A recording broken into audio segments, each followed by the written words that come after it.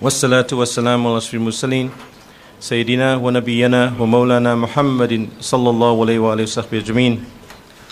Rabbi shrah li sadri wa yassir li amri wahlul 'uqdatam min lisani yafqahu qawli. Sadaqallahu al-azim. Assalamu'alaikum wa rahmatullahi. All thanks and praises due to Allah subhanahu wa ta'ala. We ask Allah subhanahu wa ta'ala to bestow His choicest blessings on the beloved Prophet Muhammad sallallahu alayhi wa sallam. On behalf of the Islamic Network, I'm Khoiran. Would like to welcome you again.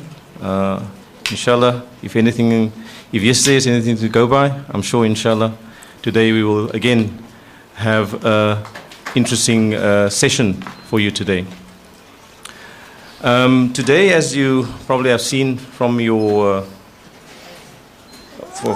from the program, we will be starting first up with Maulana Imran Hosein. We'll be dealing with the very important topic of Ya'juj and Ma'juj and Dajjal in the modern age. That will be the first session. We'll go until about 11 o'clock. Following that, we'll have tea. And at about 20 past 11, we will reconvene here. And the topic, the next topic will be of great importance also to everybody, because it is an Islamic response to Dajjal's sexual revolution. I think something that not just we in this country, but in many countries across the world, this is an issue that is being hotly debated at the moment. That will take us, the Q&A, that will take us up to Dhuhr. And after Dhuhr, we will reconvene here, well, lunch, of course, very importantly. By the way, it's chicken biryani and curry today. So, and we will then reconvene here after lunch for a Q&A, a very important Q&A and discussion on the issues that has been that the seminar has focused on. So, inshallah, we're looking forward to a very exciting day. Just one or two aspects that I need to inform you about. This seminar is being live streamed on www.imranhosein.org, and you can also find much of the information on the Facebook page Imran Hosein. One or two others. Don't forget also about the program, the continuing program after this in next week. We will be on Tuesday at Park Road Masjid at 7, and that will be an introduction to religious thought. And on Thursday at Brooklyn Masjid, confronting sectarianism as well as Surah Kaf, focusing on the Shia-Sunni debate. So inshallah, let's commence with the program. I'm sure if we can focus as a preface to Maulana's talk, that the hadith where the Nabi Muhammad says that, where it's reflected that when the first of them passed the Sea of Galilee, they started drinking from the water of Galilee. And when the last of them passed, they said there was once water here. And I think that kind of frames the context of what we're talking about, because today what is happening in the Holy Land is precisely based on the very topic that we are about to hear. So Maulana Imran Hosein, please proceed with your talk, inshallah. Nahmaduhu wa nusalli ala rasulihil kareem. Bismillahir Rahmanir Rahim. There are two people I have never met so far, so I don't know about them. One is named Facebook, and the other is named Twitter. So when I hear these words, they sound strange to me. I understand you have to get on Facebook. I don't know why under or by side. You have to be on Facebook. And they count how many people you have with you on Facebook and so on. So you can look at it, but I don't have interest in that. The organizers of the seminar have put, because of constraints of time, Gog and Magog and Dajjal together in the same session, indicating that you're not to get more than just an overview of the subject. We're not going to be able to penetrate the subject to any extent whatsoever. But we do have my book at the back on the subject, an Islamic view of Gog and Magog in the modern world. And on Dajjal, I'm still trying to write the book. Probably take another 2 years or so, because I'm not getting the time to write. But when I first started lecturing on Gog and Magog, some of you must have been just babies crawling around. And people thought I'd gone crazy. Nobody else was talking about Gog and Magog.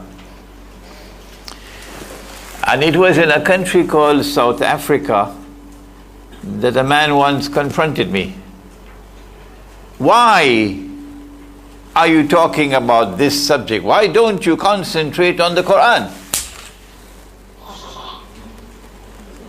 I said, this is a level of ignorance that now prevails in the world of Islam. So let us begin with the Quran, shall we? To honor his request. In Suratul Kahf, of course, probably he has less than a passing acquaintance with the Quran to have made that comment. In Suratul Kahf of the Quran, we have the first reference to Gog and Magog in the Quran. And in Suratul Anbiya, we have the second and the last reference to Gog and Magog in the Quran. There are only two. But it will be beneficial if we preface our explanation of the Quranic references with this hadith, which I quoted 2 days ago, I think, that the companions of the Prophet ﷺ were sitting talking amongst themselves when he, the Prophet ﷺ, came and asked, "What are you talking about?" And they said, we're talking about the signs of the last day, alamatus sa'ah. And he then responded, sallallahu ta'ala alayhi wasallam, to say that the last day would not come until, and then he mentioned 10 signs. And these are normally known as the 10 major signs. And there are many, many, many other signs beside these 10. Like, for example, the advent of Imam al-Mahdi, alayhi salam, which is not in the 10. I don't see anything minor about them, but they call the minor signs. And these are called the major signs. What are the 10? I don't have the time to question you this morning, so you're lucky. I mentioned that they were not given in the chronological order in which they will occur. Number 1 is Dajjal, Al-Masih al-Dajjal, Dajjal who will seek to impersonate the true Messiah. The true Messiah, said Nabi Muhammad alayhi salatu wasalam, the true Messiah will return. The voice of Muhammad sallallahu ta'ala alayhi wasallam is the most powerful voice in all of history to prophesy that Jesus alayhi salam will return. When he comes back, said the Prophet ﷺ, he'll come back as Hakim, one who rules. Rules from where? From Jerusalem. And he would be Hakimun Adil. He will rule with justice, indicating that that which would precede it will be rule that will be unjust and oppressive. But before he comes back, said the Prophet ﷺ, Allah will release into the world someone whom Allah created and Allah programmed to impersonate the Messiah, and he is the false Messiah or Dajjal. And he operates by deception. He gives you a 6 and it makes it look like a 9. He comes with two things, the river and the fire. But his river is the fire, and his fire is the cool waters of a river. And whoever falls in his river would have his load of sins increased. And whoever falls in his fire would have his load of sins decreased. So this is indeed a serious matter, because this man has the capacity to make the road to heaven look like the road to hell, and take the road to hell and make it look like the road to heaven. So he comes with a fitna, a test and a trial. And the Prophet ﷺ said that this would be the greatest fitna that mankind would experience from the time of Adam alayhi salam to the last day, indicating that the scholars of Islam, they got work to do. No other subject is as important as this one. So you would expect nearly every other khutbah from the mimbar would focus on Dajjal. Did you hear that? I wonder how often you've heard a khutbah from the mimbar on Dajjal. Number 2, Gog and Magog. And the methodology is that we must first turn to the Quran, not to history, not to a book written by Tom or Dick or Harry, but to history. The methodology is we must first turn to the Quran, not to the Hadith, the Quran. And when we turn to the Quran, we find out that Gog and Magog are agents of fasad. Fasad is sinful conduct. And sins can only be committed by human beings or jinn. So Gog and Magog have to be either human beings or jinn. But when we study the literature, the Quran first and the Ahadith second, we find out they can't be jinn. So immediately at the very beginning we know we're dealing with human beings, not some creatures crawling around underneath the earth, somewhere behind some mountain underneath the earth. Got a lot of fairy tales in this subject, do we have it? Yeah? They're human beings because they commit fasad. There are only 3 creations of Allah. There are angels, there are jinn, and they're human beings. 3 classes of beings. If there is a 4th or a 5th, please let me know. I don't know anymore. And angels don't commit sin. So they have to be either human beings or jinn. And when we eliminate the jinn, we are left with only human beings. That's the beauty of utilizing the methodology of going first to the Quran. And then there is the 3rd one, that the son of Mary will descend, the return of Nabi Isa alayhi salam, the true Messiah. Number 4, Dukhan or smoke. Number 5, Dabbatul Ard, or the beast or creature of the land. And it appears to be Ardul Muqaddasa, the Holy Land, and Allah knows best. Number 6, that the sun would rise from the west. Number 7, 8, and 9. 3, Khusuf, plural of Khas. And a Khas is an earthquake which results in a sinking down of the earth.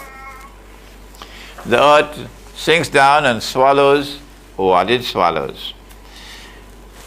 Number 7 is a khas from the east. Number 8 is a khas in the west. Number 9, a khas in Arabia. And this one is going to swallow an army that is coming to attack Imam al-Mahdi. And then there is sign number 10, that the fire will come out of Yemen and drive people to their place of hashar, of assembly for judgment.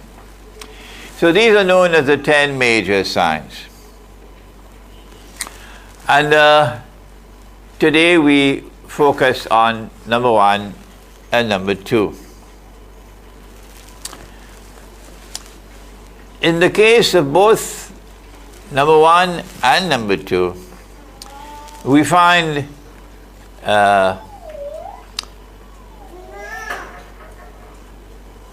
well, there is no direct reference to Dajjal in the Quran, but most certainly indirect references. But in the case of Gog and Magog, I said there were 2. Why does the Quran not refer to Dajjal by name? Number 1, because we don't know his name. This is not his name. This is just a term by which he is described, Al-Masih al-Dajjal. So why does the Quran not refer to him, whatever be his name? It appears to me, and Allah knows best, that the divine intent, the divine wisdom, is to keep a cover over this subject in order to keep them guessing. You will recall that the Quraysh did not know how to judge the claim of one who was born in their midst, who grew up in their midst, and who impressed them with his character to such an extent that they gave him the title Al-Aamiin. We have an Aamiin here in the gathering today as well. Al-Aamiin, the trustworthy one. And lo and behold, when he reaches the age of 40, he announces that Allah has appointed him as a prophet, a Nabi. Nabi is the one who prophesies. Rasul is the messenger of Allah. He is a Nabi. Nabi Muhammad alayhi salatu wasalam, like unto Ibrahim alayhi salam, and all the Arabs knew him. Like unto Ismail alayhi salam, all the Arabs knew about Ismail alayhi salam, etc. How can we judge whether or not he is indeed a prophet? So they sent a delegation to Yathrib, now called Medina, to the Jews, because the Jews have always had prophets. The rabbis responded and said, ask him these 3 questions which only a prophet can answer. Question 1, ask him about the story of the young man in the cave. Question 2, ask him about the great traveler who traveled to the 2 ends of the earth. And question 3, ask him about the ruh. We don't have the time to analyze these 3 questions and the answers now. But in my book, Surah Al-Kahf in the Modern Age, you will find an analysis of all these 3 questions and the answers. And in that analysis, we found that the target, the real target of question 1 was Dajjal. They wanted to know whether he knew about Dajjal. The real target of question 2 was Gog and Magog. And question 3 was a diversion to seek to divert his attention, cunningly crafted. And the Quran responded. Question 3, Allah repeated the question before answering it. وَيَسْأَلُونَكَ عَنِ الرُّوحِ. And they question thee, O Muhammad alayhi salatu wasalam, about the ruh.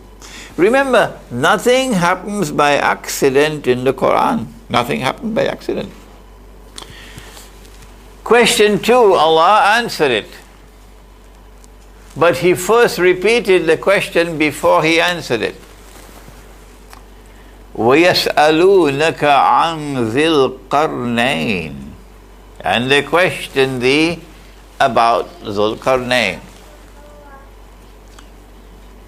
But in answering question 1, Allah subhanahu wa ta'ala did not repeat the question. Why?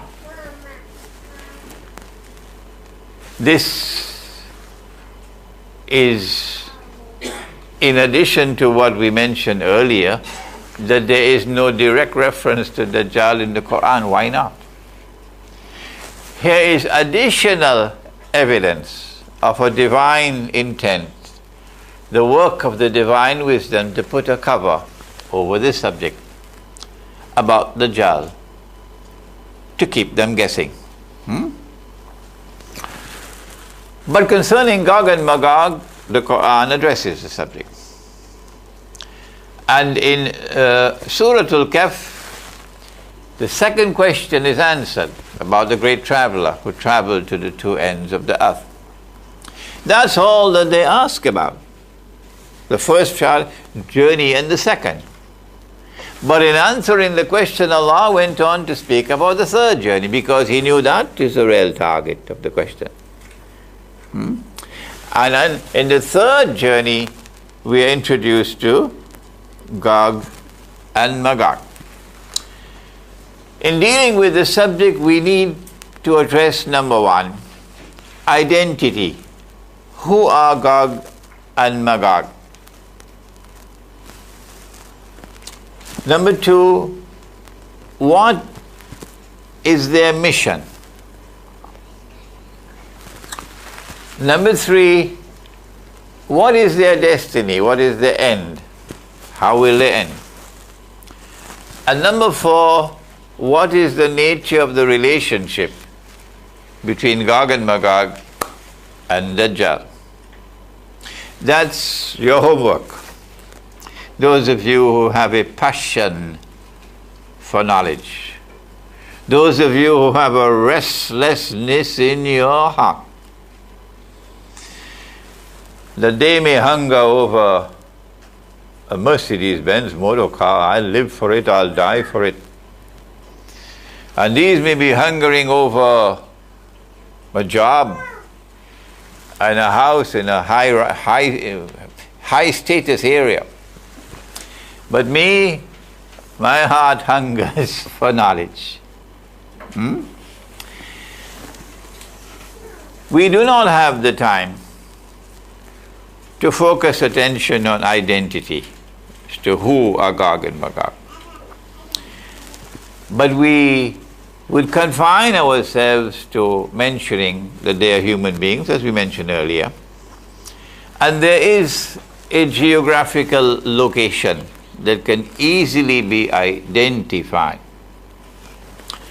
And it has to be in the region of the Caucasus Mountains, with Russia on that side, and the road to Jerusalem on this side. There is a hint as big as the Table Mountains in the Quran that when Zulkarnain traveled in the direction of the setting of the sun, remember, he has to be north of the Holy Land. How did he come to that conclusion? That he has to be north of the Holy Land. We came to that conclusion because of the hadith that Fakhri mentioned at the beginning, that when Gog and Magog are released, the first of them will pass by the Sea of Galilee on their way to where? Detroit? on their way to Jerusalem, to Baitul. The hadith does not mention Jerusalem, it says Baitul Maqdis. And the Sea of Galilee is north of Jerusalem. So you've got to be coming from the north to pass by the Sea of Galilee on your way to Jerusalem. That's how we came to the conclusion. So we're looking at a territory north of the Holy Land. And when he travels in the direction of the setting of the sun, he comes across a body of water. There are only two bodies of water to the left, on the west, when you're going north. The two are, I hope you did some geography, the two are the Mediterranean Sea, and then north of the Mediterranean Sea is another sea called the Black Sea. The Black Sea. And the Quran describes this body of water as Aynun Hamiyah, dark and murky, indicating that visibility under the water is small. And this is precisely the nature of the Black Sea. That's why it got its name, the Black Sea. Whereas in the Mediterranean Sea, you can see a few meters down, the water is clearer. The Black Sea has so much, I think it's called algae, that you can only see a meter or so underneath. And so, the commentator of the Quran, Ibn Kathir, like so many others at the beginning of Islam, had no doubt in their mind that when the Quran spoke of Aynun Hamiyah, it was referring to the Black Sea.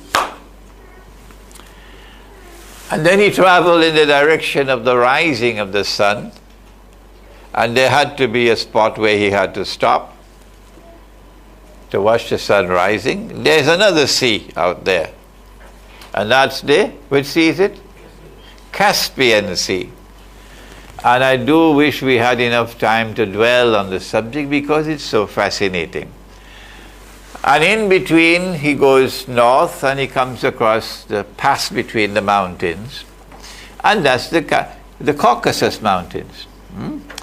And it is in this pass between the mountains that he builds the barrier. The people who were located there were a people لا يفقهون قولا لا يكادون يفقهون قولا. You could not understand their language. In other words, they did not speak a language that was in any way similar to the languages of that region. They did not speak a language which bore any similarity to the languages of that region.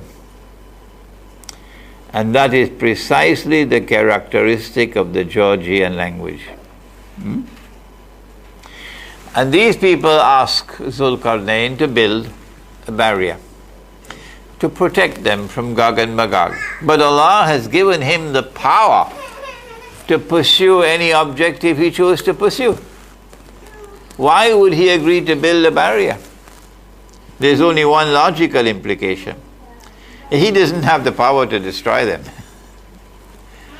I have created, this is Hadith al-Qudsi, Sahih Muslim, creatures of mine so powerful that none but I can destroy them. Not even Osama bin Laden. Only I can destroy them.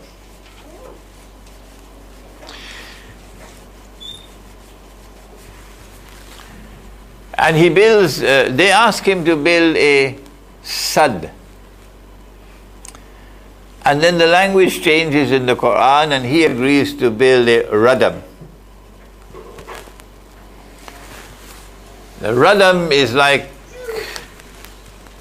a dam. That if you cover this space, you're able to contain the water. And the pass, the shape of the pass is sadafain, described by the Quran as sadafain. The two sides of an open shell, like that. And that is precisely the shape of the Darial Gorge between the Caucasus Mountains. So we do have the capacity to identify the geographical location. When they are released, when he built this barrier, then they were contained. They could neither scale nor could they penetrate. And he then declared, as Alexander could not have declared, no, you know Alexander, they call him Alexander the Great. He declared, هَذَا رَحْمَةٌ مِّن رَبِّي. I don't know that Alexander worshipped the one God. I thought he worshipped Zeus and Venus, who was a goddess, and so on. هَذَا رَحْمَةٌ مِّن رَبِّي. فَإِذَا جَاءَ وَعْدُ رَبِّي. But when that time comes of which my Lord has warned, جَعَلَهُ دَكَّا. Allah is going to bring down this barrier. وَكَانَ وَعْدُ رَبِّ حَقًّا. And then the warning of my Lord will come to pass. How did he get that knowledge? It had to be communicated to him by Allah. Would Allah communicate this knowledge to Alexander, who worshipped Zeus? And yet so many commentators of the Quran are persuaded that Zulkarnain was Alexander the Great, or Iskandar. It is in the lifetime of the Prophet ﷺ. Or remember that when the people spoke to Zulkarnain and begged him to build a barrier, they referred to Gog and Magog as agents of fasad. They said to him, Inna ya'juja wa ma'juja mufsiduna fil ard. We have one here who has come from Netherlands but born in Morocco, and every email I get from that part of the world refer to them as Juj and Majuj. Juj and Majuj. I don't know how Netherlands came to this, but from the Quran we refer to them as Ya'juj and Ma'juj.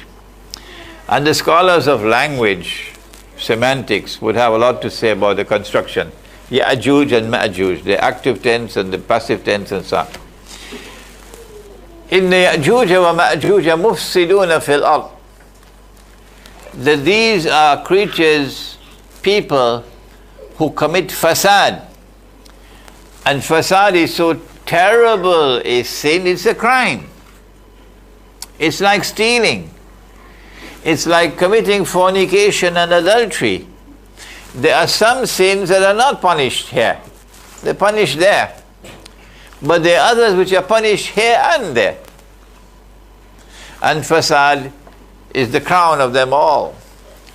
For fasad, the punishment at its highest level is cut off the hands and legs from opposite sides and crucify them. And of course you know, don't you, that if you crucify somebody and after you take down his body, he picks up his suitcase and he walks away, has he been crucified? Answer me. Huh? Has he been crucified? No, not according to the Quran. According to the Quran, crucifixion must result in death. Then it is crucifixion. And what is death in the Quran? Death in the Quran is maut. And maut in the technical sense of the word, not in the poetic sense of the word. You know, I saw that event and I died. And you're talking about it, you're still alive, huh? We're not talking about death in the poetic sense of the word. We're talking about death in the technical sense of the word. Maut in the Quran is when Allah takes the soul and does not return it. And does not return it. In Surah Al-Zumar, Allahu yatawaffa al-anfusa hina mawtiha wallati lam tamut fi manamiha. Allah takes the soul when you are awake, and for those whose souls are not taken while they are awake, Allah takes their souls while they are asleep. فَيُمْسِكُ الَّتِي قَضَى عَلَيْهَا الْمَوْتِ. And then, what are the words which come after that? وَيُرْسِلُ الْأُخْرَى إِلَى أَجَلٍ مُسَمَّى. Having taken the souls while we are asleep, Allah then keeps those souls for whom maut is written. And the rest, He sends them back for a prescribed period of time. So that's not maut. If He took your soul and sent it back, that's not maut. Maut is only when He takes your soul and does not return it. So Gog and Magog are creatures who commit fasad, and the punishment for fasad is the greatest in the Quran. Cut off the hands and legs from opposite sides and crucify them. So now you know the definition of crucified. So when the Quran says, وَمَا قَتَلُوهُ وَمَا صَلَبُوهُ, they did not kill Him, nor did they crucify Him. You know the meaning of those words now. Okay. When the barrier was built, the world was safe from Gog and Magog. But the warning given by Zulkarnain is that one day Allah is going to bring down this barrier. And when He does, then mankind is going to face Gog and Magog. Gog and Magog have a special mission and a general mission when they are released. The special target of Gog and Magog is Jerusalem, Baitul Maqdis, because they're leaving where they're released and heading past the Sea of Galilee on the way to Jerusalem. But Gog and Magog also, and that of course spells disaster for Israel. But Gog and Magog also have a general target, and that's all of mankind. All of mankind. Amongst the things that they do, the fasad, is that they corrupt the economy. That's what the banking system has done through riba. They corrupt money. That's what the monetary system has done with this bogus and fraudulent and utterly haram paper, plastic, and now electronic money. They corrupt sports and entertainment long ago. Cricket and football and so on used to be entertaining games. But look what is happening now to what used to be a game, sports and entertainment. Look at how it's being corrupted. Athletics used to be fun. Now look at how it's being corrupted. Ever heard about FIFA? And all the bribes and so on? They corrupt agriculture. And as a consequence of the corruption of agriculture, you're now eating garbage from the supermarkets. They corrupt the air that we breathe. In consequences of the corruption of the air, the environment, the atmosphere, the production of honey is now in decline around the world. And tomorrow, no more honey. And Allah created honey as shifa. And there are different colors of honey, different kinds of honey for different illnesses. Shifa. Why is honey production declining? Why? Because the bees can't navigate anymore. Because of, I don't know whether if you've ever seen it, something called a cell phone. Cell phone? Yeah. Cellular phone. And wireless internet and so on.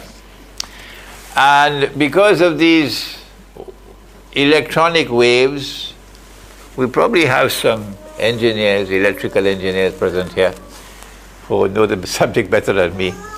The bees can no longer navigate. And then they also corrupt the seed with something called genetically modified seeds. So the genetic composition of the seed, which was divinely programmed, is now changed and altered, and the bee will not go to that flower. So there's universal fasad around the world. But the greatest fasad of all is that fasad which corrupts the deen,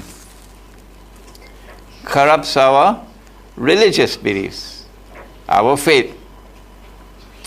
For example, oh, this one is going to frighten you. I shouldn't tell you before lunchtime. Once upon a time, we used to perform wudu. Once upon a time, in our grandfather's time, we used to perform something called wudu. And we knew how important wudu was because the Prophet said, Al-wudu'u miftahu salat. Wudu is the key to salat. And as-salatu miftahul jannah. And salat is the key to Jannah. And he also said, of course, that the Ummah is going to be divided into 73 sects and only one to Jannah. Well, if you want to know which one is to Jannah, just go to look and see where they're performing wudu. And you'll see which one is going to Jannah. Huh? Because the wudu that the Prophet gave us, alayhi salatu wasalam, can be performed with about half of this hat filled with water. That's a mud of water. About half of this is enough. And the first act of wudu is to raise the container and wash the right hand. Why? Because the right hand is a cup.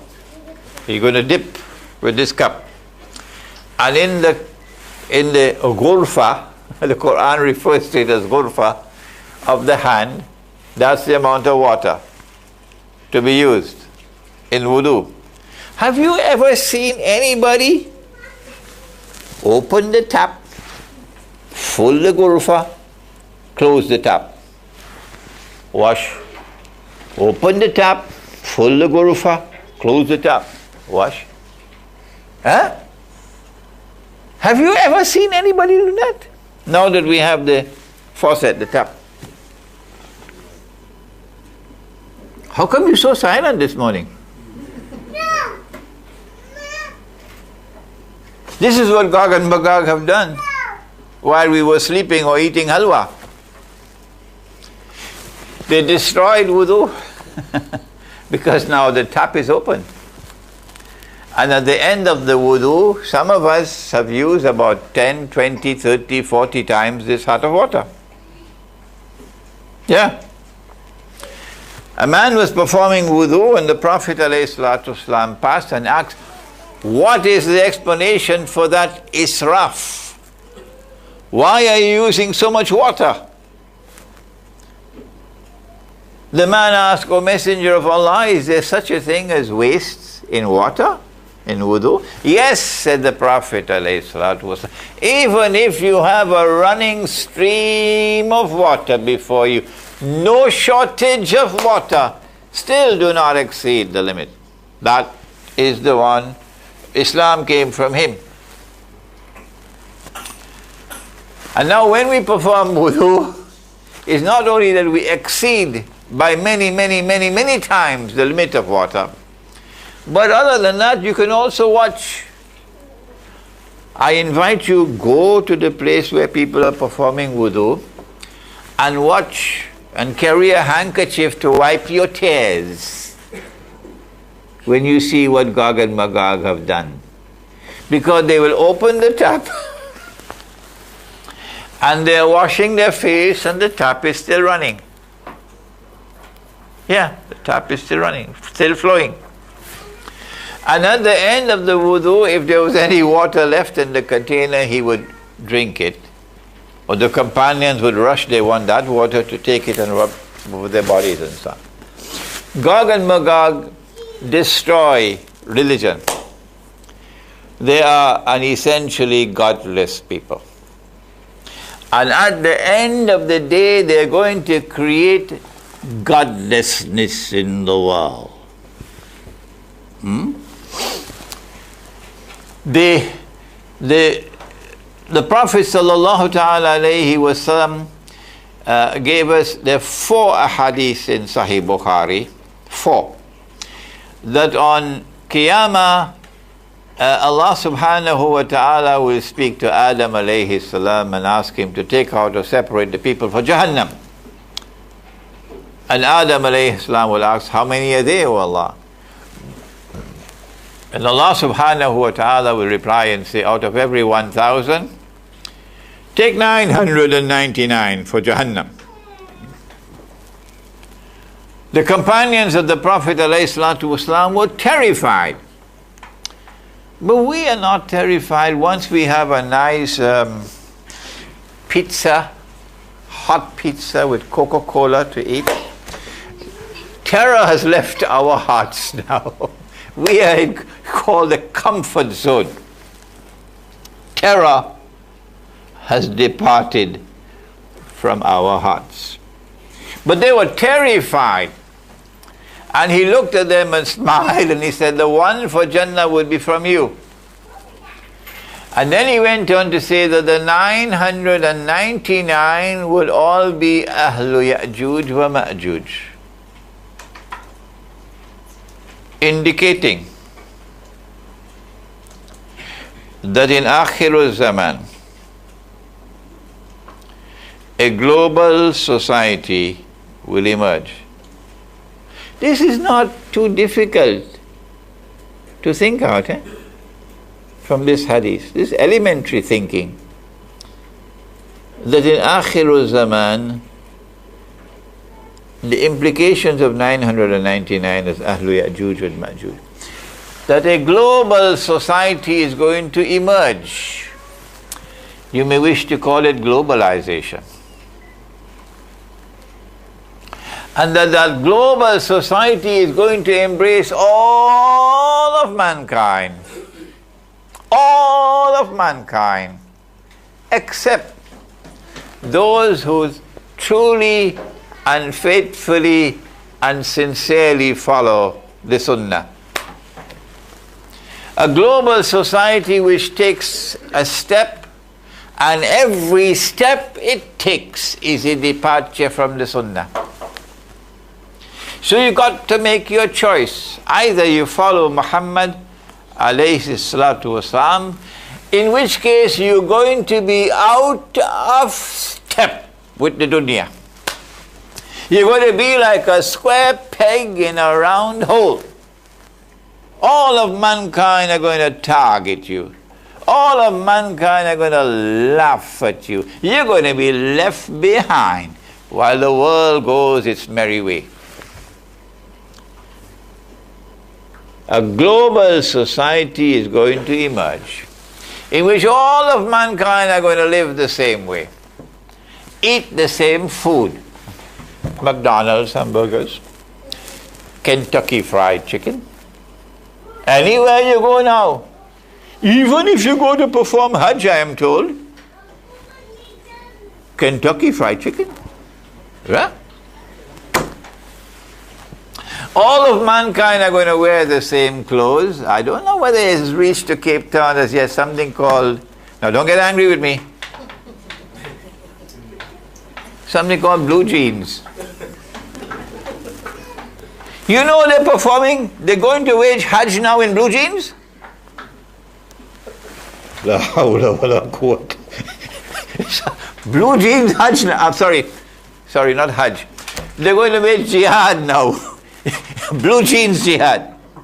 You have a automatic in your hand, blue jeans. Waging jihad in blue jeans. All of mankind wearing the same clothing. And the blue jeans get tighter and tighter, which is this afternoon session. So the sexual innuendos constantly increasing. The Prophet said, of course this hadith has now been put in a place called cold storage. Nobody dares to take it out of the cold storage chamber now. Nobody dares it. It's there permanently in the cold storage. Which hadith? It's Sahih Muslim. So therefore Sahih. That the woman must stay in sajda longer than the men. Some people never ever heard that. And they've done the course in Usuluddin. Yes. If you have a handkerchief, you should take it to wipe your tears. That when women go down in sajda, they must stay longer than the men. Well, obviously, it's not talking about a woman performing her salat in her bedroom. No. If women have to remain longer than the men, they have to be in the masjid.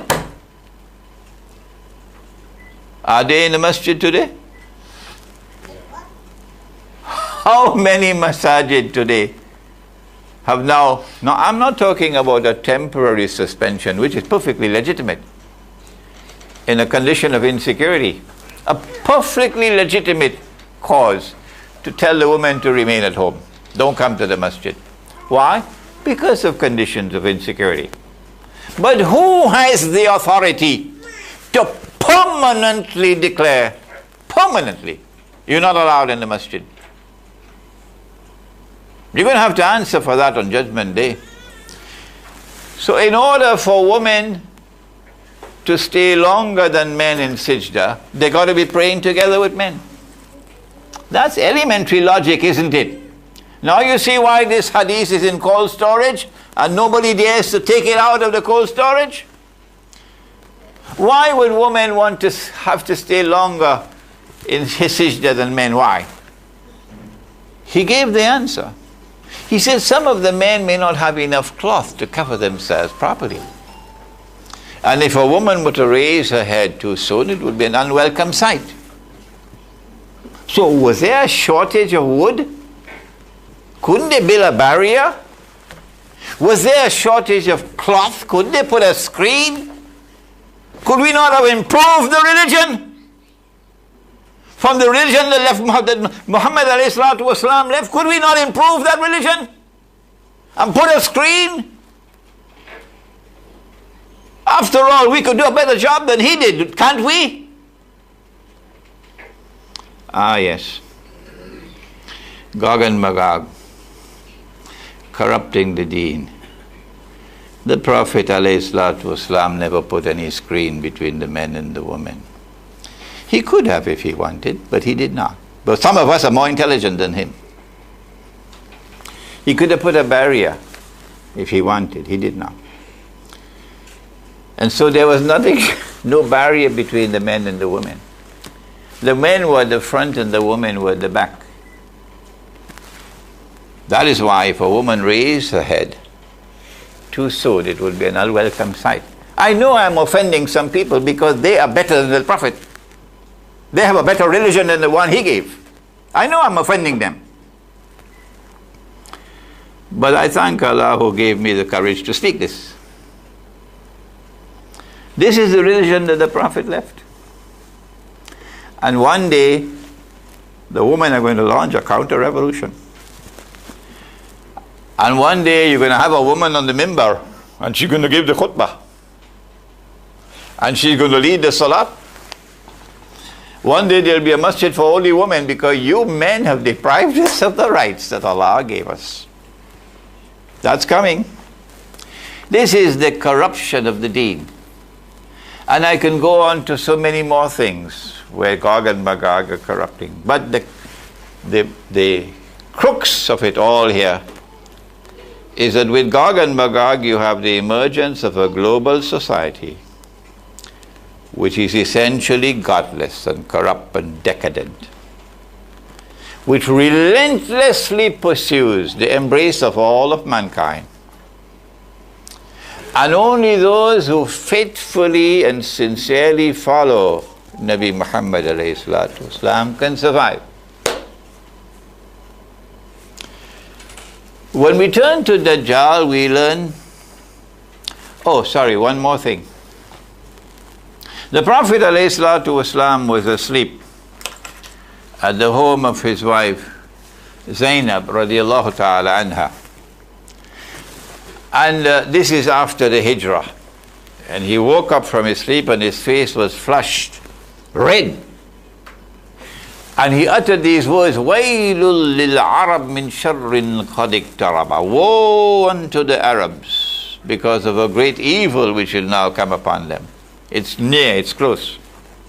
And he raised his hands like this and he said, today a hole has been made in the barrier built by Zulkarnain. Indicating that the commencement of the release of Gog and Magog has now taken place.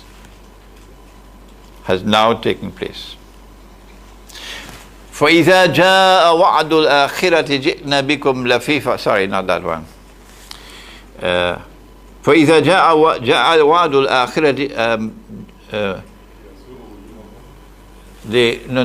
he brings down the barrier. It becomes جَعَلَهُ دَكَّةً. Allah is going to bring down the barrier. This now occurs. If you say that Gog and Magog have not been released, the implication is that the barrier is still standing. If you say that Gog and Magog have not as yet been released, and this barrier is made of Zubarul Hadid, blocks of iron, then there is something called Google Earth. You can search the whole earth from your sitting room with your computer. Every square inch has been photographed already. Where is this barrier, if it is still standing? If Gog and Magog have not been released, nobody has seen it. From that day to this day, no one has ever seen it. And yet they insist that Gog and Magog have not been released. Pathetic is this scholarship. Pathetic. The end of Gog and Magog, of course, is related to Jerusalem because they're heading to Jerusalem. And they're destroying what is left of the Jewish faith and taking the Jews for a ride. And Israel emerges in the world as a corrupted form of Judaism. And it is an oppressor state and it corrupts. And then comes the destruction of Israel when Allah sends Nabi Isa alayhi salam. There is one hadith, only one solitary hadith, that after Nabi Isa alayhi salam returns, he's going to kill Dajjal. And after he kills Dajjal, then the last of Gog and Magog passed by the Sea of Galilee and to go to Jerusalem, and they're attacking Nabi Isa alayhi salam, and he goes up the mountain.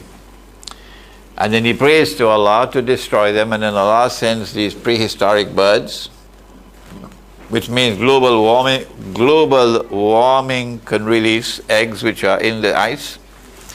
And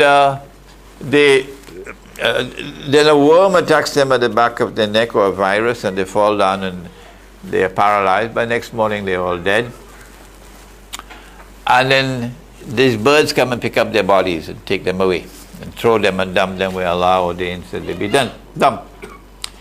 This hadith has been used by the world of Islamic scholarship out there to convincingly declare, smugly declare, confidently declare that Gog and Magog will not be released until after Dajjal has been killed.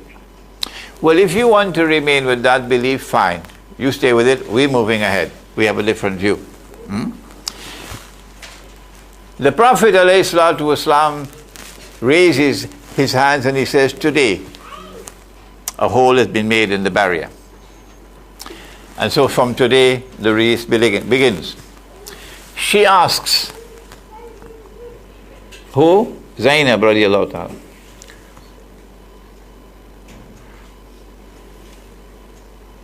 Sheikh Ali Mustafa, how do you pronounce this word? Nahluka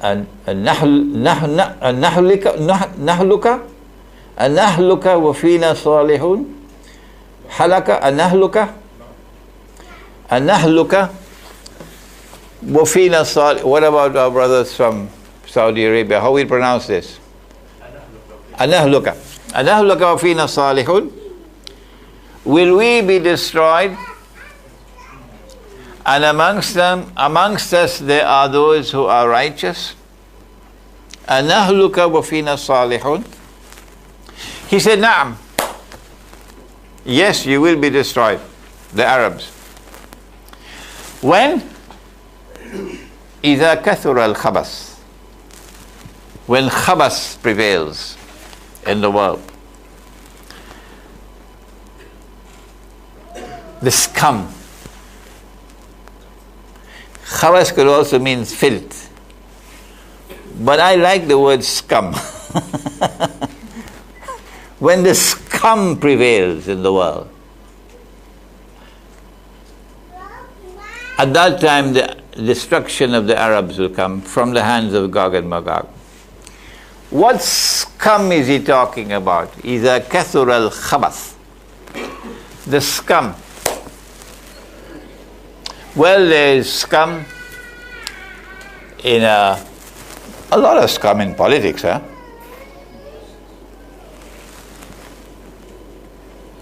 But I think that the greatest scum of all is the one referred to in this hadith. يُوشِكُ يَأْتِي عَلَى النَّاسِ زَمَانٌ لَا يَبْقَى مِنَ الْإِسْلَامِ لَسْمُ. It will not be long before that time will come when nothing will remain of Islam but the name. وَلَا يَبْقَى مِنَ الْقُرْآنِ إِلَّا رَسْمُ. When nothing will remain of the Quran except the traces of the writing. Nobody turns to the Quran to ask what is money in Islam. مَسَاجِدُهُمْ عَامِرَةٌ وَهِيَ خَرَابٌ مِنَ الْهُدَى. Yesterday our masajid were mud walls and thatch roof. And when the rain fell, it used to leak. But now the masajid are multi-million-dollar buildings, iron and steel, very impressive but devoid of guidance. Who is speaking? The Prophet is speaking, alayhi salatu wasalam. Ulama'uhum sharrun nas. Ulama'uhum sharrun nas mimman tahta adimis sama. The worst people beneath the sky would be the scholars of Islam. I don't think this refers to adultery and fornication. No, I don't think this refers to riba, borrowing and lending money, interest from the bank and so on. No. I don't think it refers to telling lies and backbiting and other such things, no. Ulama'uhum sharrun nasi fi mimman tahta adimis sama. I think it refers that the ulama of Islam will be the scum referred to because they fail, and they fail miserably in utilizing the Quran, the Hadith, to penetrate the reality in the world in which they live, and in guiding the people properly. And the evidence is there staring at us in our faces. The dinar and dirham have disappeared. around the world. And in its place is this haram money. And they can't even recognize it as haram. And they're giving fatwa that it's halal. Well, tomorrow they'll give fatwa that the electronic money is also halal. And when you attempt to teach them the subject, they don't want to learn. No. So this is the hadith. And from this hadith we know that Gog and Magog were released at that time. And this is where they're going to end. When Nabi Isa alayhi salam returns and having killed Dajjal, then the destruction of Gog and Magog will take place. And the lifespan is from here to there. About this time also we have the evidence that Dajjal is released. We didn't have the time today to devote more than a passing reference to Dajjal. We know from Tamim ad-Dari that he's on an island, Dajjal. I still have 6 minutes left. Okay. We know from Tamim ad-Dari that Dajjal is on an island. The island is about a month's journey from the Arab world by sea. The island has expertise in spying and espionage. And when Dajjal is released on this island, it is from this island that he will commence his mission to seek to rule the world from Jerusalem. So this island is going to establish a mysterious relationship with the Holy Land. This island will display a mysterious obsession with the Holy Land. Something like the Balfour Declaration of 1917, that it is the intention of His Majesty's government, no, Queen Victoria, so Her Majesty's government, to work for the establishment of a Jewish national home in the Holy Land. Huh? Which island is it? 12 years ago in my book, Jerusalem in the Quran, I said the island is Britain and Allah knows best. 12 years have passed and no one has successfully challenged that opinion of mine. We know that Dajjal was released about this same time. Tamim ad-Dari saw him in chains. His hands were chained to his neck and his feet were chained. So Samiri could not have been Dajjal. You know which Samiri I'm talking about? With Musa alayhi salam. Because Samiri wasn't in chains, he was released. But thousands of years later, Dajjal is in chains on the island. So we dismiss Samiri as Dajjal. Now this statement of mine is going to hurt some friends of mine, but never mind. We dismiss Samiri as Dajjal. The Prophet ﷺ takes Umar radiallahu ta'ala anhu with him. He suspects that a Jewish boy in Medina is Dajjal. How could he suspect a boy in Medina to be Dajjal if Dajjal is on chains in an island? And when last I looked at my geography books, Medina was not an island. The only way the Prophet ﷺ could suspect a Jewish boy in Medina to be Dajjal is if Dajjal is released, he's no longer in chains. I mean, this is elementary logic. Elementary logic. The Prophet now, the boy's name is Ibn Sayyad, a Jewish boy. So Dajjal is not going to be Christian. He's not going to be Hindu and Buddhist. He's going to be a Jew. The Prophet ﷺ questions the boy. And the boy is rather impertinent in his answers. Umar radiallahu ta'ala anhu becomes very angry. O Messenger of Allah, give me permission, I'll cut off his head. No, Umar, don't do that. If he is Dajjal, you cannot kill him. If he is not Dajjal, it will be sinful to kill him. Indicating Not only that Dajjal has been released, number one, but number two, the possibility exists that he could be Dajjal. Is he actually Dajjal? No, because he died long ago. But Dajjal will not die until who kills him? Nabi Isa alayhi salam. So it's elementary that Ibn Sayyad could not have been Dajjal. I know I'm going to annoy some of my friends again with this statement of mine, but never mind. Ibn Sayyad could not have been Dajjal. Amongst the evidence to support the statement is that Ibn Sayyad died long ago. Whereas Dajjal will be killed only when Nabi Isa alayhi salam returns and kills him. This has been the evidence that both Dajjal and Gog and Magog were released in the lifetime of the Prophet sallallahu ta'ala alayhi wasallam. As I mentioned in an earlier lecture, a door of mercy had been left open. Oh no, this must be masjid in Gogolito. A door of mercy had been left open for Banu Israel. If they accept him and follow him, Allah will have mercy on them. But if they reject him, Allah will close this last door.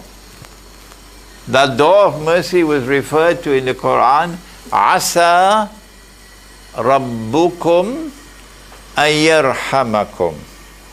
It is still possible that your Lord can have mercy on you.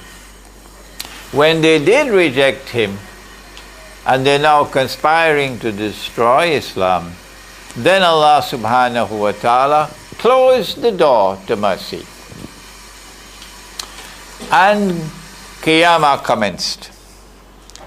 He changed the Qibla. And with the new Qibla, a new Ummah is born. It is only if you pray in the direction of Makkah that your prayer will be accepted. Not Jerusalem anymore. It is only if you fast in accordance with this law of fasting that your fasting will be accepted. Not the old law of fasting. So Gog and Magog and Dajjal are released in the lifetime of the Prophet ﷺ. And it is because of this that Allah then sent down the verse of the Quran with which we end.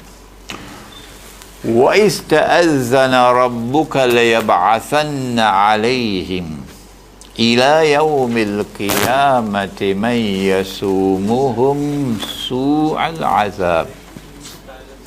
And we have now announced, your Lord has announced, that we will now send against them those who will inflict upon them until the last day the worst possible punishment.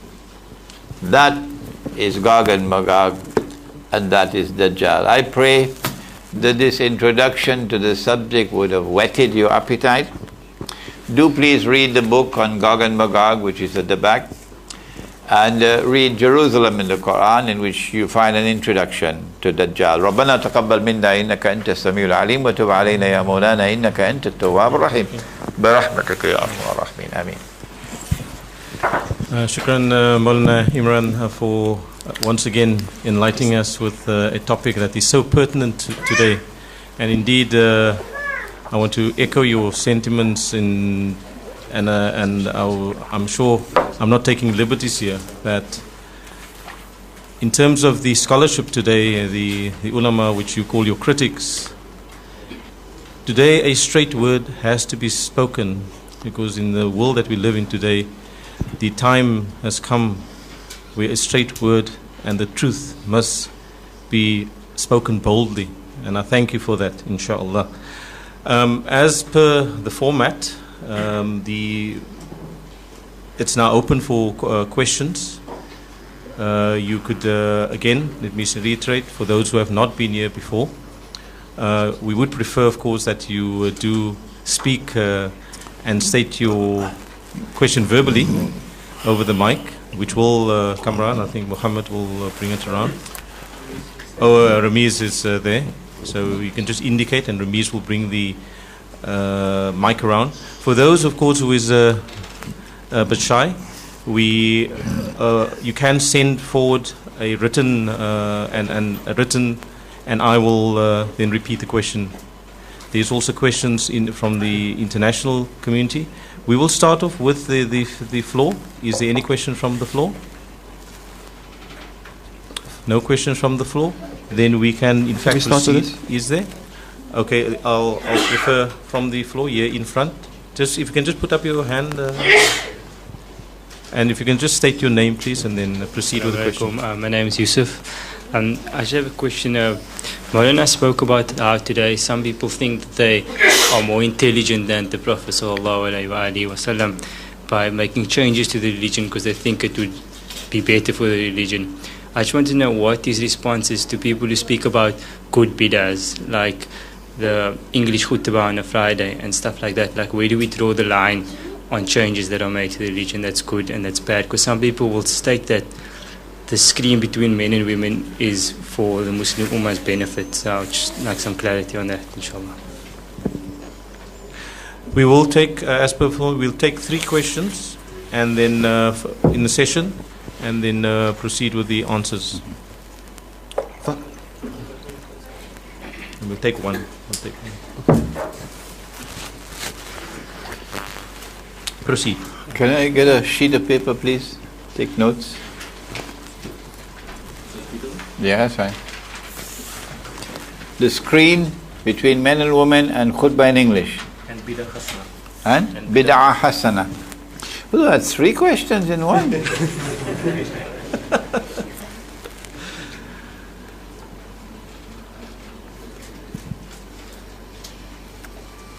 Yes. Assalamu'alaikum.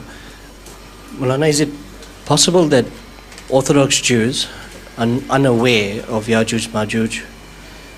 And is it that Zionism is actually the following of Yajuj and Majuj?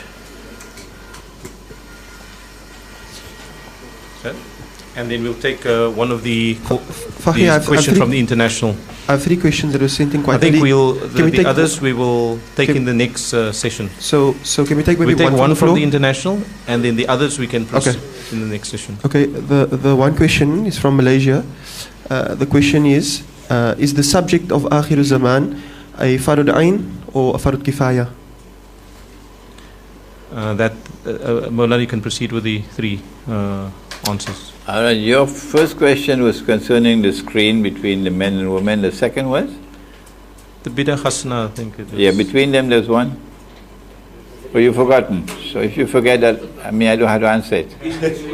Huh? English khutbah, yeah. English.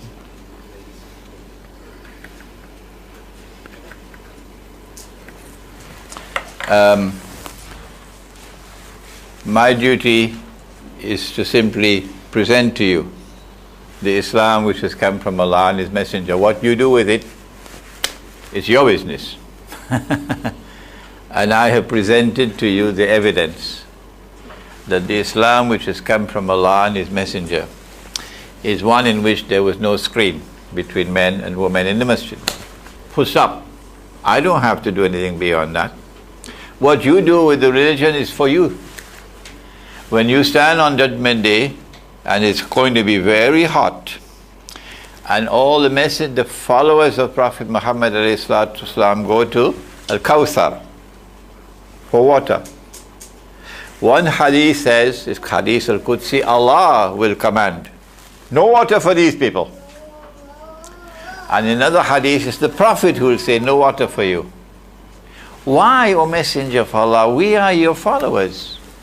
No, you changed the religion after I left. Well, I think this most stupid, or the stupidest place of all to change the religion is in the masjid. You can't be more stupid than that. The masjid. If this is what has come with us from Allah and His Messenger, which should be preserved. Which brings us to the khutbah. The khutbah should never, ever, ever, ever have been changed from Arabic. Who caused us to change it?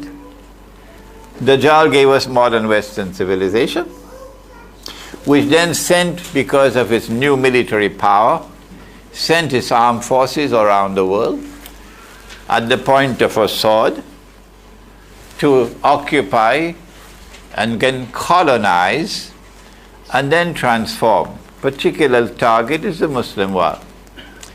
And when we had been targeted, then Arabic, which was the lingua franca of the world of Islam, the way English today is lingua franca of the world, Arabic, which was the lingua franca of the world of Islam, that you could go to China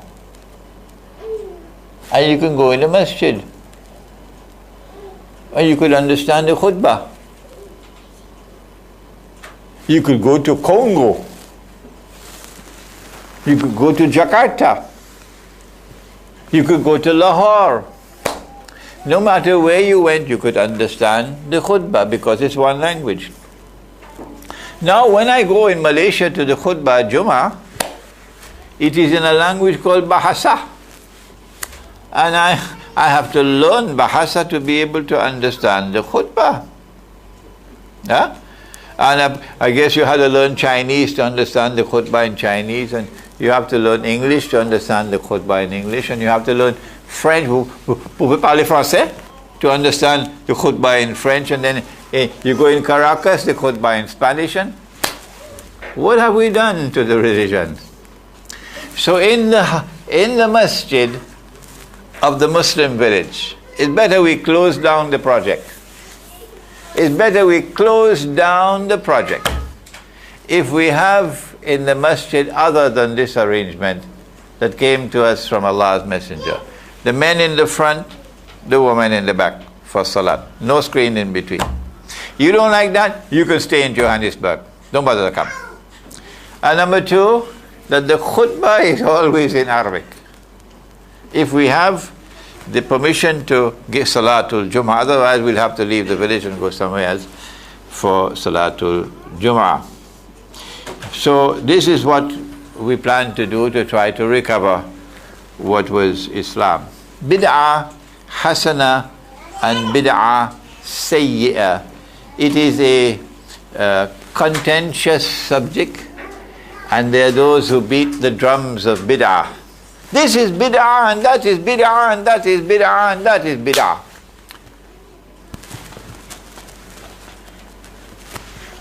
You know what's coming now? Hey, let me see your wallet. Isn't this Bid'ah? And what about the Hajj? I thought La ilaha illallah Muhammadur Rasulullah was enough to qualify me to perform the Hajj. But now I understand I got to apply for something called a Saudi visa. But I never did that for 1400 years, and yet my Hajj was valid. How come I have to apply for a Saudi visa today? Is that not also bid'ah? Etc. So the subject is bigger than the narrow confines that you have put it into. Are Gog and Magog, are the Jews aware of Gog and Magog? They don't talk. They keep everything under wraps, the Gog and Magog people. I mean the Jews. When a Jewish parent in Cape Town takes his son out to the University of Cape Town and sends him to join the Israeli Defense Force to do 2 years or 1 year, killing Palestinians, and he comes back home, they don't have a big celebration and announce it on the Cape Times. No, they do everything very quietly, very quietly, very quietly. So it's difficult for us to know how much they know and how much they do not know. But Allah assures us in the Quran that they plan their plans and He plans His plans. So no, regardless of what planning they have, we know that Allah is the best of all planners. Yeah. Are they Gog and Magog the Zionists? Of course. In my first edition of my book on Gog and Magog, I made a mistake, and I am happy that I made the mistake. so that those who come after me could see that if a scholar makes a mistake, he's only human. This is scholarship. And when you make a mistake, you must be man enough to say, yes, I made a mistake. And then correct yourself. That's scholarship. Yeah. So in my first edition of the book on Gog and Magog, I came to the conclusion, based on the hadith, that Gog and Magog are going to shoot their arrows up into the sky and say, we've killed those who are on earth, now let us kill those who are in the sky. That Gog and Magog must have that technology for what is today called Star Wars. And I said, Russia qualifies and NATO qualifies.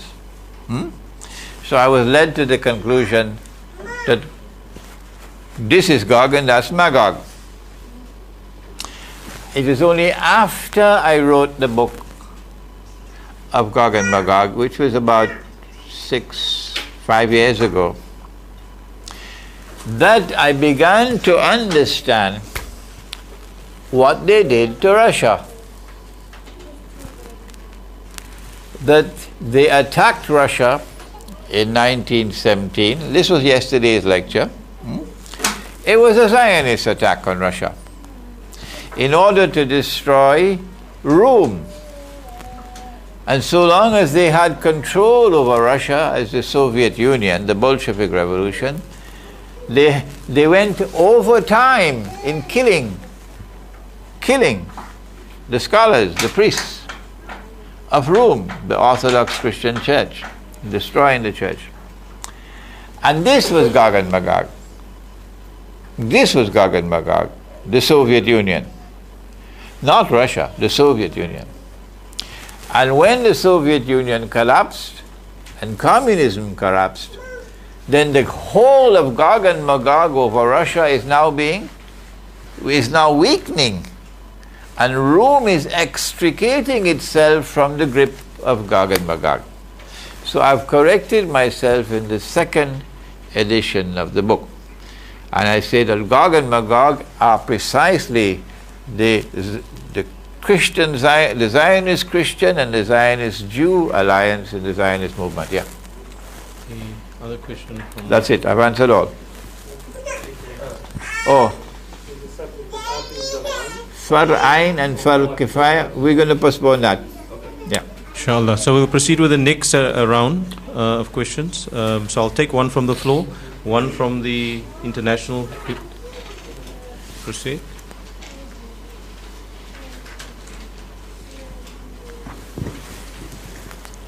Shukran, Sheikh. Wassalamu'alaikum, everyone. Abdul Karim here again. You said, or can I call it, one of the problems that we are sitting with today is or some of the ulama who are misguiding us or misleading us. Now, obviously, there are also scholars of Islam. How do we, as a layman, or what is our responsibility to bring them to their senses, and how can we bring them to their senses? I know one of the ways would be, it's actually each and everyone's responsibility to learn the Quran and Sunnah.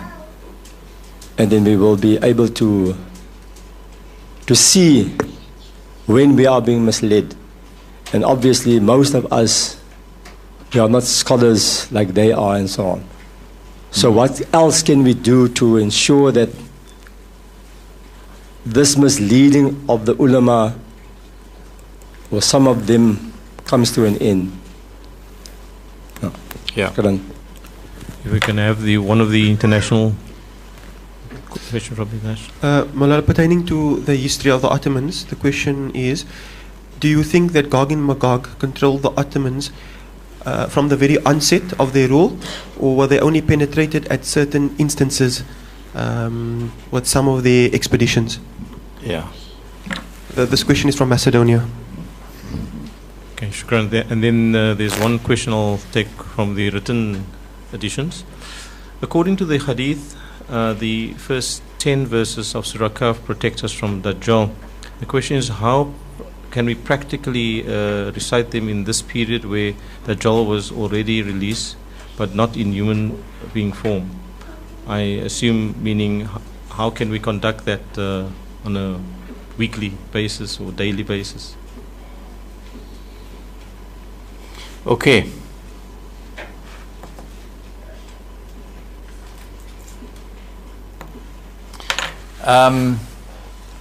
How do we, what strategy do we use with the ulama to try to wake them up? I wish I knew the answer. I think I'm going to have to ask you to help me, because I've tried everything that I could possibly try, and I've been doing it for the last 15 years, I guess, and I failed. Take Sheikh Ali Mustafa out of that, please. I failed. Even with those ulama for whom I have great love, and I have great respect for them, and a great admiration for them, and recognize them to be heads and shoulders above me in knowledge, heads and shoulders above me in piety. These people. And I can't get them to budge even an inch, not even an inch. I have failed, and I have failed miserably. And this is part of the reason why. I know my wife will get angry. She is listening in Trinidad through the internet. She doesn't like me to shout. Twice so far, 3 times in this seminar, I've raised my voice. When she said, don't do that, it doesn't sound nice, it spoils the atmosphere. But I'm just human, and it is utter frustration on my part that I do everything I can possibly do, and yet I cannot succeed in penetrating them. It's like a wall made of steel, you can't penetrate it. What to do? I don't know what to do, and that is the answer I have to give to you. Yes, we can make dua, but in addition to that, if you have a strategy that you can share with me, how do we reach out to the ulama and do it respectfully and try to wake them up to the reality of the world in which we live today? But although I have failed, we've not been sitting down and doing nothing. We have this wonderful team here in Cape Town. We are small in numbers, but we are moving ahead, at least in seeking to understand and seeking to teach the reality of the world today. And we've been doing it for years now. And the internet has come to our benefit. This question has come from Macedonia, about the Ottomans.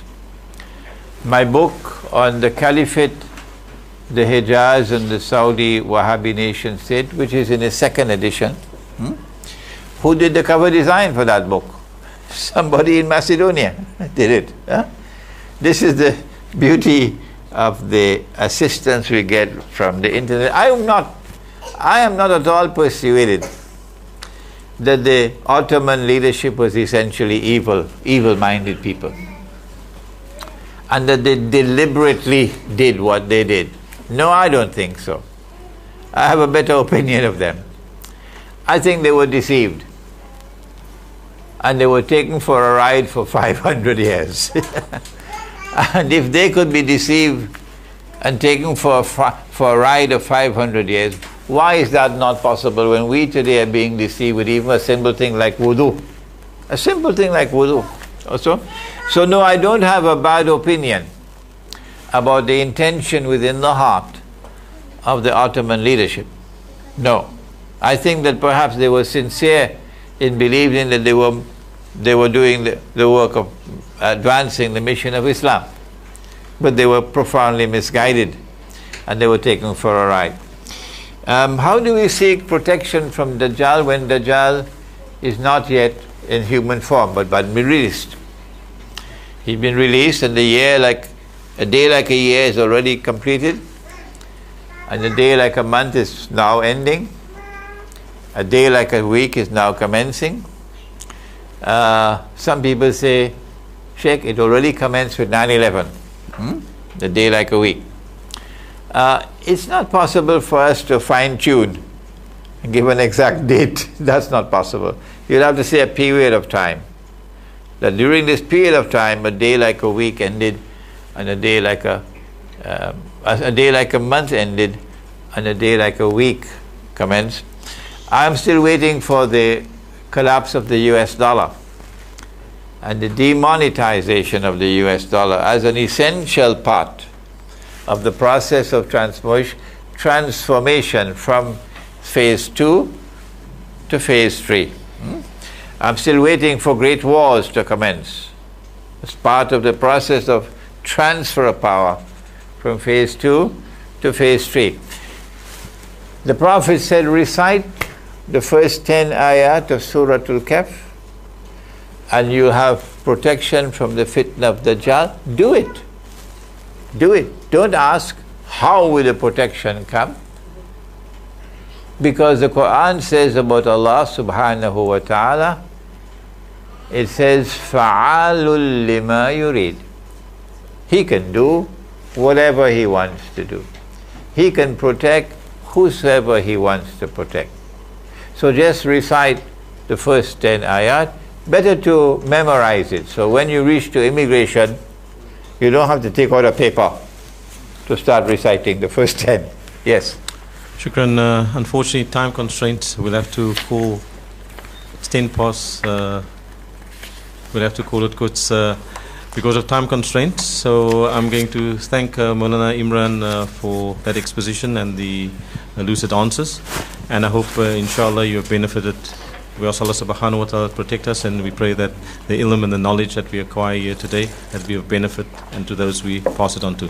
So Shukran Jazilan, and we're going to end this session now, and tea is available outside as per yesterday. For those who were not here yesterday, it will be served outside in the quad area. So we reconvene here and at 22. It's only 10 minutes, so half past. Okay, half past 11. We reconvene here promptly. So please be prompt. Shukran. Assalamu alaikum. I need another sheet of paper, please. Yes, we will.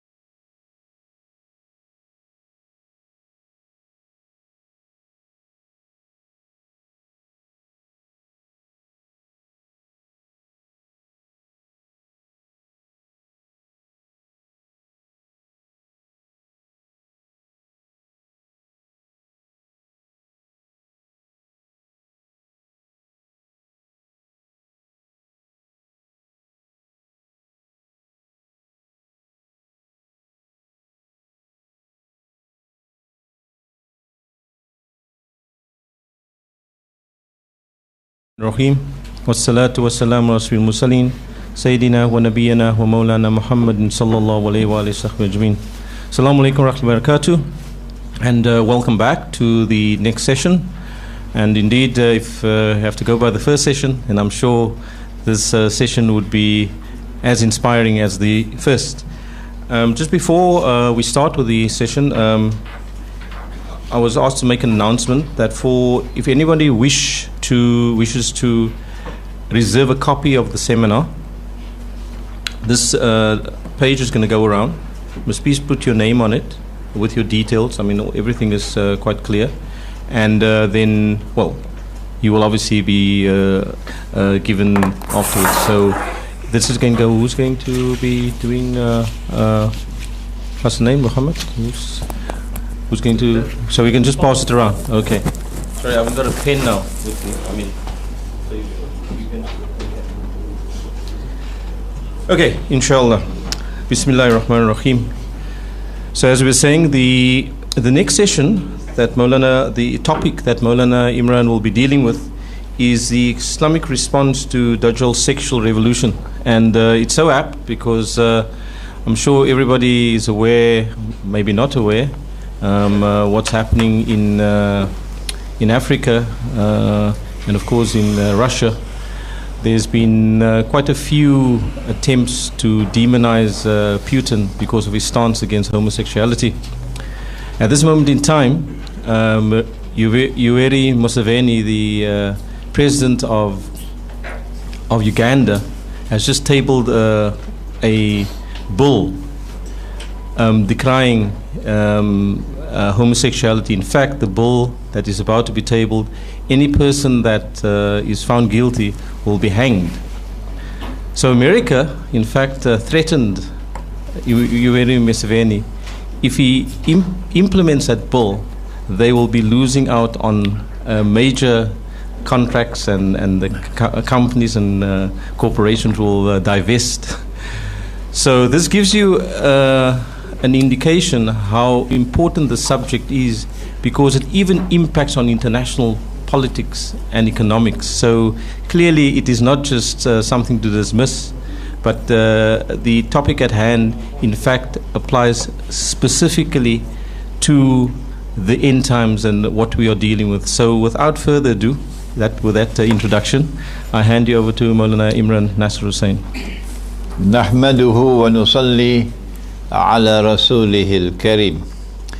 An Islamic response to Dajjal's sexual revolution is our topic for this session. This is going to be my last presentation. After this, it's just a joint session with Sheikh Ali Mustafa. So we thank Allah for the opportunity we've got to be able to sit with you and share our thoughts with you, and who's given me sufficient energy so far to do the job I've been doing. The last people to come out to Dajjal will be women. Said the Prophet sallallahu ta'ala alayhi wa sallam. And a man would have to return to his home and tie down, meaning coercively restrain his wife, sister, daughter, to protect them from being seduced by Dajjal. This prophecy of the Prophet sallallahu ta'ala alayhi wa sallam points, in our opinion, to the feminist revolution which has been sweeping the world these last 150 years. The modern feminist revolution had its birth in an island which has expertise in spying and espionage, an island located about a month's journey by sea from the Arab world. an island from which came out a declaration in 1917 called the Balfour Declaration, which I mentioned in the last session, namely Britain. And from Britain, the feminist revolution went to the United States, and eventually we expect to see it move to Jerusalem. Phase 1, Phase 2, Phase 3, a day like a year, a day like a month, a day like a week. We say that this feminist revolution has Dajjal, as its author, its architect, its mastermind. Why? The Prophet said, sallallahu ta'ala alayhi wasallam, that women would dress like men. And we have explained in our lectures on an Islamic response to the modern feminist revolution that the reason why women would dress like men is because they want to assume the functional role of men in society.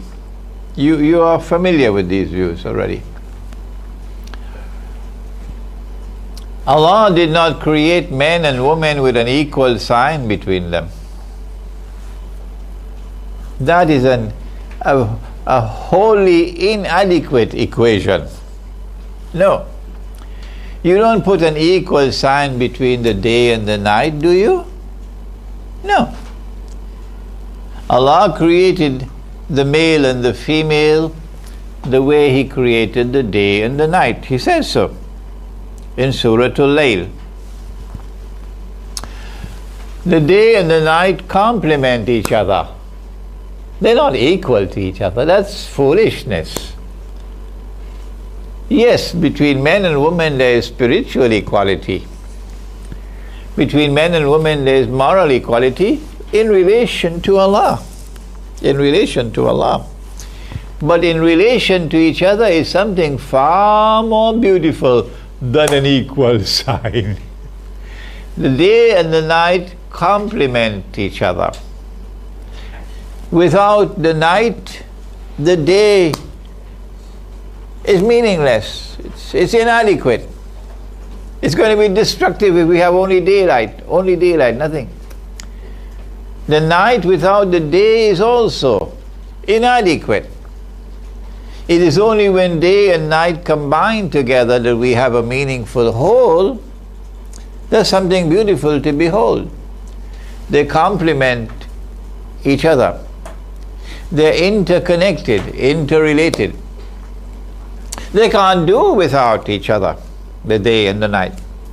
Similarly, the male and the female. So Islam doesn't put an equal sign between men and women. No, we present to the world something far more beautiful than that.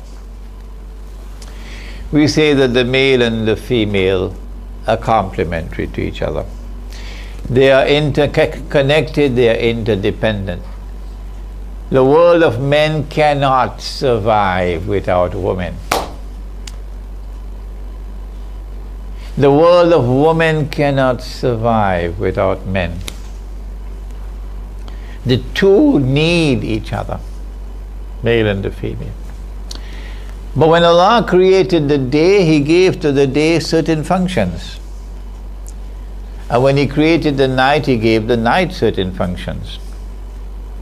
And when the day fulfilled those functions, and the night fulfilled those functions, then when the two came together, it was a harmonious union.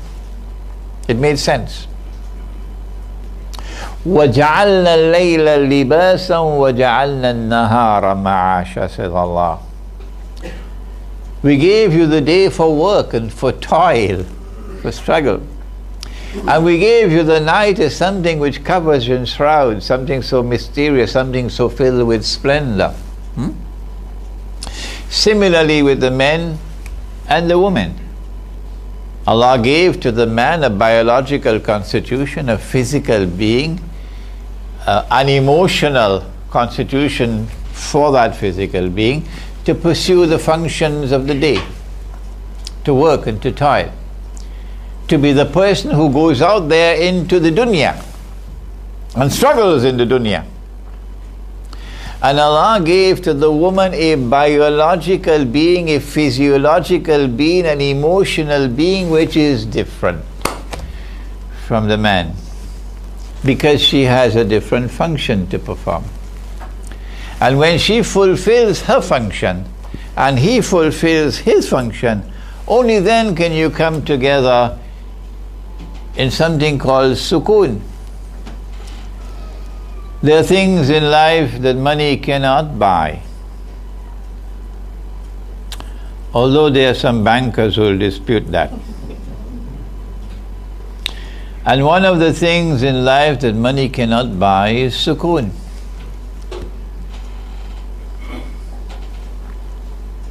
وَمِنْ آيَاتِهِ أَنْ خَلَقَ لَكُم مِّنْ أَنفُسِكُمْ أَزْوَاجًا لِتَسْكُنُوا إِلَيْهَا. That amongst his signs is this, that he's created for you from amongst your very beings, your mates, your spouses, that you might come together and dwell with each other in a state of sukoon, peace and contentment and tranquility. There are things in life which money cannot buy, and sukoon is one of them. One of the functions of Dajjal is to try to deceive you. And the last people he's going to target to deceive them are women. And the deception is so destructive, so dangerous, that if he succeeds, he's going to overturn the order that Allah created. So now a woman says, it is an act of oppression and injustice that I should be denied the freedom to do anything that a man does. So now you have to find something called I don't know whether you've heard about it in Cape Town, called a daycare center. And the baby is just 6 weeks, because that's all the leave you're going to get. And at the ripe old age of 6 weeks, the baby has to be put in the daycare center so mommy can go to work. You're going to have to answer to Allah on that day when the baby can speak and complain before Allah. Ask the baby, come on baby, tell me, you prefer the daycare center or mommy? And the baby will say to Allah, I wanted mommy, but mommy went to work. But Allah gave you a function to perform. He gave you a biological being, He gave you a physiological being. He gave you the capacity to produce food for that baby, the milk, the mother's milk. Men can't do that. He gave you an emotional being. No matter how much a man tries, he cannot have that quality of love for a baby that a woman has. So the baby bonds with mother. That's why mother has a status 3 times higher than her father. So now the daycare center takes over, because mommy is a part-time mommy. The last people would be women, the last people to come out to Dajjal. But it's not just an overturn, an upside down world in the relationship between men and women in respect of their functions. It's more than that. And the impact on the economy, and the impact on the home and on the family, and the result of children growing up with an internal rage within them because of neglect that they suffered when growing up. Oh, daddy was busy and mommy was busy. And all that I had to comfort me was a television set. That's all. And then the television took over and brainwashed me. So an internal rage, and they gave expression to that internal rage with acts of violence. Random acts of violence. Have you ever read the stories coming out of American public schools? People are afraid to send their children to school now. Random acts of violence, senseless acts of violence, bullying in school and so on. Because these children are disoriented now.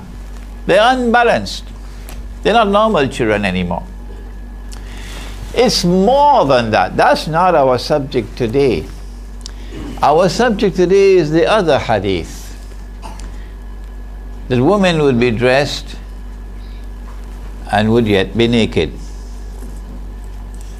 That is the sexual revolution. Make no mistake about it. Allah created the woman beautiful.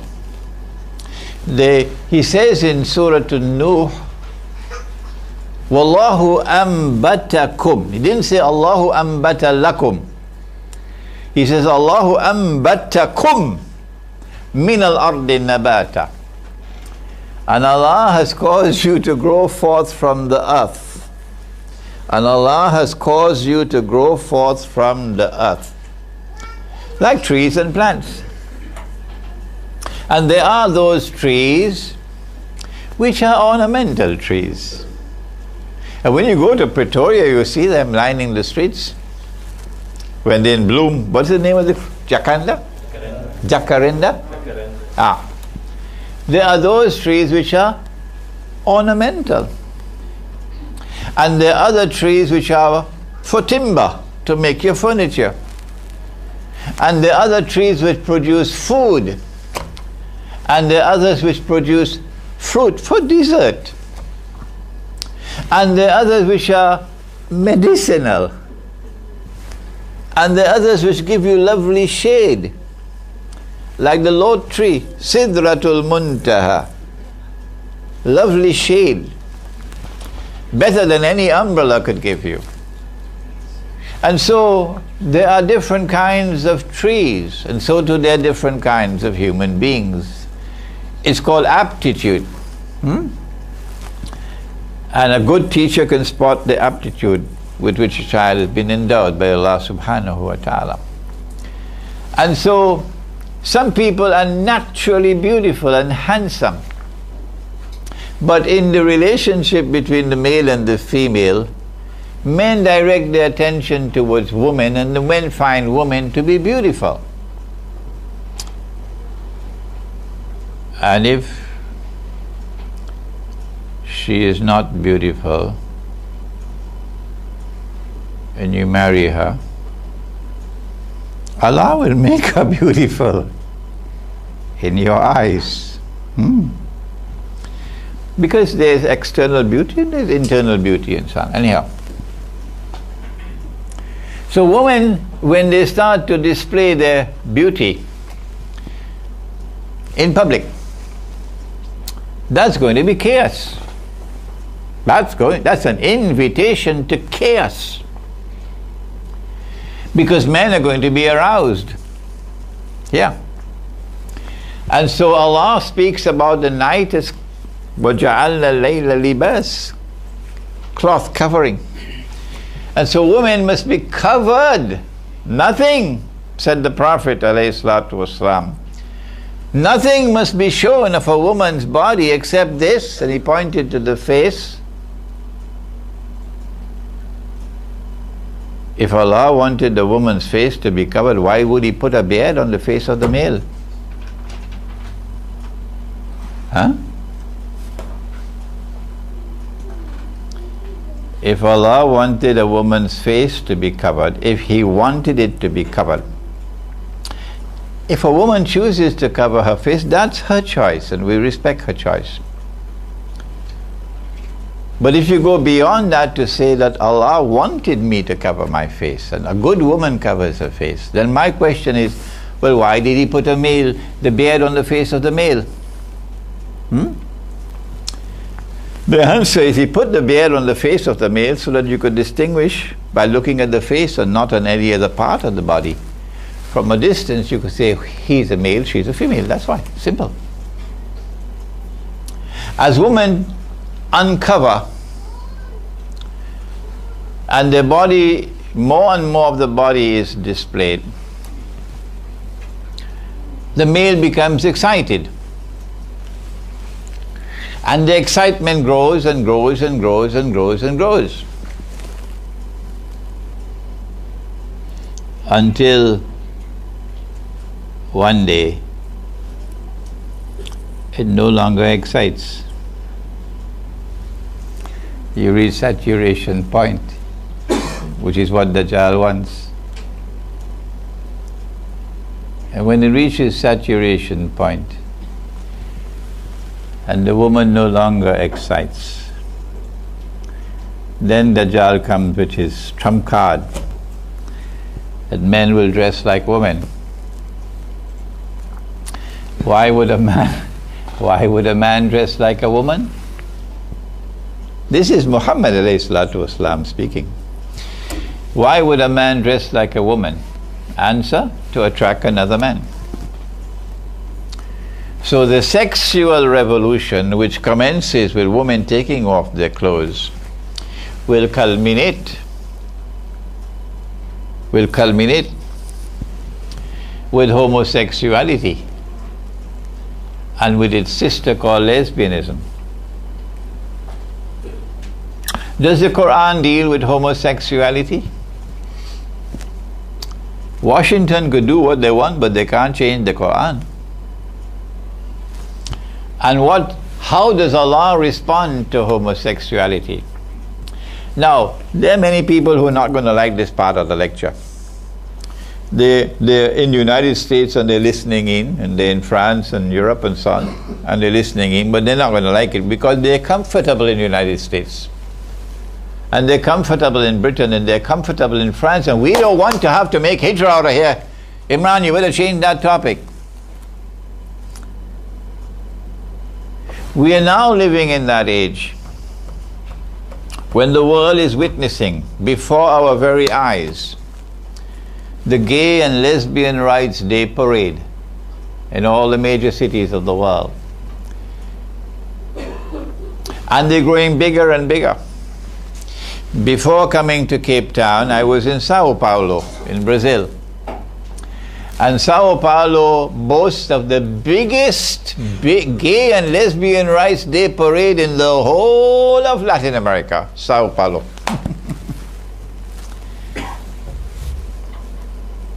Not only do you have this overt display of defense of the rights of homosexuals and lesbians, but you also have legal intervention on the part of the state.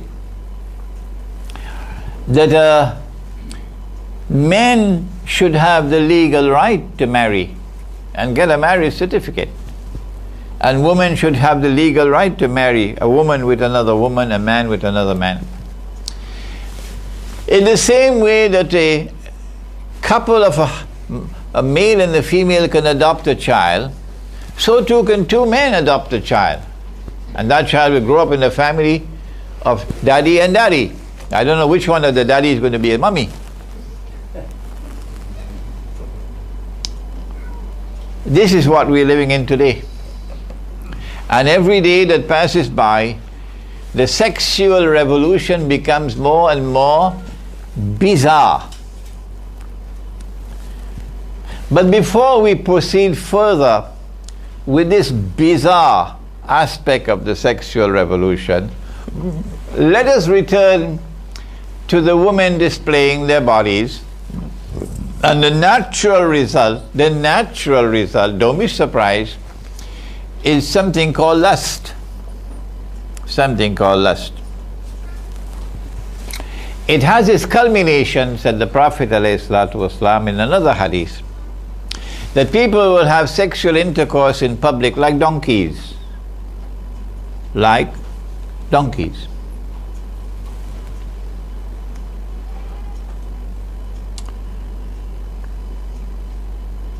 That is the destruction of the male-female relationship. Because when men and women come together in the bond which is based on lust, then it is like a beverage. I don't want to use the word wine. And you have a thirst inside of you. That's the biological need for the sexual relation. You have a thirst inside of you. And this is a beverage. And if you come together in a manner which is halal, one sip and the thirst is quenched. And then you can proceed to other things like studying the Quran, which is a lifetime's work out there to study the Quran. To go outside there in the garden and produce food. So many other things to do outside of the bedroom. So it's beneficial that you take one sip and the thirst is quenched, because that's based on love. But when lust replaces love, then you can drink, and every time you drink, the thirst keeps on growing more and more. No matter how many times you sip, you'll never quench the thirst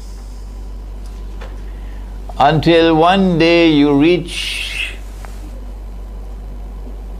something called sexual addiction. And the incidence of sexual addiction is growing now. This monster is raising its head in the world.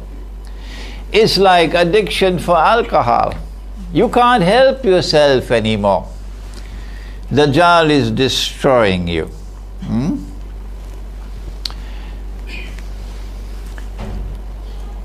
When you cannot get satisfaction, sexual satisfaction, with one woman, you try 10, you try 20, you try, what's his name now? Magic Johnson? And he spoke about the 200 women he had. Eventually you seek satisfaction with another man. And when this also does not fulfill your thirst, your thirst is still there, but then there's the children left, and then the animals left. But the trump card that Dajjal has at the end of the road is to get daddy and his daughter. Daddy and his daughter, which is called incest, and mummy and her son, and brother and sister, and uncle and niece, and auntie and nephew. Truly this is a test and a trial. How do we respond to this sexual revolution when we know where it's heading? Anarchy, the jungle, worse than the jungle, because animals don't behave like that.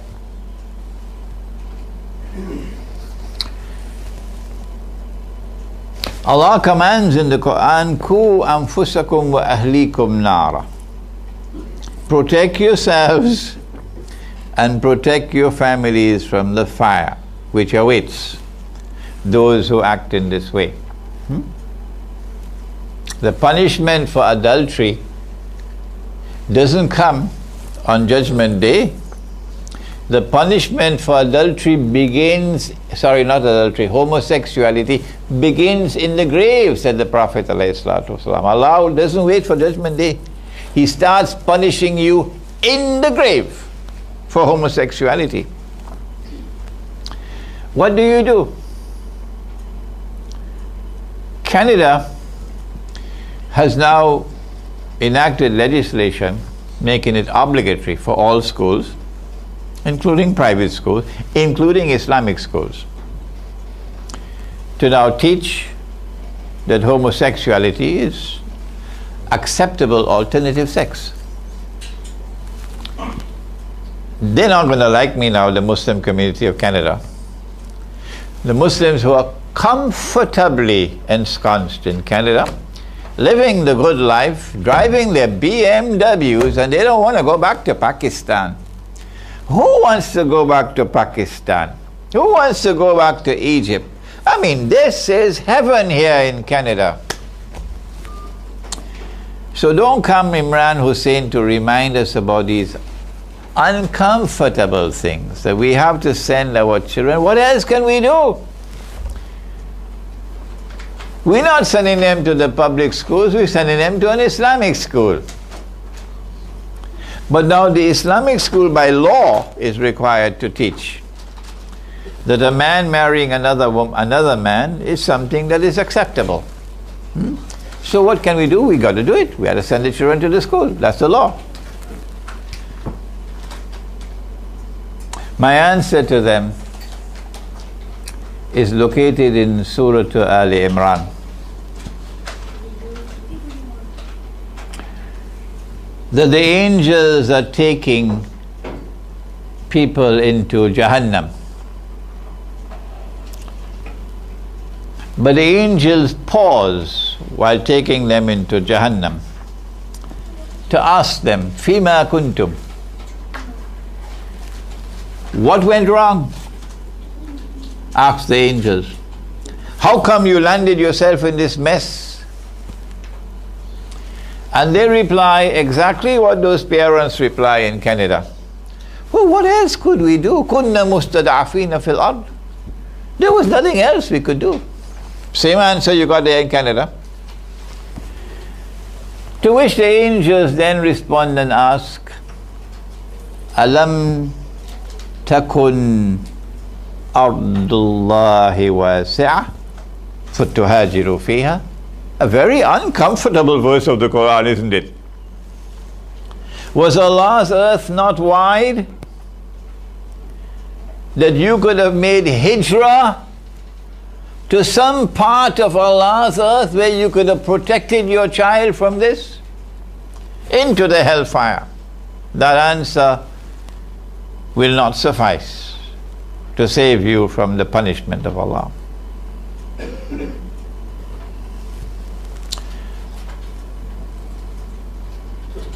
But Allah did not wait for the grave to punish the people of Lut alayhi salam. The people of Lut alayhi salam were practicing homosexuality. And Allah sent the angels to destroy them. And Lut alayhi salam and his family had to leave during the night. And when morning came, the angels sent down big, huge boulders upon Sodom and Gomorrah and destroyed them, and left that as a sign for all times to come, indicating that when a people turn to homosexuality as publicly as they did in Sodom and Gomorrah. Now, private homosexuality in the closet is a different matter. But when it comes out in the public and you have law, the law of the land is that a man can marry another man, you can't hide and say, I didn't know about that.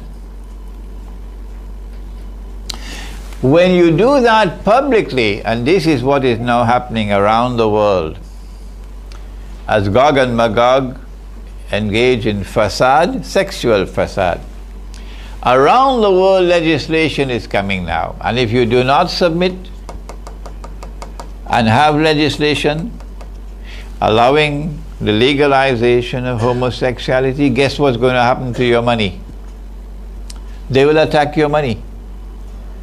That's what happened in the Venezuelan Bolivar, because Maduro and before him Chavez would not bow to the Zionists. So the Bolivar is being attacked. If Venezuela had used gold and silver coins as money, they would not be vulnerable to that attack. And as the Bolivar, the Venezuelan Bolivar is attacked and it falls in value, the concomitant result is rising prices. It's called inflation. And as an inflation increases and it becomes runaway inflation, guess who are hurt the most? Answer: the poor. And who is the constituency that's supporting Chavez and supporting Maduro? The poor. So it's a very dangerous sword that they're using there to attack those who would not submit. In Zimbabwe, and this has a profound lesson for South Africa, in Zimbabwe, they made a deal with Britain some 20 years ago, I think, for Southern Rhodesia to become Zimbabwe, and Salisbury to become Harare. Right. And the deal was that they will have a constitution provided that the white settlers who owned, I don't know how much, 80% or more of the arable land of the country would hold on to their land.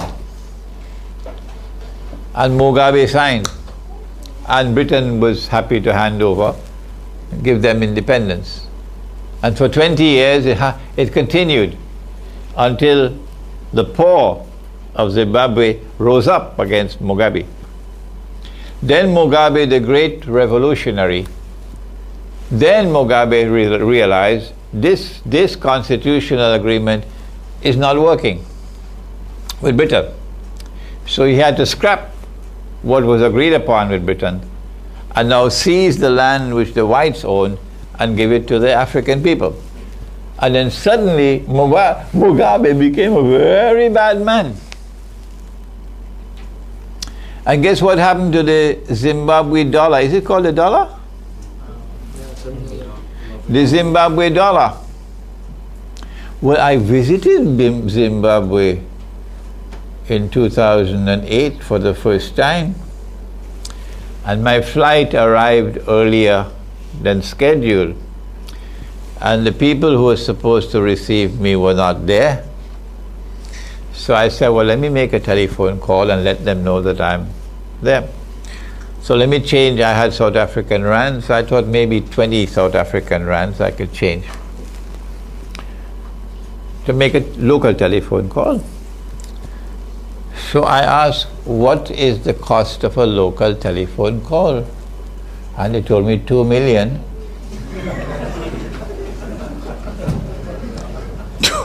2 million Zimbabwe dollars, that's what they told me. So then I went to the South African Airways counter to complain, and they said, come use our phone. Use our phone. So if you refuse to submit and bring legislation to Parliament to permit the marriage of a man with another man, they will attack you and force you to submit. And one of the easiest ways on which they can attack you is by attacking your money that they created, they programmed, and they control. And then you get runaway inflation, and that's it, you finished. As Maduro is now, Venezuela is now experiencing the world's fastest growing runaway inflation rate in Venezuela. Part of the process to bring down the Venezuelan government. But that is not the most important part of the subject for us. The more important part of the subject for us in our responding to Dajjal's sexual revolution is that there is a verse in Surah Al-Isra. Sheikh Ali Mustafa, if I cannot remember it, please help me. In Surah Al-Isra, Allah speaks about وَإِن مِّن قَرْيَةٍ إِلَّا نَحْنُ مُهْلِكُوهَا قَبْلَ يَوْمِ الْقِيَامَةِ أَوْ مُعَذِّبُوهَا عَذَابًا شَدِيدًا كَانَ ذَلِكَ فِي الْكِتَابِ مَسْطُورًا. Am I correct? Yes. No mistake. Okay. And not a single city will escape, but that we're going to destroy them all before Qiyamah. And those which we do not destroy, we will punish with terrible punishment.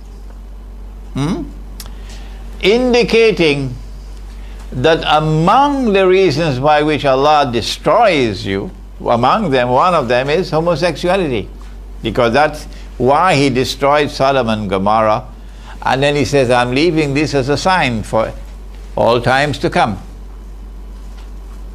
So as you enact legislation permitting a man to marry another man, the bell is ringing. Another city is going to be destroyed by Allah. If you remain in that city, as they are comfortably ensconced in Canada and in the United States and in Britain and in France and in Europe and in Australia and in Singapore, etc., you know, the gravy train. These countries are called the gravy train. They're the ones who have the hard currency because they got a special chemical. No?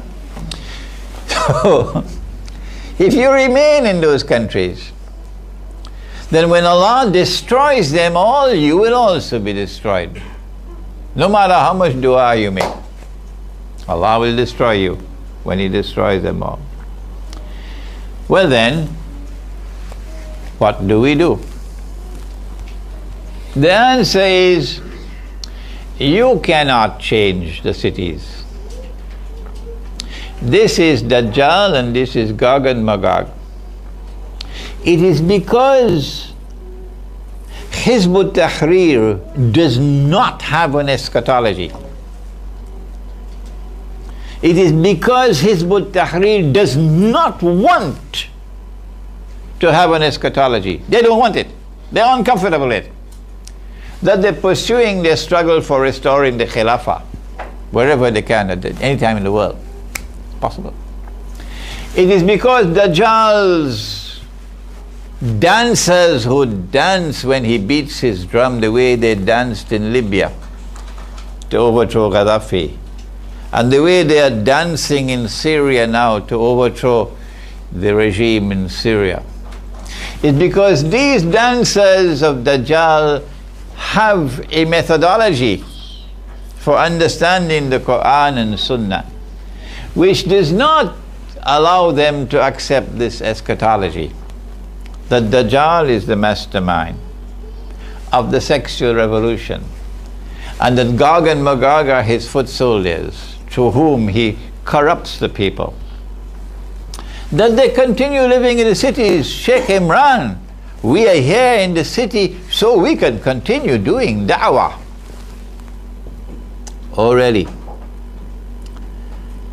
Well then, suppose you on board a ship and the ship is sinking.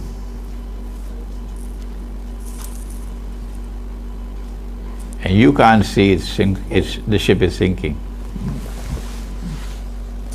Because you have eyes and yet cannot see.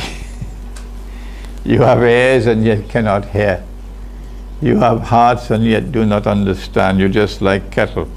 The ship is sinking but you can't see it sinking. Not only is the ship sinking, but no one can prevent it from sinking. Now, this is Akhir Zamaan. What do you do? They say, well, we gotta have to amass a grand total of 15 million rands to build this beautiful masjid on board the ship. And this is a sign of progress while the ship is sinking, brother.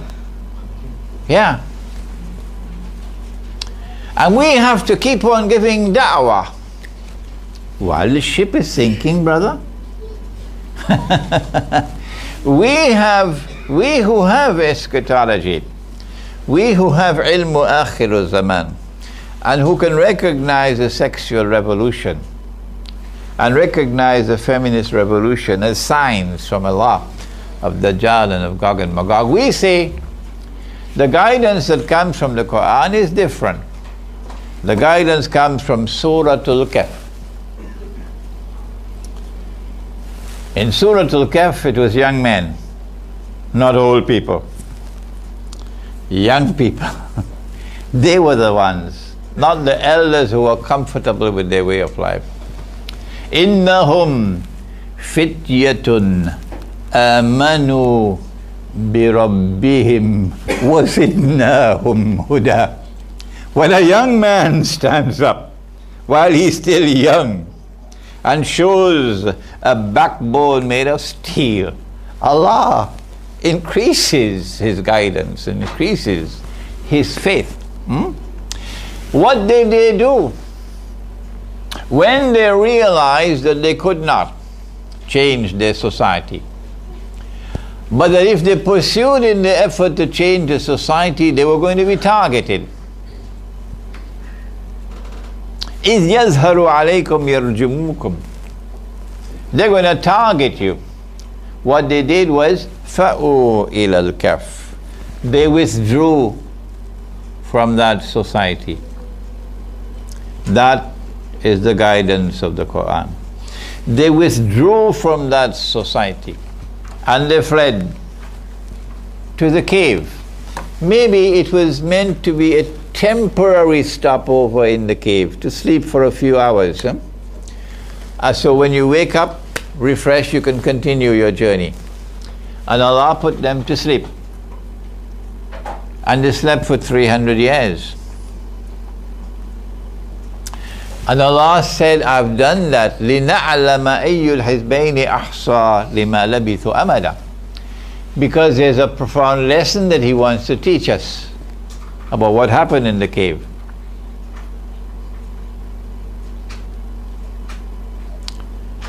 After they had slept for 300 years, remember, first of all, the first response is withdrawal. They woke up and they questioned each other, how long have we been here? So one of them said, maybe a day or part of a day, which I find strange. Why? Well, what's wrong? Can't you see? If you've been there in the cave for 300 years, then your fingernails will be as long as from Cape Town to Robben Island. So it's easy. Your beard will be very long, your hair will be very long, and so on. So how come they didn't notice that? How can you say a day or a part of a day? Biological time, 300 years of biological time, would result in your fingernails as long as from Cape Town to Robben Island. Oh, I see. They spent 300 years, but they didn't spend those 300 years in biological time. Are there any other worlds of time other than biological time? I wish we had Dr. Ansari now to take over the lecture. My teacher of blessed memory. Are there any other worlds of time beyond biological time? Can we explore other worlds of space and time? If you remain a prisoner of the here and the now, when Dajjal beats his drums, you're going to go to Syria to fight the Yankee jihad. If you remain a prisoner, an intellectual prisoner of the here and the now, the moment, then when Dajjal beats his drums, you're going to flee, run to Syria to join in the Yankee jihad. But when you can penetrate beyond the here and the now, when you can realize that there are other worlds beyond the material world, other worlds of space and other worlds of time, you will then be able to penetrate the subject of Dajjal. You will then be able to understand that Dajjal is the mastermind. You can't change the town and the city. So that's why we have given the project of the Muslim village, located in the remote countryside. The Muslim village located in the remote countryside. Get out of the cities and get out of the towns, where men and women can now marry and get a marriage certificate. Get out of the towns and cities where women are dressed and yet naked. Get out of the towns and cities where women are dressed like men and men are dressed like women. Get out of the towns and cities where day by day we're coming to that moment when people will be having sexual intercourse in public. What more do you need to hear? The signs are all there. And when you flee to the countryside, to the remote countryside, do so as a small community, not a big community. A village. And in that village you could have people who are not Muslims. Sure. Provided that you can live with each other with some mutual agreement as to norms of public conduct. And you cannot be hostile to each other. So you cannot be hostile to Islam and expect that we live together in the village. And in that village you produce your own food. And in that village you must make sure you have your own source of water. And in that village you're not dependent on energy from the national grid. Because in the cave they got the energy from sunlight. So natural energy. And in that village you live as a community, a unity. You must have a jama'ah, you must have an amir, and you must have sam'a wa ta'ata. Listen and obey. A sam'a wa ta'ata. Listening and obeying. And in that village you must practice the deen as Allah and His Messenger have given you. And if you do that, يَنْشُرْ لَكُمْ رَبُّكُمْ مِنْ رَحْمَتِهِ وَيُحَيِّي لَكُمْ مِنْ أَمْرِكُمْ مِرْفَقًا. Surah Al-Kahf says, Allah will shower you with His mercy and you'll be able to survive the awesome challenges of Dajjal's sexual revolution. رَبَّنَا تَقَبَّلْ مِنَّا إِنَّكَ أَنْتَ السَّمِيعُ الْعَلِيمُ وَتُبْ عَلَيْنَا يَا مَوْلَانَا إِنَّكَ أَنْتَ التَّوَّابُ الرَّحِيمُ بِرَحْمَتِكَ يَا أَرْحَمَ الرَّاحِمِينَ Aameen.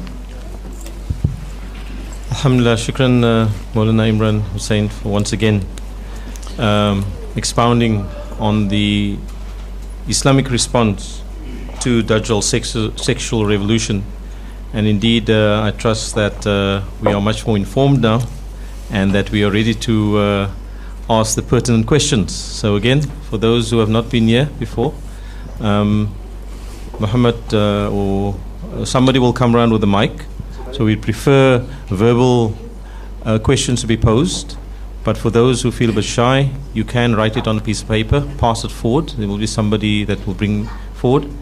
And also for the international guests, please email or pose your questions, and we will see to that your question will be answered, inshallah. So without further ado, is there any questions to kick off the session?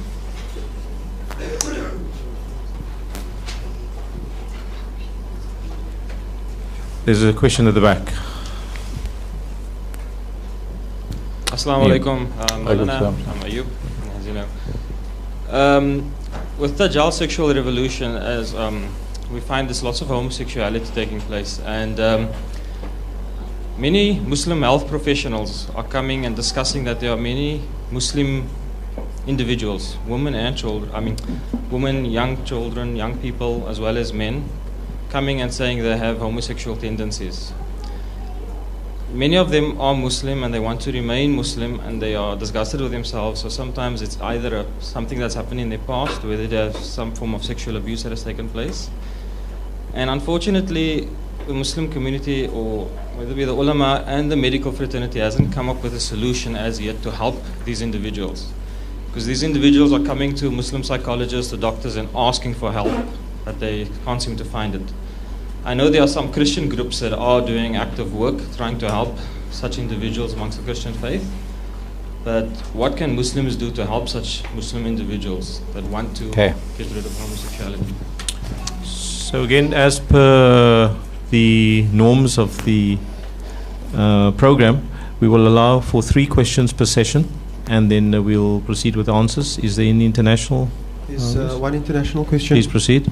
It's from a young individual who asks, how do the youth of the modern age protect themselves from Dajjal and the pervasive sexual promiscuity which is ubiquitous in our communities and societies? I'll take another question. Is from the lady. Please proceed.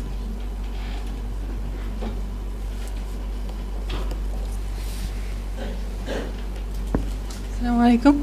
I want to ask, with regards to the Muslim villages, we would be following the Islamic penal code, yes or no, within the Muslim village?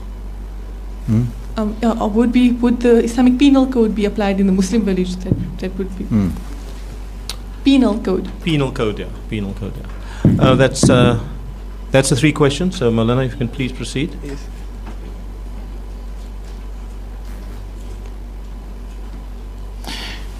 Number one, how do we respond to those who confess their homosexuality and yet would like to continue to be recognized as Muslims and would like to live the Muslim way of the Islamic way of life with greater integrity? These would definitely be people who have reached a stage of addiction. Because once there is a capacity for choice, then you can speak with them and show them what Allah's Messenger has said, what the Quran has said, and give them the choice. And if they have sincerity in their heart, they'll choose this way rather than that. So we're not dealing with such people. We're dealing with people who have reached a stage where they can no longer choose. They are addicted. This is a branch of knowledge, this is a problem which requires 2 branches of knowledge. You need Islamic medical ethics and you need Islamic psychology. And I therefore, whenever I get questions like these, I send them to the experts. In Islamic medical ethics, you have a student of Maulana Fadlur Rahman Ansari, MashaAllah, who is right here in South Africa, in Durban, my beloved brother who studied with me and with Sheikh Ali Mustafa, Dr. Abul Fadl Mohsen Ibrahim, who is a professor of Islamic Studies at the University of Durban in South Africa, and who ranks as one of the world's experts in Islamic medical ethics. Then you need a second branch of knowledge, or Islamic psychology. And in that branch of knowledge, I would recognize Professor Dr. Malik Badri. I consider him to be my elder brother. He used to be the dean of the Institute of Contemporary Islamic Studies in Malaysia. ISTAC. What is ISTAC? Islamic Thought and Civilization, sorry, yeah. Contemporary Islamic Thought and Civilization, ISTAC. He was the dean of that institute in Malaysia, and now he's back in Sudan, heading a university in Sudan. But if you've read his tiny booklet, The Dilemma of the Muslim Psychologist, how many of you have read that? Let me see a show of hands. Let me see your hands. Come on, put your hands up. What's wrong? The Dilemma of the Muslim Psychologist by Malik Badri. Put it down. They put it down. Recommended reading. So small. Malik Badri ranks among the top in the world of Islam, in Islamic psychology. And I believe he has written on the subject of homosexuality and how you respond to addiction. We're not responding to normal homosexuality where you simply preach and teach the people. We're responding to addiction. Okay. How do young people protect themselves when sex is available as freely as sunshine? The young people have their hormones raging all over the place. And sex is available anyhow you turn, you're being provoked and provoked and provoked. What do you do? There are some who are not going to be comfortable with my answer. But if it is the truth, you must proclaim it without regard for consequences. If people are comfortable with the answer, alhamdulillah. But if they are not comfortable with the answer, and this is what has come from the Quran and Sunnah, then too bad for them. You must preach the deen to please the Lord, not to please the people. Not to please such people. Allah subhanahu wa ta'ala in Surah An-Nisa He does not send down legislation to tell you how many wives you can have. No, that's not the purpose. He sends down legislation to limit the number you can have. وَإِنْ خِفْتُمْ أَلَّا تَعْدِلُوا أَلَّا تُقْسِطُوا فِي الْيَتَامَى وَإِنْ خِفْتُمْ أَلَّا تُقْسِطُوا فِي الْيَتَامَى فَانْكِحُوا مَا طَابَ لَكُم مِّنَ النِّسَاءِ مَثْنَى وَثُلَاثَ وَرُبَاعَ وَإِنْ خِفْتُمْ أَلَّا تَعْدِلُوا فَوَاحِدَةً أَوْ مَا مَلَكَتْ أَيْمَانُكُمْ أَوْ مَا مَلَكَتْ أَيْمَانُكُمْ. So one of the ways in which the young man can find release for this raging tension around him and bring some satisfaction to the thirst is in plural marriages. To the extent that you have the means to maintain and to guard and protect, Allah permits you to have more than one wife.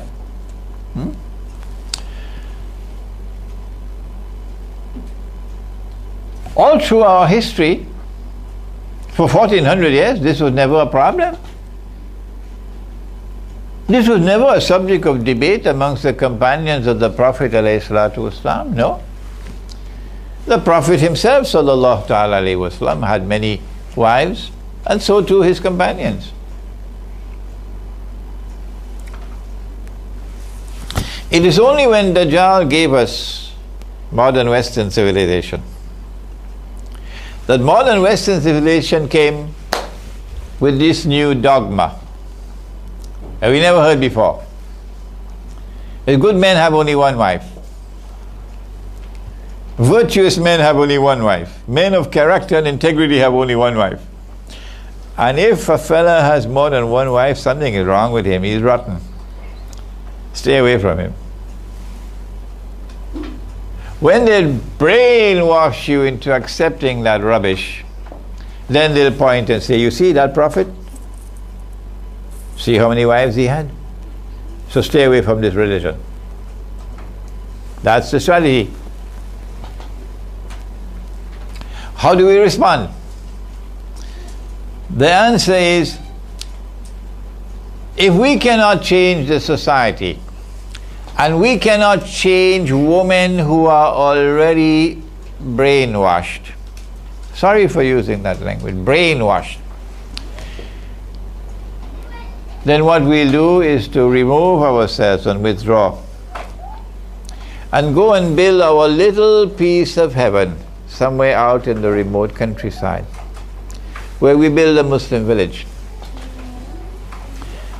Amongst the signs of the last day is that one man would have to maintain how many women? 50. Huh? 50. Are you scared to say it? 50. One man would have to maintain 50 women, 50. That's 40 plus 10, indicating, among other things, that there is going to be a calamitous decline in the birth of baby boys. Why? Ask your cell phone. Ask the radiation that is corrupting the sperm production. The technicians who have to work putting up the poles for your cell phones to work, these technicians cannot have baby boys anymore. Their wives give only baby girls. The evidence is already there. So when you build a Muslim village in the remote countryside, if she says, I don't want my husband to take another wife, you can say to her, why don't you stay in Johannesburg? You're not yet ready for the Muslim village. The Muslim village is for those women who bow their heads in submission to Allah and His Messenger. Not for those women who still raise their heads in defiance of what has come from Allah and His Messenger. I know I'm going to hurt the feelings of some people. I know some are going to be very angry with me for speaking like this. But the Muslim village is for those Muslim women who bow their heads in submission to that which has come from Allah and His Messenger. Not for those whose heads are still raised in defiance.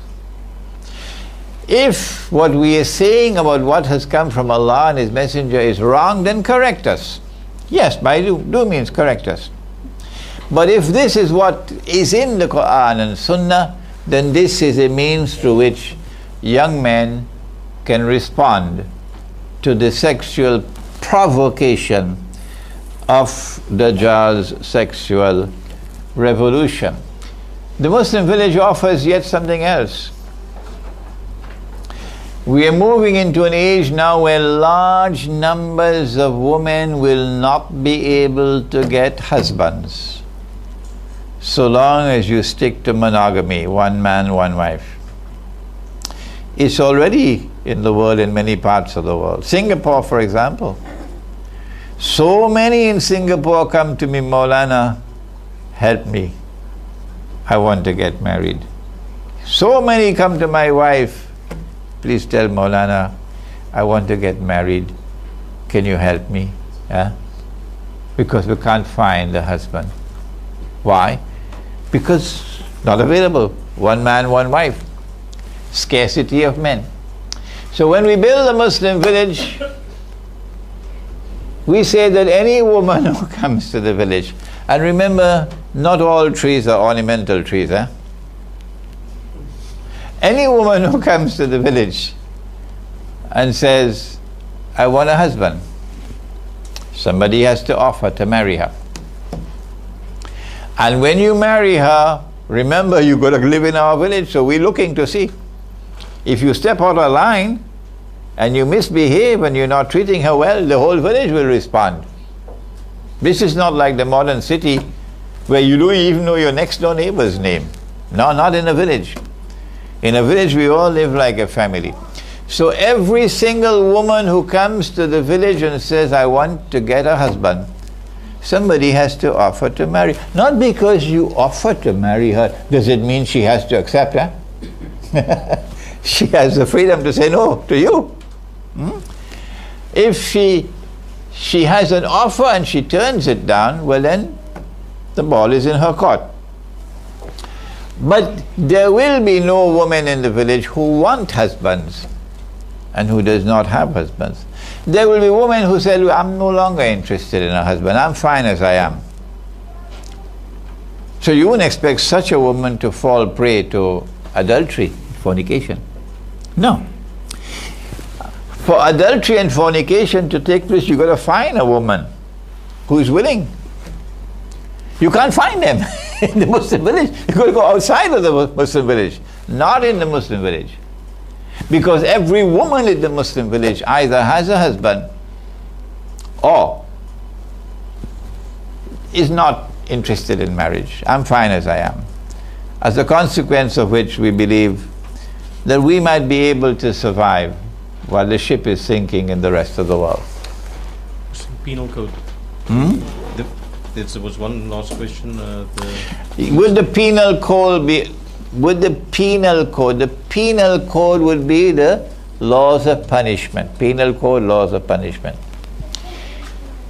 In Brooklyn, Eastern Parkway, Brooklyn, I think it was, African Americans had a masjid Ikhwa, I think it was.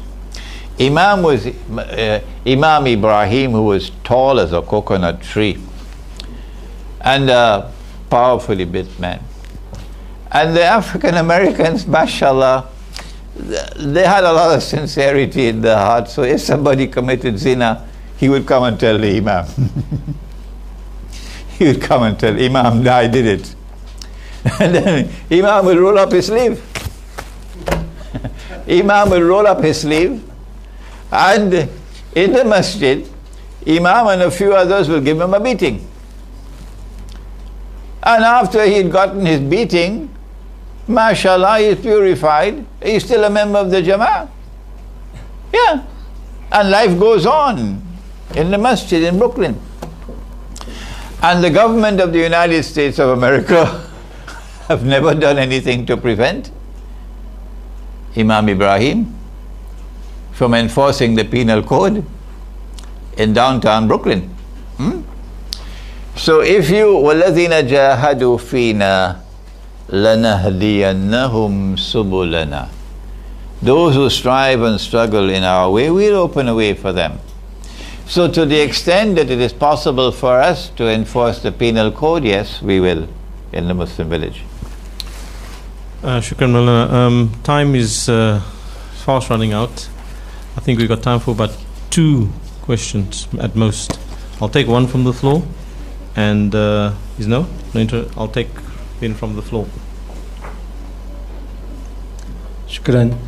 Maulana, I'm sure if you're familiar with Zaki Ahmad, who's now the spokesperson in this country for TAC, treatment against. What's the name? Zakir Ahmad? Zaki Ahmad is the treatment action campaign. Treatment action campaign, fight against HIV/AIDS. Do you think this is coincidental, or is it also a perfect example of the child that a born Muslim has been handpicked from society in order to promote the child's plan of secular revolution? Is he a perfect example of that within our community, or is it just coincidental? I'll take another question. It will be the final question, unfortunately. Assalamu'alaikum. Okay, Maulana, I just wanted to ask if Maulana was referring to The Lizard's Hole, was Professor Malik's book, Professor Badri's book. Secondly, Maulana, I might have misunderstood the context, but as far as polygynous marriages is concerned, I heard Maulana say you must stay away from such a man. I just wanted to tell Maulana, research has shown that, and I think Maulana at the end gave another view. I didn't understand, but research has shown that if it's a potent individual, a very powerful physically and spiritually individual, and this applies in the animal kingdom also, then it's better that he spread his good influence over more than one area. And in Cape Town, much of this has happened because since we came here 300 years ago, many of our imams have had more than one family, and in many of the families, a hafiz was produced in each family. Shukran. And the last question, unfortunately, we've got Assalamu'alaikum. When some people will be ready to move out from cities and to move to the countryside, are there any particular locations where people can move around the South Africa? Shukran. Maulana.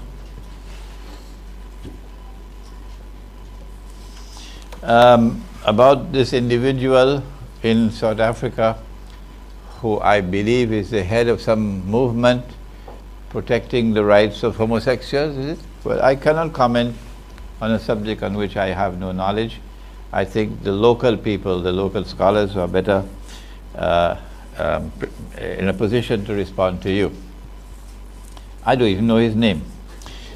Yes, that book, the dilemma of the Muslim psychologist, is based on this hadith, that you will follow the sunan, the way of life of those who came before you, shibhan bi shibhin, step by step, to such an extent that if they were to go down into a lizard's hole, which is where the paper money is located, you will also follow them into the lizard's hole.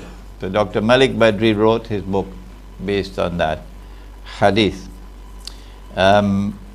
So the people ask, O Messenger of Allah, who are you referring to? Are you referring to the Jews and Christians? And he asked, who else? But now, using proper methodology, we know that Allah's messengers is not referring to all Jews. No. And he's not referring to all Christians. No. We quoted the verse of the Quran, وَلَن تَرْضَى عَنْكَ الْيَهُودَ وَلَن نَصَارَ حَتَّى تَتَّبِعَ مِلَّتَهُمْ. And we said this could not apply to all Jews and all Christians because there will be conflict with other verses of the Quran. And we were able to move in and close in and identify that is actually the Jews and Christians who come together, بَعْدُهُمْ أَوْلِيَاءُ بَعْض, the Jewish-Christian alliance. These Jews and these Christians are the ones who will never be content, never be satisfied until they get you to go down with them into the lizard's hole. I said that Dajjal is the architect who brought into being modern Western civilization.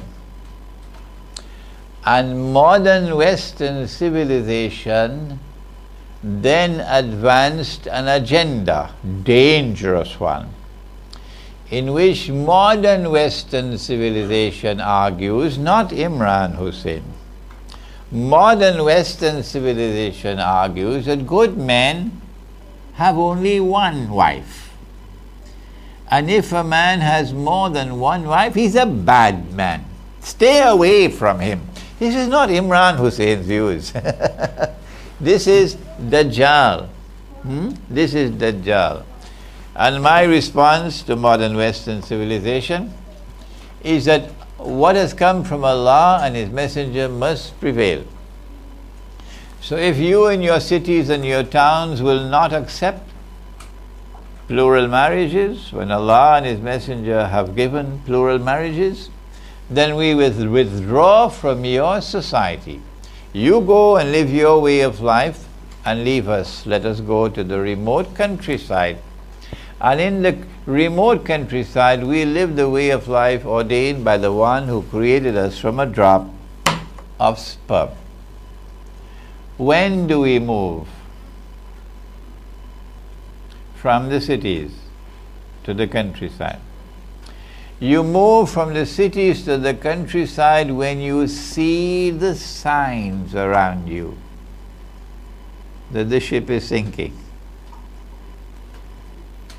Those are signs which are easy to recognize. The angel came and asked, oh, all right. The last of the 5 questions, what are the signs of the last day? And he replied, you know the tall buildings? And the slave woman will give birth to the mistress. So when you see the tall high-rise buildings all around the world, you know one of the signs. If you can't see the high-rise building, the tall buildings, you should go to the optician and have your eyes examined. The slave woman giving birth to her mistress is a much more difficult one to decipher. Women dressed and yet naked, you can see it all around. Just go to the shopping malls. Women dressed like men, go to any bank and you'll see. Men dressed like women is becoming more fashionable now. Now don't be angry with me.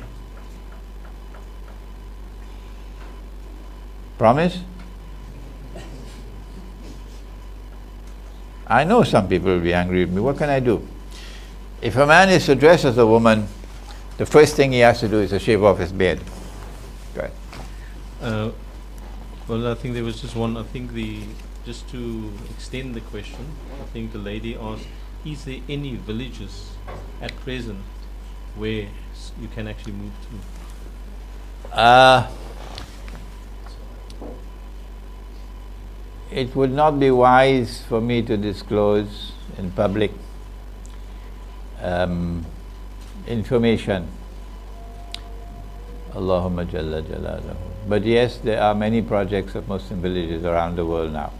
Contact me privately, inshallah. Inshallah. So that concludes the session. The word salah and chicken biryani and curry on the menu.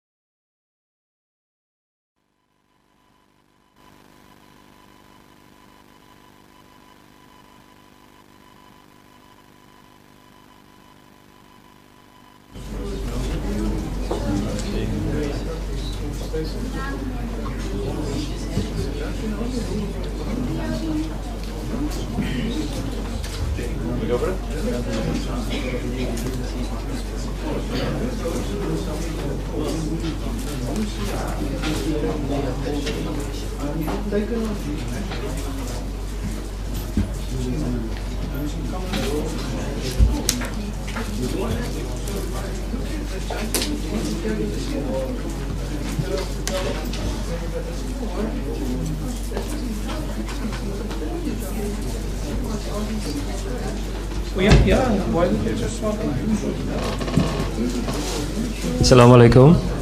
Okay, so it's a final call for people to rejoin us in the seminar room, please.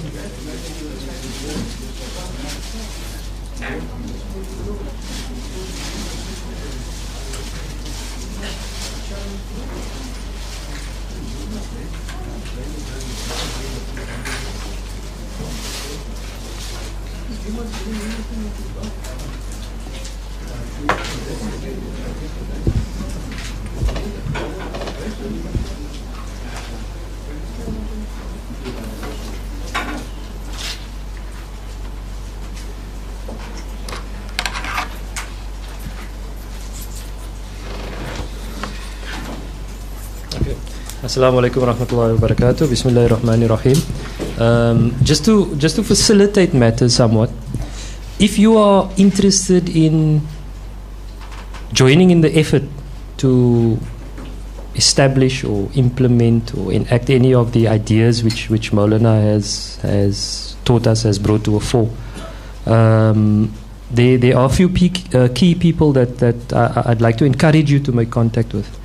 The only requirement is that you have the intention to do it, and that you have the sincere intention to do it, and that you are willing to put in the time and the effort. That's it. We don't put any other major requirements on people. If you are interested in attending, helping out, promoting, or just even coming to experience the difference of the Islamic free and fair market, then Haji Abdullah Wahi, Haji, if you can stand please, is the person you have to speak to. Please speak to him, please give him your details, take his details, and bother him until you get access to the market, until you get access to help in the work of the market, inshallah. If you are interested in participating in an effort to establish a Muslim village, then please speak to me. If you are also interested in the process for the dirhams, or if you want to know more technical information about it, you can speak to me about that as well. If you want to know about the facade of Ya'juj and Ma'juj, for example, specifically in the area of food and GMOs, Fakhri Hassan, he's got a master's degree in microbiology. He's spent the last probably 10 years not only studying the subject, but actively involved in advocacy against the GMO issue, especially within South Africa and internationally. So these are a few key people that you can speak to. Obviously, Sheikh Ali Mustafa is also there if you want to know anything more about Quranic foundations. Don't ask us about that. Maulana Imran Hosein, Ali Mustafa, we're still juniors in that department. So please don't be shy, and don't let the opportunity pass you by. That is my only request. Do not leave here today with all of this and let it consume you in your bed and in your dreams and in your house and while you're eating biryani. Do something about it. Huh? And pray that Allah will accept your sincere efforts for that. Alhamdulillah Rabbi.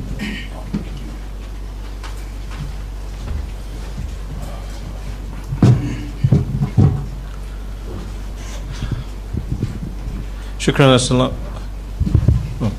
Shukran Muhammad Abrams for that, our Amir, and we thank him for the excellent guidance that we have received from him, and in fact may Allah subhanahu wa ta'ala make it easy for him, because there's a lot of pressure on his family, and may his wife inshallah be blessed for her patience, alhamdulillah. So I would like to welcome you again back on behalf of the Islamic Network. Thank you for your presence, and we pray that Allah subhanahu wa ta'ala, again the ilm that we have obtained here today, that it be of a blessing to us and benefit to us, and for those you imparted to, that it be of benefit to them inshallah, because we pray that Allah subhanahu wa ta'ala inshallah bless us all and this gathering, and that whatever emanates from this, that it would be purely for the sake of Allah subhanahu wa ta'ala. Aamiin. The program, just one, before I introduce the program, just one other thing that Muhammad perhaps forgot to mention, is that we also have educational programs and skills development programs that we rolling out in this year. So if you would like to, if there's any math, science, English, and other subjects that you are skilled in teaching, we also have programs that we would like to roll out to other to the poor, preferably the poorer communities, as a contribution. So inshallah, if you would like to get involved, then there's also one of the other programs that we are on the cards is the solar development program. So that is also one of the things if there's any skills in that department, please get involved. We're also having a rollout of a heritage program later on, and a sustainable development program for the school. So inshallah, there's quite a lot on the cards, and we're also busy with a masjid restoration. You'll see there We've already have been quite successful in Greenpoint Masjid in Khayelitsha, and basically any masajid, any place that for the furtherance of Islamic studies or any to bring us closer to Allah subhanahu wa ta'ala. If there's anybody, please contact us, and we will contribute to the restoration of these places, inshallah. So without further ado, let me introduce this is going to be an open forum this afternoon. It would be the panelists is Maulana Imran Nasir Hosein and Sheikh Ali Mustafa. It's really an overview of the seminar, but we can also generalize it. I'm sure Maulana Imran and Sheikh Ali Mustafa would be able to entertain general questions as well. But if there's any clarifications that you would like on the seminar and on the topics that has been dealt with, please feel free. The format is going to be very similar to what we've had in the Q&A. Please, for those who have just arrived, we would prefer a verbal oratory presentation. The mic will go around. Otherwise, if you feel a bit shy, you can write down your question on a piece of paper and pass it forward. I'll then entertain it. We've also got international guests live. We live streaming on imranhussein.org. So we also take questions internationally. So without further ado, I think Maulana Imran and Sheikh Ali Mustafa said that they haven't got any inputs to make. So we will go straight into question and answers. And please feel free. Another that I forgot to mention, I will allow you to do an introduction, but please not a sermon. I'll politely cut you. Make sure that you stick to.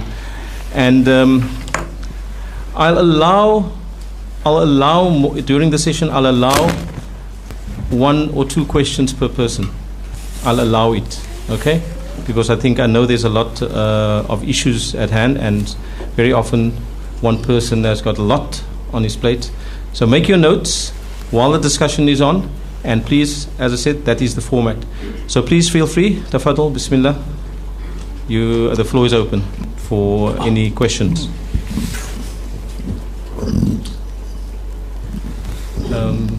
Who's manning the international?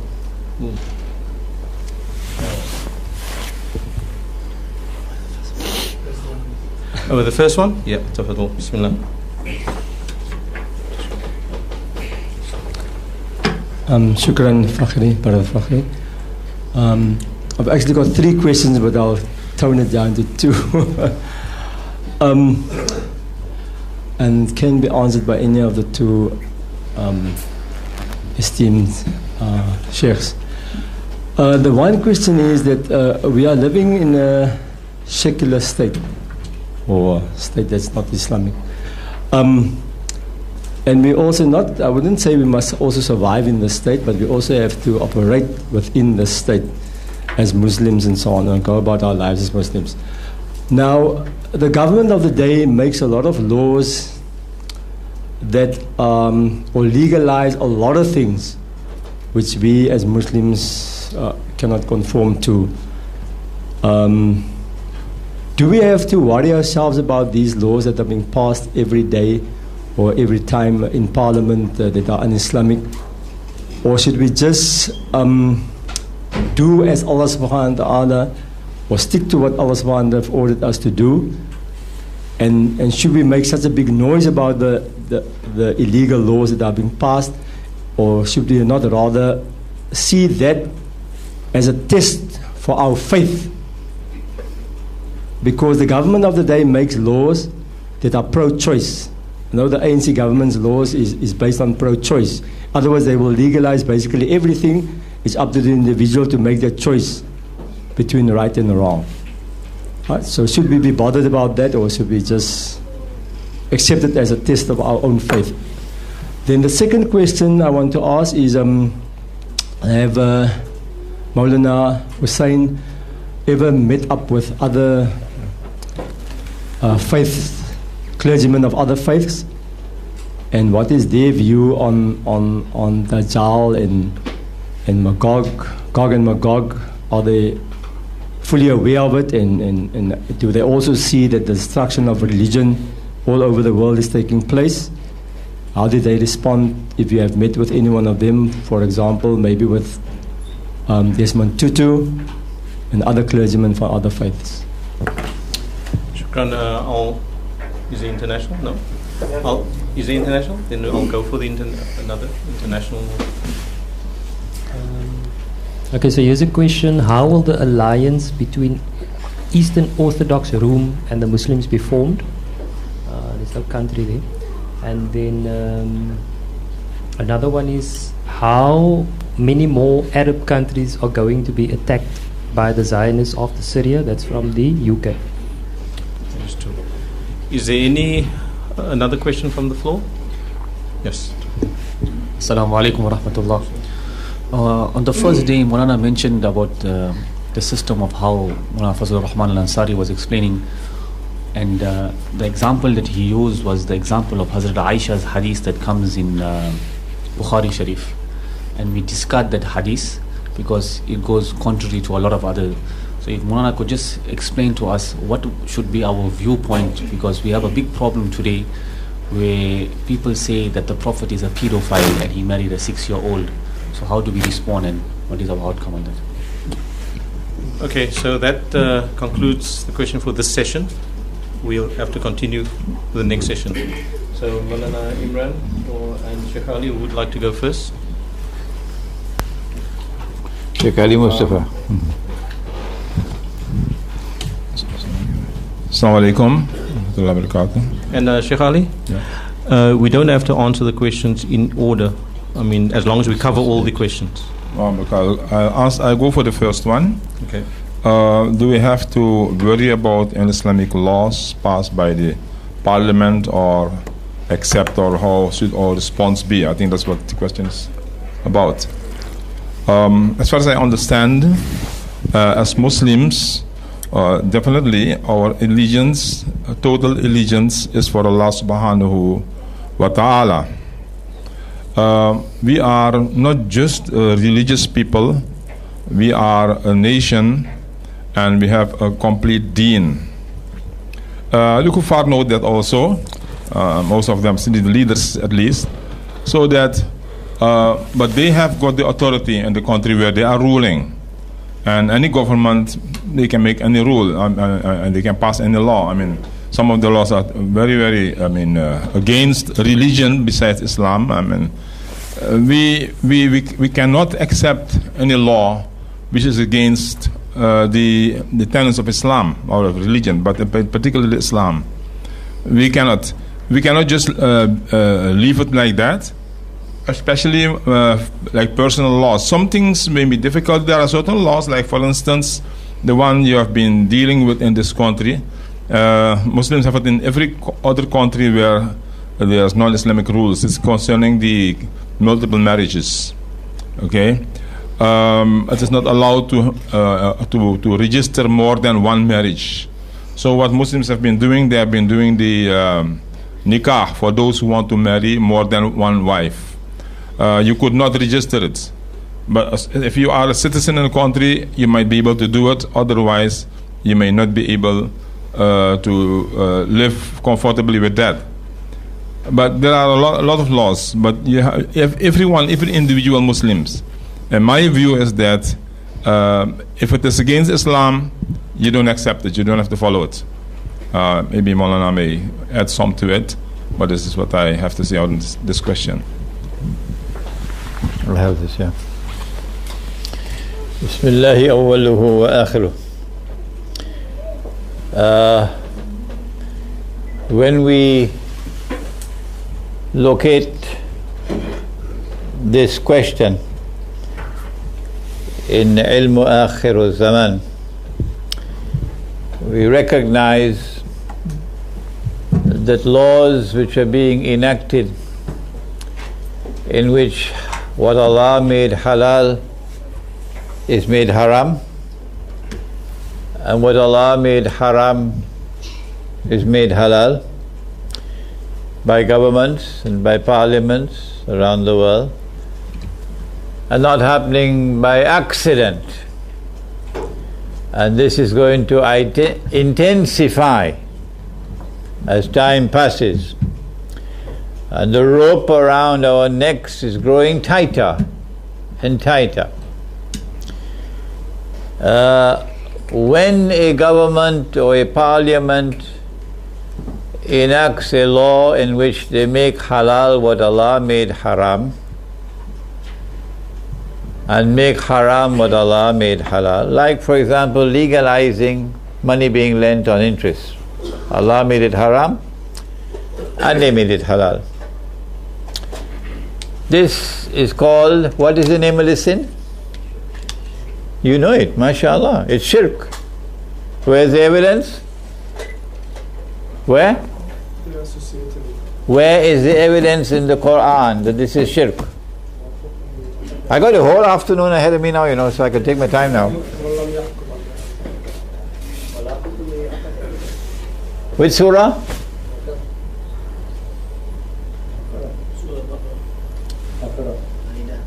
I think you're guessing now. Surah At-Tawbah.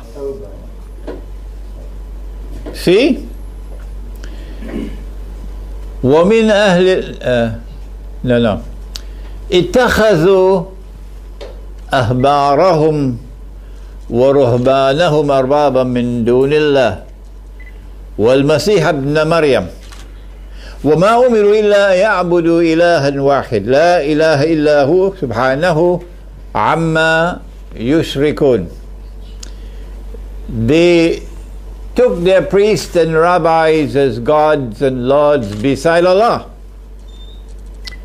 And they did the same with the Messiah, the son of Mary. But they had not been ordered other than to worship one God. There is no God beside him. Far removed is he from this shirk. So a man came to the Prophet ﷺ and said, O Messenger of Allah, but he was a Christian, became a Muslim. But the Christians don't worship their priests. And the Jews don't worship their rabbis. How could Allah say so? To which the Prophet ﷺ replied and said, did they not make halal what Allah made haram? That is their shirk. And did the people not follow them in it? That's their shirk. And so the question which has to be asked, and the answer is fairly simple, you don't need a PhD to answer it, is if the priest and the rabbi make halal what Allah made haram, and that is shirk, then if the government does the same, would it not be shirk? If the parliament does the same, would it not be shirk? Well, around the world today, we are embraced by an all-pervasive shirk. It's the one sin that Allah will not forgive. How do we respond to shirk? The answer was already given in Surah Al Imran. The angels ask, Fima kuntum. Which surah? You see, I think it's the biryani did that, you know. You forgot. Surah Al Imran. Fima kuntum. Nisa? Fima kuntum. Surah An-Nisa. Fima kuntum. What happened? How did you end up in this mess? And they reply, well, we couldn't do anything else. We were helpless. Huh? There was nothing else we could do. We were helpless. There was no alternative. That's the answer. Kunna mustad'afina fil ard. To which the angels respond, and what did they say? Alam takun ardullahi wasi'a fatuhajiru fiha. Was Allah's earth not wide that you could have searched somewhere on Allah's earth where you could make hijrah and not betray your deen, be faithful to Allah and His Messenger. So the response when you see that shirk embracing you is not to cut corners and to say, well, there's nothing else I can do. The response is that the time will come when the best property of a Muslim is some sheep that he would take with him to the mountainsides, to places where rain fall, fleeing with his deen from that fitna. That is when you cannot succeed in a collective response. Then the individual response is this. But only how many will adopt this position? How many will flee? 1 in 1,000. Yeah. 999 are going to stay where they are. Sorry, Maulana, just if I can just interject there. At the moment here in South Africa, we are about to embark on an elections. I know you have explained the subject at length, but if you can just clarify that aspect of it as well. You know, we've got Muslim parties as well, Islamic parties as well. So if you can just clarify that as well. Sheikh Ali Mustafa did political science, eh? Yeah. Don't let him get away. He did political science. Bismillah. I think you know the answer to the question. I like Maulana to speak because I think he speaks more entertainingly. Enjoy it also. But it is actually what we call the. You see, most of the states, including this one, are secular states. And you have been listening or been reading or studying, you know, that is actually anti-God. So it is a form of shirk because sovereignty is to the state. And Islam, the Quran teaches us that sovereignty belongs to Allah. In al-mulku lillah. Okay? So that is why we could not participate in that, because it will be giving them the license to make laws for us. Okay, I know there are people who say that, oh well, you have to be there so that you can also make some changes, but it doesn't really work like that. Some of them have even written that if some of those political scientists, I mean non-Muslims who are writing and those who are knowing about what is happening in the world, said that if the voter thinks that his vote counts, think again. I don't count.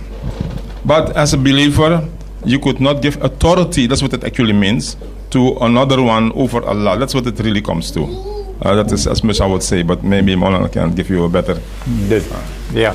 I will just continue from where Sheikh Ali Mustafa left off. The reason why I said that revolution in 1908, where? In Turkey, that's right, was a far more important revolution for us than the French Revolution and the American Revolution and so on, and the Bolshevik Revolution. It's because of the transfer from one model of a state in which we recognize Allah's sovereignty, that He is Al-Malik, to another model of state which emerged out of Europe and which declared that Allah is no longer Al-Malik. The people are now sovereign. After the Ottoman Islamic Empire was dismantled and the Republic of Turkey came into being under Mustafa Kemal, the ball was thrown into the court of the world of Islam. How will the world of Islam respond?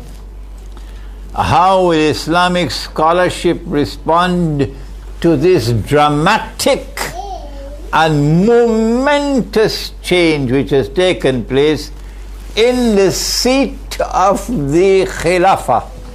This was zalzala. This was an earthquake like no other earthquake before. This was the Darul Khilafah, Constantinople.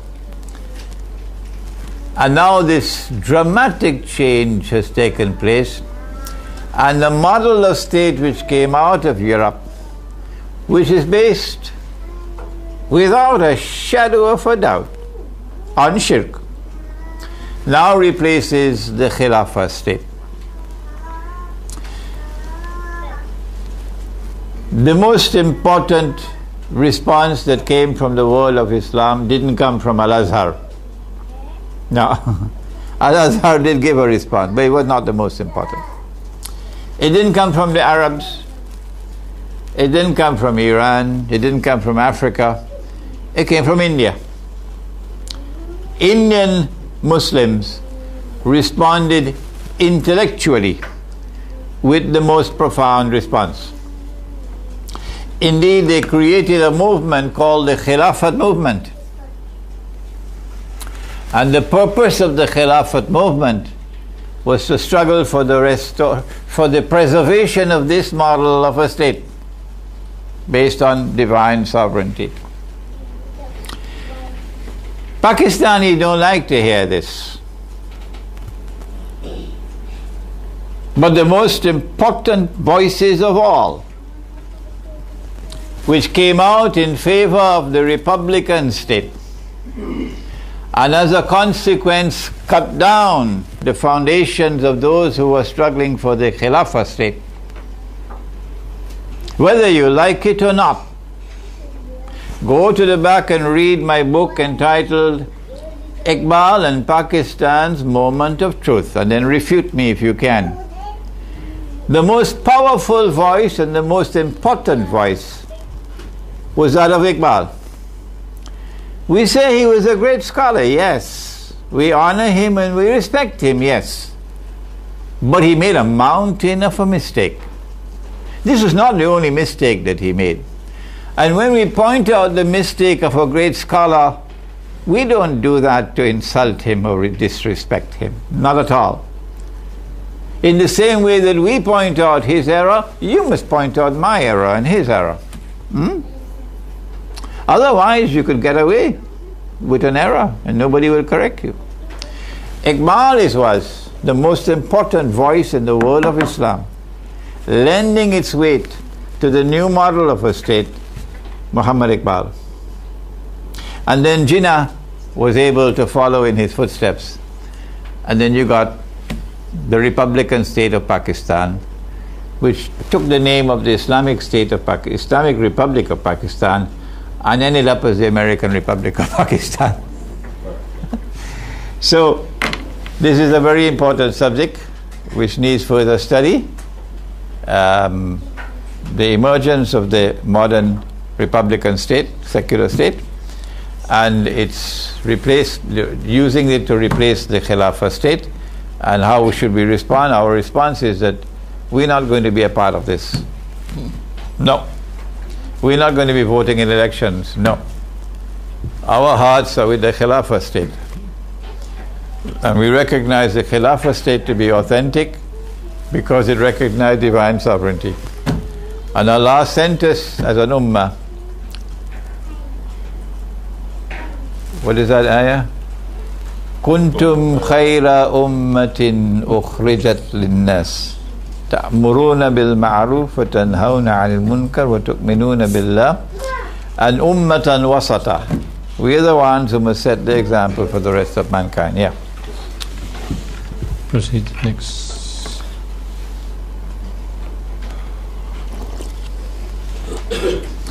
Someone asked, have I ever dialogued with other faiths on the subject of the end times? Right here in Cape Town, at the University of Cape Town, the same team organized it was a Christian, Jewish, Muslim dialogue on the end times. But I asked the team to inform whoever is representing the Jews that I will not sit on the same platform with a supporter of the State of Israel. No, I can't have a friendly dialogue with you. So when the team approached the Jewish representative, and mentioned this, then they said, well, this is going to be a political, so they backed out of it. But the Christians responded positively, and Bishop Quinlan represented Christianity. We had a packed auditorium at the University of Cape Town that night, packed to capacity. And the audience were with us all the way, from beginning to end. We had no problems at all with that audience, both the bishop and myself. And at the end of the day, the Jewish representative was furious. He could have kicked himself that they lost this golden opportunity. The dialogue took place in a very mutually respectful atmosphere. No boxing gloves. This is not Ahmad Didat. Sorry for meeting. Sorry for saying this is not Ahmad Didat. No boxing gloves. No fireworks. Mutual respect. Even when we differed with each other in a respectful way. And I learned a lot. He learned a lot as well. But the audience learned the most. So it is possible to have dialogue that is mutually respectful on the end times. I hope to be in Moscow again, inshallah, by the month of May, and this time to meet with representatives of the Russian Orthodox Church. And our objective, our goal, we hope that Allah will bless it with success, is to get the Russian Orthodox Church to agree to host a conference, a dialogue, Muslim, Christian, Jewish, on Akhir Zamaan, on the condition that we're not going to sit down with any Zionist. Yeah. Any Christian Zionist or Jewish Zionist. Once you're a Zionist, we're not going to sit down with you. How can we make the alliance with Rome? If an alliance with Rome is to take place, then we have to be honest and call a spade a spade. If the alliance with Rome is to take place, we have to be honest and call a spade a spade.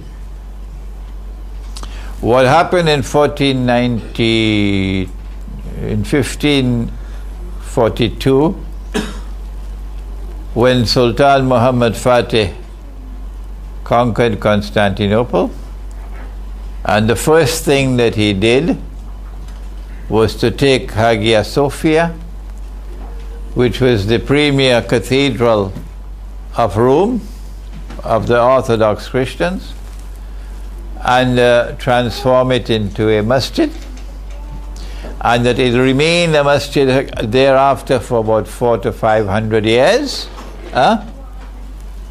without any significant voice in the world of Islam rising up against it. That this was something which was shameful, this is something which was disgraceful, and this is something which was manifestly sinful. Unless you can do that, call a spade, you won't be able to make much headway in an alliance with Rome. I gave a lecture at the Islamic University of Malaysia about a year and a half ago on the subject of the conquest of Constantinople in Akhir Zamaan, in which I denounced that transformation of the church, the cathedral, into a masjid. And I said that when we conquer Constantinople and break the back of NATO, which is coming, the first thing we'll do is return the church. The second thing we'll do is apologize. The third thing we'll do is restore the name Constantinople. That lecture so pleased the people of Russia, of Greece, of Romania, of Bulgaria, of Eastern Europe, that they immediately, despite all the years of savagery, of bloodshed, of hatred, of enmity, they immediately began to respond positively to me. This is just an example of the things you have to do, the homework you have to do if you are to succeed in alliance with Rome. How many more Arab countries are going to be targeted?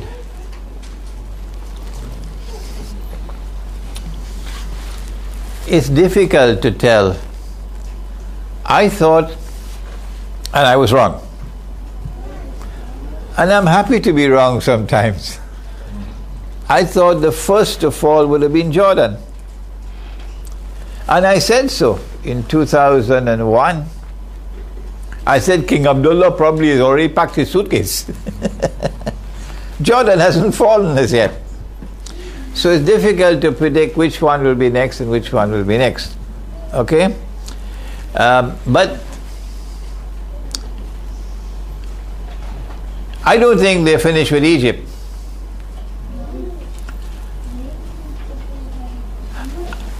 I said that it seems to me that the master plan is to get the Arab Spring, to get Dajjal's warriors to dance to his tunes and bring down governments, so that they be replaced by so-called Islamic governments, which will be preaching fire and brimstone for Israel, so that they could claim that Islam is now a rising force in the world, and that Islam is menacing Israel and will be a potential menace to the world. This was my analysis. And when Mubarak was toppled and the Ikhwan took over in Egypt, I felt, and I still feel, that this was meant to be part and parcel of the fulfillment of that master plan. The fact that Sisi took over from Morsi may not have been a part of the Zionist plan, may not have been. Whether Sisi had links or did not have links with Israel, I don't know. But I don't think this is going to continue as it is. I believe that the master plan is still being pursued. In Syria, for example, that if the Assad regime were to be brought down, that the new regime that will replace Assad must be one that will beat the drums for Islam, not for secular Arabism, not Arab nationalism, for Islam to challenge Israel. And eventually that Israel will get what is known as casus bellum, a justification for waging war. Which could be the next country? I don't know how long it will take, but I'm watching Saudi Arabia. How do we respond to those who insist that a 6-year-old can be married? What we have done, students of Maulana Fadlur Rahman Ansari, is to give you methodology and to demonstrate that based on the verses of the Quran, which I have not used in this session, this hadith is in conflict with the Quran. And if a hadith is in conflict with the Quran, that hadith must be considered to be fabricated. The Quran clearly does not permit marriage with a child who is 6 years of age. Where is the evidence? If you have the time, we can do it for you. Okay? This is the methodology I would suggest. Not through mathematical calculations. Well, she would have been so many years of age because this happened and that happened and that happened and that happened. And you compute age. That's one route. That's not our route. Our route is to show that this hadith is in conflict with the Quran. Like the hadith which says that women, because two women's witness of two women equal to one man, it demonstrates that women are inferior to men. Huh? Really? Does that demonstrate women being inferior to men? Is there any place in the Quran which states that the evidence of two women will be equal to one man? Is it there in the Quran? Yes. Really? Are you sure? You're not too sure? Yes, it is there in the Quran. On matters, for example, where there's a financial transaction, put it down in writing. Okay? Put it down in writing, financial transactions. And if you do not have 2 male witnesses, then 1 man and 2 women. So the hadith says this is evidence.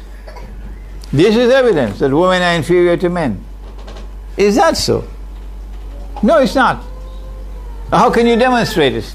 That this hadith is in conflict with the Quran. That is the methodology that you have to use in dealing with these hadiths. Yeah. On that, Sheikh Ali Mustafa, is there any of these questions you would like to respond to? Well, I think I like to point that last one, the verse in Surah Ahzab. Also, on the last one, the verse in the Quran which shows that men and women stand on same level before Allah. Okay, there's the verse in Surah Ahzab. Besides other verses, Inna al-Muslimin al-Muslimat, wal-Mu'minin al-Mu'minat, wal-Qanitin wal-Qanitat, wal-Sadiqin wal-Sadiqat. There are 10 categories of believers mentioned, both in this, not generally in the Quran. When the male gender plural has been mentioned, include female also. Ya ayyuhallazina amanu, all believers, means everybody who's believer. Okay, all mu'minin means all male and female believers. But in this particular verse, it seems that Allah wants to impress upon us that all the 10 categories of believers, male and female, and both the genders have been mentioned, are on par before Allah. Whoever does good deeds and they worship Allah, they obey Allah, then they have got great reward for Allah. So the reward won't be less because it's a woman, or the degree will not be less because it's a woman. That's what I wanted to say. Shukran. So we'll start the next round of questions. Just before we do that, I just want to announce we're going to be sending around the donation box. So please, if you no obligation, it's donations, no obligation, but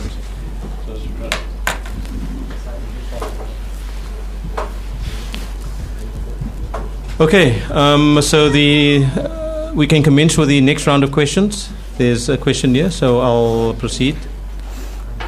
Yeah. First, well, I'm taking the cue from you. Who's first? And then you second. My name is Khadija, and my question is with regard to polygamy. Some men do practice polygamy, but there is a condition that you must treat each and every one fairly. Now, some men do get married with the 2nd and 3rd and 4th, but yet they can't afford it. So how do you explain that? Thank you. I didn't understand the question. I'll explain it. You want to repeat? Yes, yes, please. You can repeat. Okay, my question is with regard to polygamy. One of the conditions is that when a man gets married to the 2nd or 3rd wife, he must be able to afford it or treat them fairly. So some men do get married to the 2nd and 3rd, but yet they can't afford it. How do you explain that? Yeah, behind you. Sharif Muhammad. Sheikh, I would like to ask you a question in the sense that it's more to, I may be exposing my ignorance in the sense that I have not done an intensive study on Gog, Magog, Dajjal, and I would like you to sort of arm me. So if we go into that field and with non-Muslims and on this particular topic, they will mention to me and they'll tell me who is Gog and Magog. Are they males or females? And when will Gog be born? When will Magog be born? And when will Dajjal come? And what's their purpose? And why is it relevant to this in this time and age for me to bring up the topic with these non-Muslims? The ayat in the Quran where Allah says, we've created mankind into O assembly of jinn and men, you shall travel through the zones of the universe, not except with my permission. Now, we know Iblis, Lucifer, who was expelled because he did not want to submit to man. What's the interaction between Iblis, Lucifer, and Gog and Magog? And will there be some form of an interaction in the sense that Lucifer did tell Almighty Allah that he will mislead the children of Bani Adam? Now, will there be also a violent interaction, or Iblis trying to seduce Gog and Magog, or Dajjal? These are all complicated questions. I would like you just to, in a nutshell, to explain to me, please. Shukran. Okay, I would prefer, before you already had a chant, there's a gentleman here. You say, I'll take one. There's none? Okay. Proceed. Assalamu'alaikum. Walaikum salam. I know several French people that tried to make hijrah and to establish a Muslim village in North Africa, Tunisia and Morocco. I think you have heard about these attempts that failed. So I wanted to ask you some what kind of advice could you give to us? Thank you. Three questions. So we'll take those three questions as that, finishing this round, and we'll continue with the next round. Please proceed, Maulana Imran or Sheikh Ali Mustafa, whoever wants to go first. You first. Assalamu alaikum. There's the question concerning polygamy. Some people say that we shouldn't use this word because in Christian, polygamy actually means when a person just illegally get other women. So this way we say multiple marriages. Okay. The Quran is clear that you may marry one, besides 1, 2, 3, 4. The very first verse mentioned in Surah Imran. Surah Nisa. This is at the end of Imran. The Surah Nisa. But if you are not able to be just or fair, فَوَاحِدَةً or مَا مَلَكَتْ أَيْمَانُكُمْ. Now that there is a lot of discussion in this, and there is a lot of studies to be done further in this, because even that has been misunderstood or misinterpreted or misacted upon. مَا مَلَكَتْ أَيْمَانُكُمْ. Okay, but we don't go into that right now. It means to say that if one has to marry another woman, then he should be fair. Second one, third one, or fourth one, he should be fair. From the practice of the Prophet and the Sahaba, it seems to us when we study that it doesn't mean that you have to be very rich in order to marry. Okay, because the lifestyle of a Muslim is a simple one, but one should be able to provide the basic means of sustenance. Okay, and fairness also. It is not just like you have got sheep and you just give them food and don't worry about them. Human beings are different. So if a man marries another woman, it's not just only giving her money, but he must give her also attention. He should be fair in their dealings. Some people take it in the sense of that if a man has got a second wife or a third wife, then if he gives the one a dress, then he should get the same dress to all three of them. You see? Okay, be that as it may.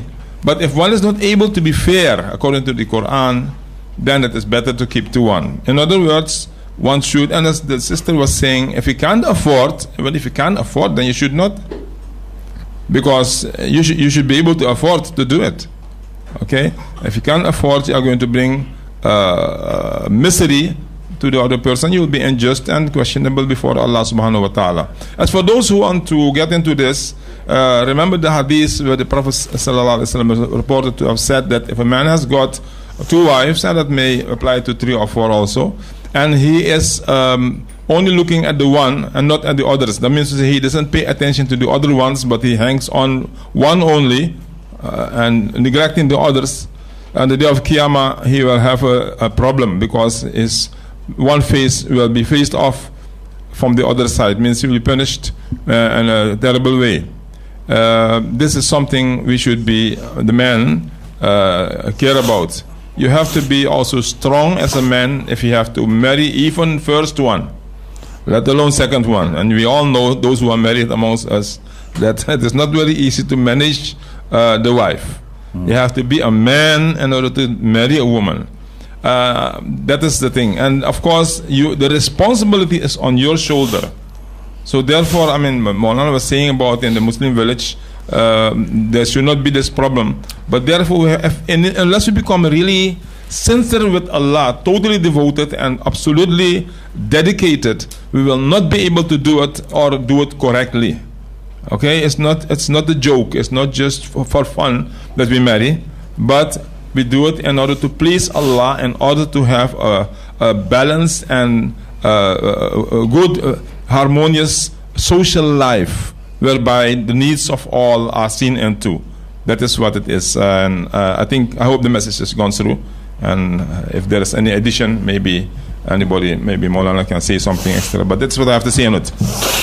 What Sheikh Ali Mustafa is telling you is that if you want to have a second and a third or a fourth wife, you better have a PhD in psychology. What he also didn't say is he's so lucky. His wife has said, no problem, anytime you want to take another wife, you can do it.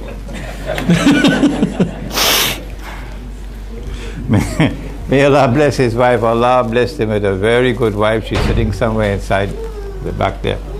MashaAllah.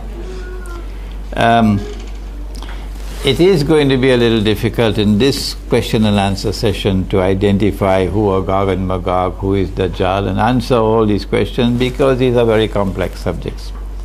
But I did mention that, in my opinion, Gog and Magog is located in the Anglo-American Judeo-Christian alliance, which today is the Zionist alliance. What's the relationship between Iblis and Dajjal, between Iblis and Gog and Magog? I think I did mention that Iblis is a jinn, and Allah never created any jinn as evil. So Iblis was not created as an evil being. Iblis had a choice, and he made the choice to disobey, and he'll be punished for that. But Dajjal was created as an evil being. قُلْ أَعُوذُ بِرَبِّ الْفَلَقِ مِنْ شَرِّ مَا خَلَقَ. Where is the evil that Allah created? Evil cannot exist in the universe as have an objective existence in the universe as a star, as a moon, or as a piece of rock or something. Evil has to be located in a being with choice.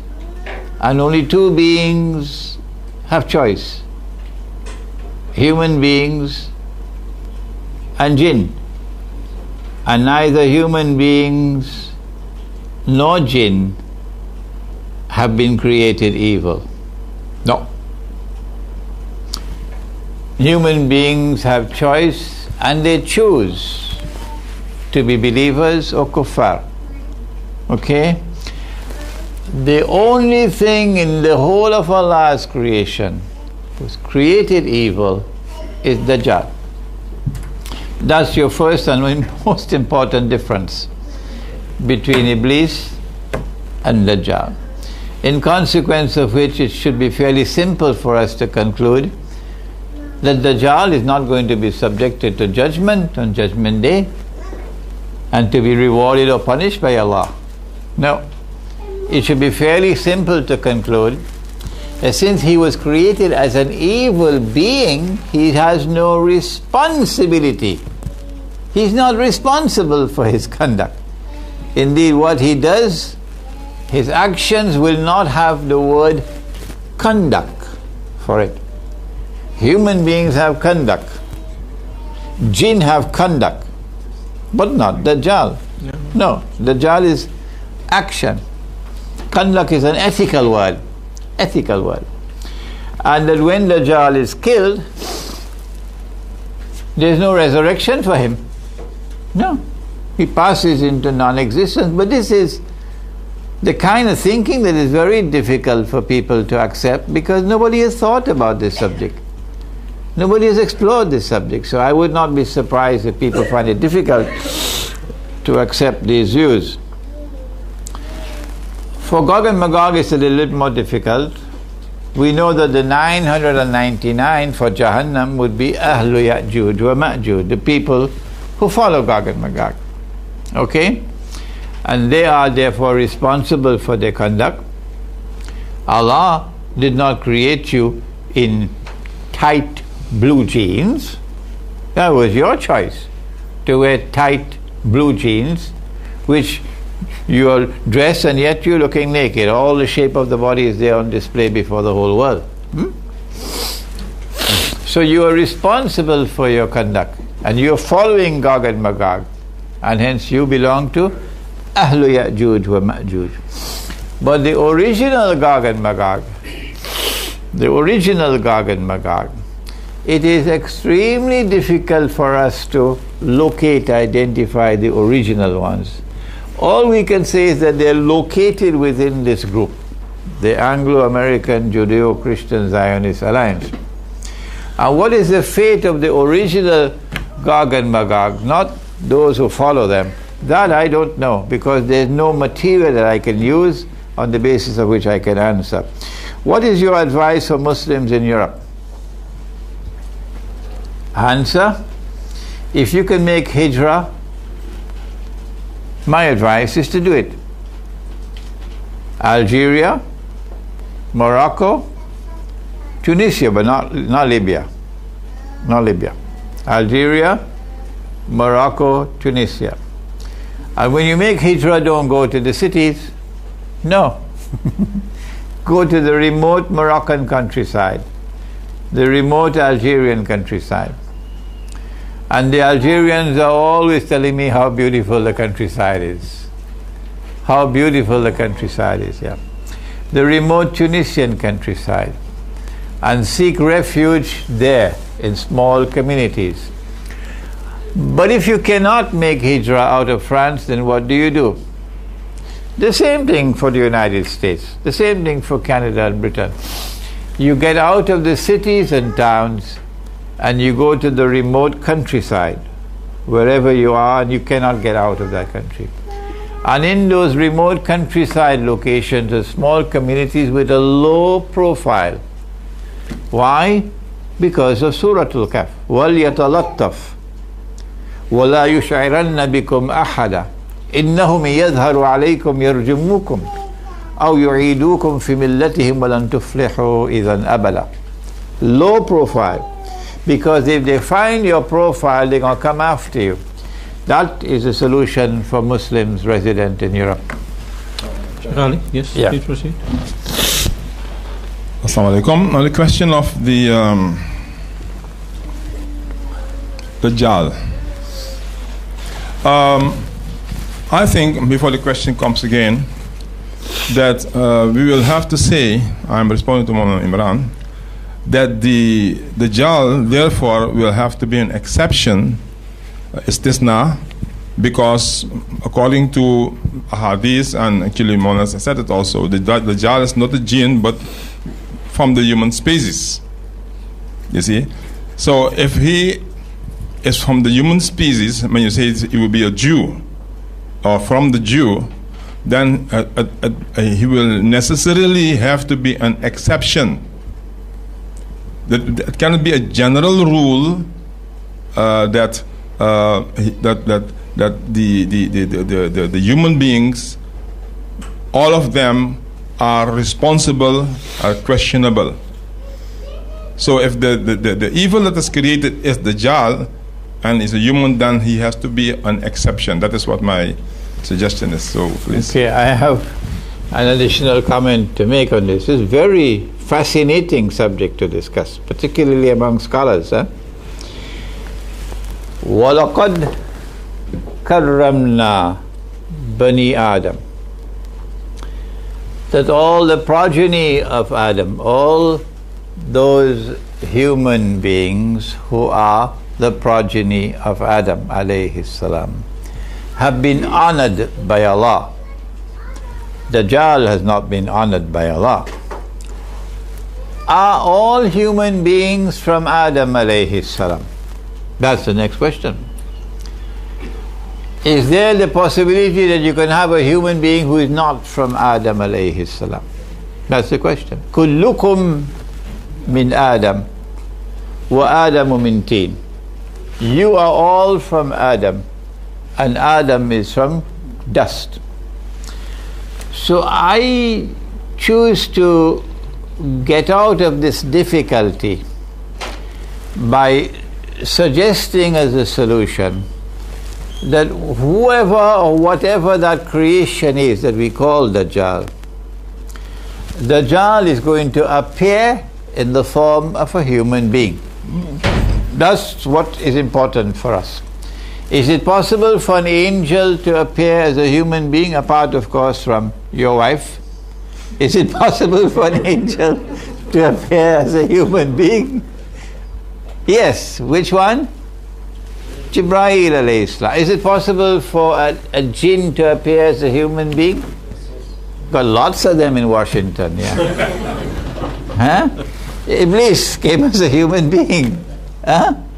So yes, since an angel can appear as a human being, since the jinn can appear in human form, okay, Murabbib,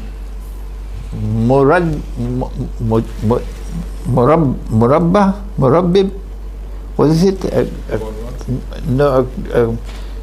A breed that is both human and jinn. A hadith about that. Murabbib.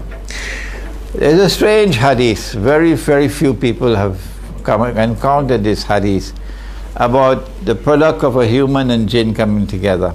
Anyhow, that's too difficult. So possibly the answer is that whatever Allah created as Dajjal, has to be a different creation altogether, because an evil creation. قُلْ أَعُوذُ بِرَبِّ الْفَلَقِ مِنْ شَرِّ مَا خَلَقَ.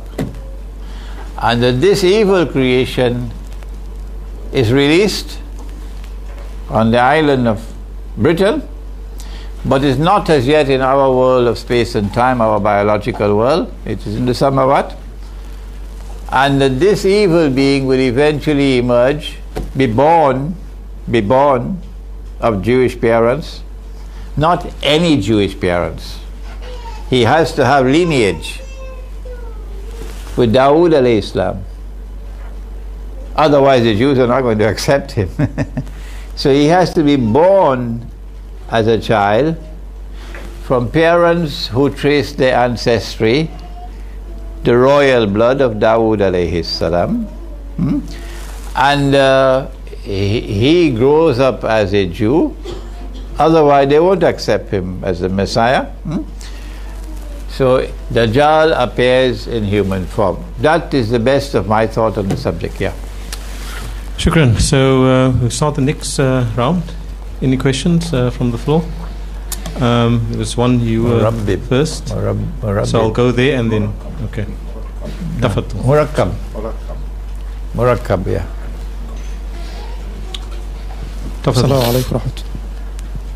It's done? Yeah, son. Assalamu'alaikum warahmatullahi wabarokaatuh. I have a few questions. One of the questions. Only two. I'll try to. The question is open to both sheikhs, inshallah. There's a beautiful hadith Nabi sallallahu alaihi wasallam described that the Khilafah will return, and it's something that we are waiting for. And the Prophet sallallahu alaihi wasallam emphasized about that. He says that لا تزال طائفة من أمتي ظاهرين على الحق لا يضرهم من خذلهم ولا من خالفهم. And here the question comes is, we have seen a group who call themselves الدولة الإسلامية في العراق والشام, and they are fighting in Iraq and Syria and all this area, and we have come to realize the entire world is against them. It's you have seen even the Arab rulers, all of them, they are sending their intelligence, their weapon for the destruction of this group. Can we say that these people, they are on al-haq?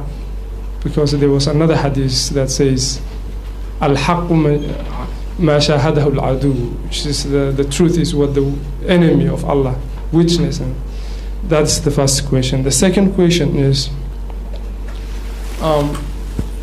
with regard is the Dajjal, and the Sheikh says about the Dajjal maybe exists, but there was a description Nabi Sallallahu Alaihi Wasallam he has given to this ummah, which the other prophet they haven't, which is, he said, I will tell you something about Dajjal, and he has one eye, which is the right eye or the left eye, I'm not quite sure. And we have seen the dollar sign and all these kind of things. I just want a clarification, because the Prophet ﷺ said he will come with 70,000 Jewish army in Khoiran. So now my question is, there are so many Jewish in Iran than any part of the world. Are we saying these people are the Dajjal will appear in Iran and Khorasan?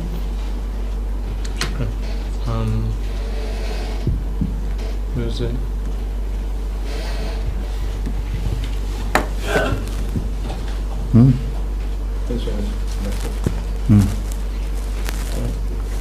Maulana, if the story about the island and the encounter with Dajjal, could you expand on the sources of that?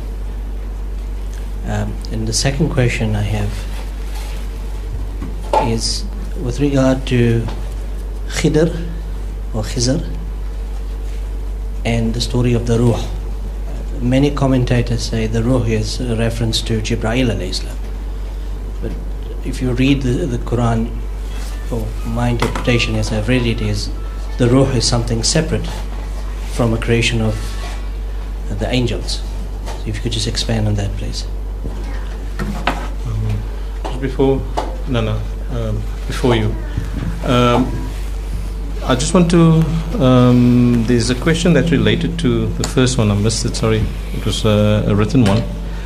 And it's related to the first one on Syria and Iraq. What is the opinion on Hezbollah and the Syrian government in the jihad waged currently in Akhir Zamaan, looking at their position towards the Palestinians, and also the good relation between Russia? I think that's a separate question. I'll take one last question before we go to the next round. I can only take a few, 3 for the round. Unfortunately, that person was before you.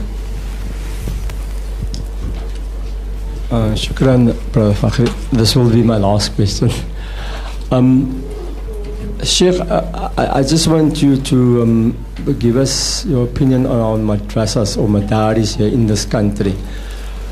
Are we with our madaris or madrasas on the right path in teaching our children the way we are currently doing? They are doing a very good job in teaching us our Arkan Islam, our Arkan Iman, how we must make salah, how we must perform hajj, how we must fast and all that. But I feel there's a great part lacking in our madaris that we should teach our children, and I believe that one must bend the tree while it's young. A subject like this, like we have dealt with over the past 3 days here, is so important, and we are not getting this information at a very young age. We are all here in this room, we are all adults, and we are exposed to this information at this late stage. And I believe this should be done at a very, very early stage while we are still young. Is there a need for our madaris in this country to be transformed, or are we on the right path? Okay, shukran. So Maulana Imran and Sheikh Ali Mustafa, you can proceed with answering those questions.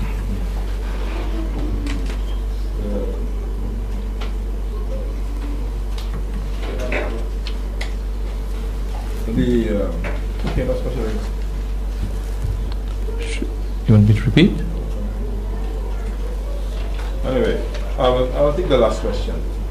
Okay. If I understand. Sorry, okay. The last question, I want to say a few things on that. Concerning the madrasas in this country, I would say not only in this country, but in wherever Muslims are having madaris. I don't know how well the madrasas are doing, and I don't know, but I don't think all of them are on the same level.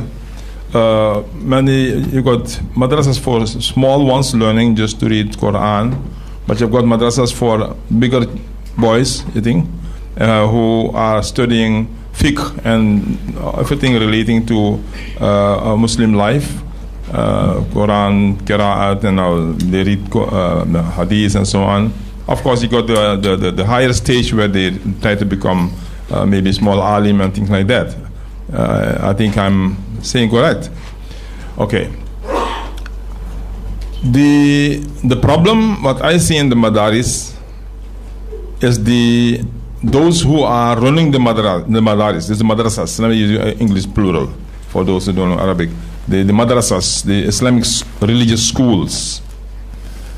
First of all, the concept of integration is not there. Some have thought about it, integration and knowledge, whereby we don't have a distinction or a difference between religious knowledge and secular knowledge, but we treat knowledge on the basis of Tawheed as one. That is one thing which is not there, and most of the madrasas I know of, they are generally just religious schools, okay, Islamic religious schools. You have also Hifz schools also, where the students just only do Hifz and that's it, and then for those years they don't attend the school. Some students who attend madrasas, some if one take a leave from the school and only do that. But for us, the Muslim community anywhere and even here, they could have madrasas whereby they do integrated teaching, but for that to happen, we need to do our own thing. We cannot have the madrasa sponsored by the government and then want to have it our way, because then if they sponsor it, they will bring their rules. Okay, they have to teach according to what they want. That's the thing. Another problem is also a concept of knowledge, of education also, that you need to have the heads of the madrasa to understand these. If we think that the secular school is good for the student to go to, that they can get a certificate to get a job, and this one they have to do it in order to preserve their iman. You see, that's the way we look at it. Then you don't get an integrated Muslim. So this subject of Akhir, Zamaan and so on is just some subjects which necessarily should have it. But unless the heads of the madrasas have got this idea that it is necessary, it will not be done. You see, there's a lot of work to be done in madaris all around the world. One of these very sore points is the students who are studying to read Quran. I have seen it and it is paining me very much. And if you know about it, you will know what I'm talking about. Students are being mistreated. If a Hafiz student, for instance, doesn't know his lesson, he's beaten. This is happening. And they believe you have to beat him, because otherwise he won't become a good Hafiz. He has to, there's necessary part of it, not necessary. But anyway, the madrasas in general, the Alimi Institute, Maulana has started it in order to have an integrated, balanced alim who has the religious knowledge as well as the knowledge of the world as well. Okay, it was not 100% as he wanted it, because also he needed to have the teachers who are able to teach all that. Maulana is telling just now that one of his teachers was teaching something which he could not understand. He asked Maulana, and because the teacher himself needs to come on that level. But at least the head had the concept. So in order to be able to have madrasas like that, which will teach Islam in an integrated way, we'll have to have the heads of the madrasas to get that understanding. And I think that is a very, very difficult object. If we can do that, then I think we may be able to achieve that which you are suggesting, which I think is a nice idea, but I don't know how we're going to go about it. Maybe Maulana has got a solution to that problem. The state in which we are today is staring us before our eyes, despite the fact that we have more institutions of Islamic learning, the madaris and the jamia. We have more Maulanas and shuyukh and muftis than ever before in our history. If you want to know what kind of progress we have made so far, just go to the place where wudu is being performed and take a handkerchief with you to wipe your tears. If we cannot even respond to the fitna of the age in a matter that is as essential and as vital as wudu, what chance do we have to succeed in responding to the fitna of the age on another battlefield, that of dinar and dirham? If we are in a mess today, don't blame the politicians most of all. No. Don't blame the bankers most of all. No. Don't blame absentee mothers and part-time mothers most of all. No. If we are in the mess in which we are today, blame most of all the scholars of Islam.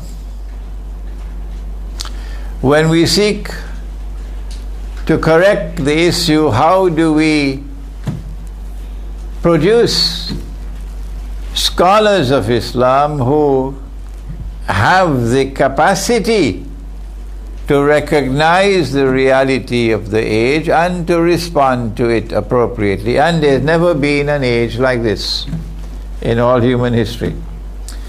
We see that the solution lies not just in the people, but the institutions who are producing the people.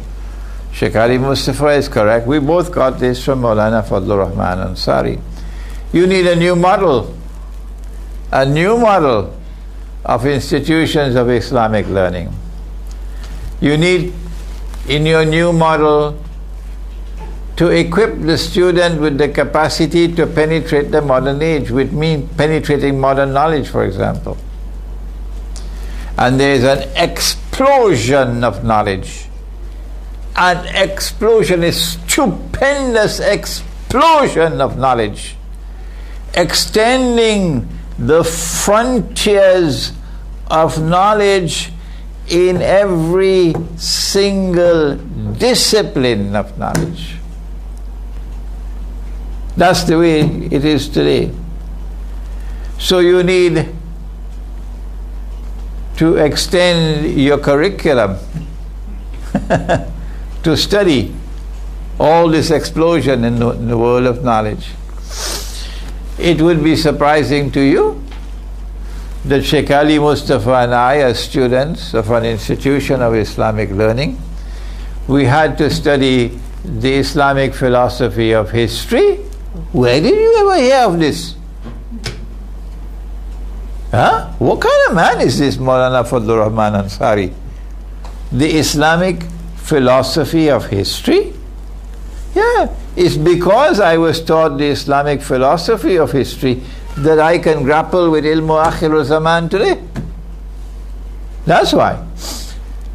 That we were taught the Islamic, you will not believe this one. At the Alimi Institute of Islamic Studies, we were taught the Islamic philosophy of science. What kind of man is this Maulana Fadlur Rahman Ansari? The Islamic philosophy of science is not just expanding the curriculum to embrace all these disciplines of knowledge. It is also the methodology for the pursuit of knowledge, where the Quran comes first. Everything comes after, the Quran comes first. It is also the methodology for the pursuit of knowledge in which you have the different stages. And where unless you reach to the highest stage of religion, you will not be able to connect the dots. Because knowledge at that level is in dots. And you've got to be able to connect them, and Washington can't do that. The think tanks of Washington can't do that. It is only when you have spiritual insight, and spiritual insight comes with Nur, and Nur comes only from Allah.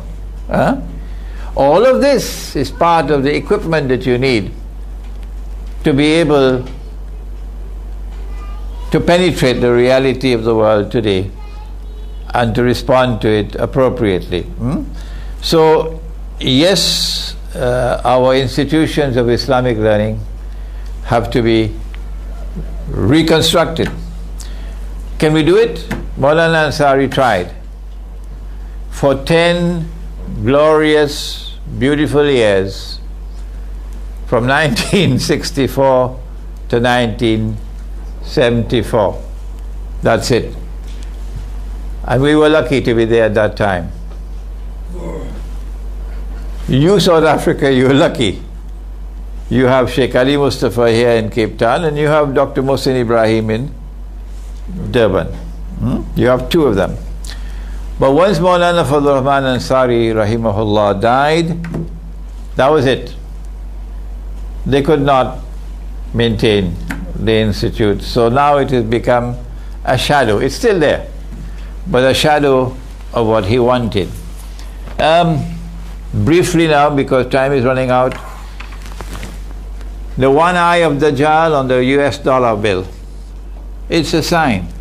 It's not Dajjal himself. It's like the footprints, for you to check, to understand that the monetary system has been penetrated by Dajjal. 70,000 Jews from Khorasan. I think that Iran has more. The story of Iran has more in it than we've seen so far. And the Iranian people, I believe, I feel sad to say so, the Iranian people may be destined to become like the Pakistani people. The Pakistani people have never had the freedom to have their own government. No. Governments in Pakistan, in order to survive, must become shoe-shine boys of the Zionists. And if there is anyone leading Pakistan who is not prepared to be a shoe-shine boy of the Zionists, then like Zulfikar Ali Bhutto and like Ziaul Haq in his later years, you are finished. They finish you off. The only way you can survive in Pakistan as a leader is if you are a shoe-shine boy of Washington. Iran has had leaders with great integrity. Mahmoud Ahmadinejad was a man we could be proud of. a great leader, a man we can be proud of. While others were sleeping in 6-star hotels and driving around in chauffeur-driven plush motor cars and a whole aeroplane for yourself and so on, in 6-star comfort up there in the sky, this man would sleep on the ground. This man would sleep on the ground and eat the simplest of food, setting a noble example. Incorruptible. You couldn't buy Mahmoud Ahmadinejad. I hope I can meet with him one day. When Hugo Chavez died, only one leader in the world of Islam went to honor him at his funeral. Only one. Mahmoud Ahmadinejad. So you can say what you want about him. I'll just dust it off the table. That's what it is, it's dust. So they couldn't make a deal with him. But I believe the wind of change is coming now in Iran. And I fear for what is now possible, that a deal might be attempted with Iran, and as a consequence, if the leadership of Iran, and I hope my words reach them, if the leadership of Iran is deceived, and that is always possible now, if they are deceived, then Iran could end up as another Pakistan. And the hadith about 70,000 Jews from Isfahan would come to pass. But we pray that Allah subhanahu wa ta'ala may guide the leaders of Iran that they may not be deceived. What is the source of this hadith about Britain, the island? It's the hadith of Tamim Dari, which is in Sahih Muslim. Tell me something about Khidr. Give me 1 hour and I'll do that. What is the ruh? The 3 questions. What is the ruh? It was a tricky question. وَيَسْأَلُونَكَ عَنِ الرُّوحِ. And they questioned thee concerning the ruh. The ruh could be the human spirit, the ruh. At the end of Surah Al-Ma'idah, Allah subhanahu wa ta'ala speaks to Nabi Isa alayhi salam. Did you tell them to worship me and my mother beside Allah? Did you do that? He says, no, I never do that. You know what is in my nafs, I know what is in your nafs. So Allah has a nafs, but Allah also has ruh. وَنَفَخْتُ فِيهِ مِنْ رُوحِي. So which ruh are they questioning about? The divine ruh, the Hindus call Paramatma, or the human ruh, or Tanazzalul Malaikatu war-Ruh, Jibreel alayhi salam. A tricky question. That's why they asked the question, to trick him.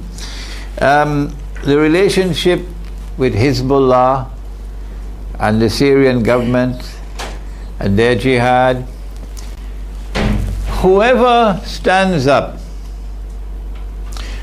to oppose and resist Zionist oppression is valuable to us. If I make a mistake, correct me. Al-kafiruna ba'duhum awliya'u ba'd illam tafa'alu takun fitnatun fil ardi wa fasadun kabir. That world out there, they make alliances. The world of kufr, they are constantly making alliances. Ba'duhum bi ba'd. If you do not do the same with like-minded people, takun fitnatun fil ardi wa fasadun kabir. Surah Al-Anfal.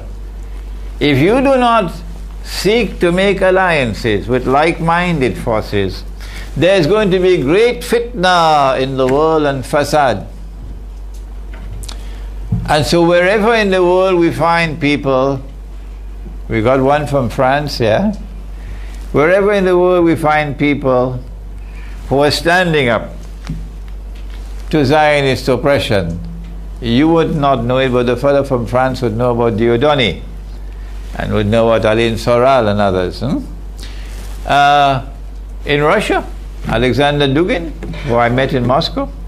Wherever you find these people who are standing up to Zionist oppression, wherever they are, even here in Cape Town, whether they be Christian or Jew or Hindu or whoever they are,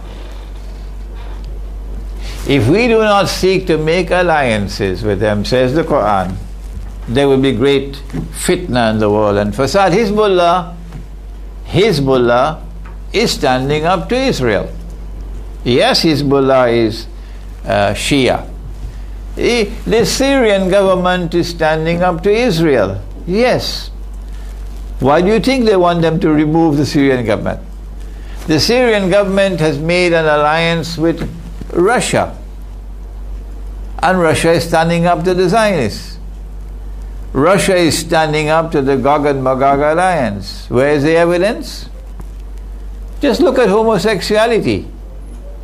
They all advancing the agenda of homosexuality. What is Russia doing? What is Russia doing?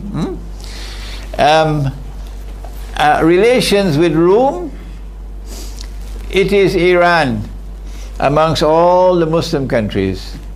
It is Iran which has pioneered an alliance with Rome. None of the Sunni, so-called Sunni Muslim countries are doing what Iran is doing, an alliance with Rome.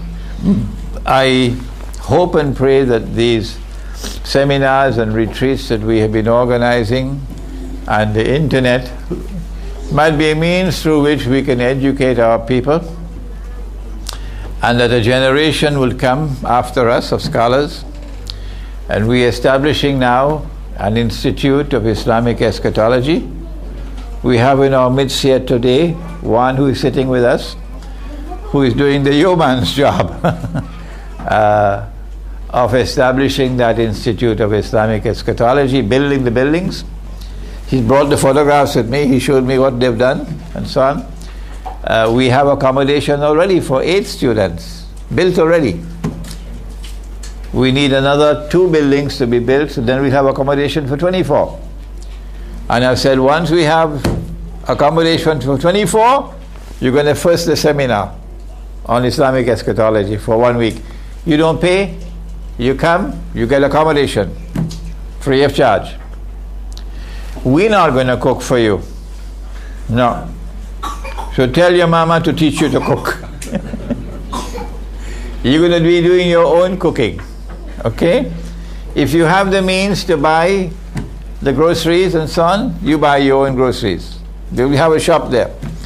And those who do not have the means, we'll provide sadaqah. So you'll do your own cooking. Okay?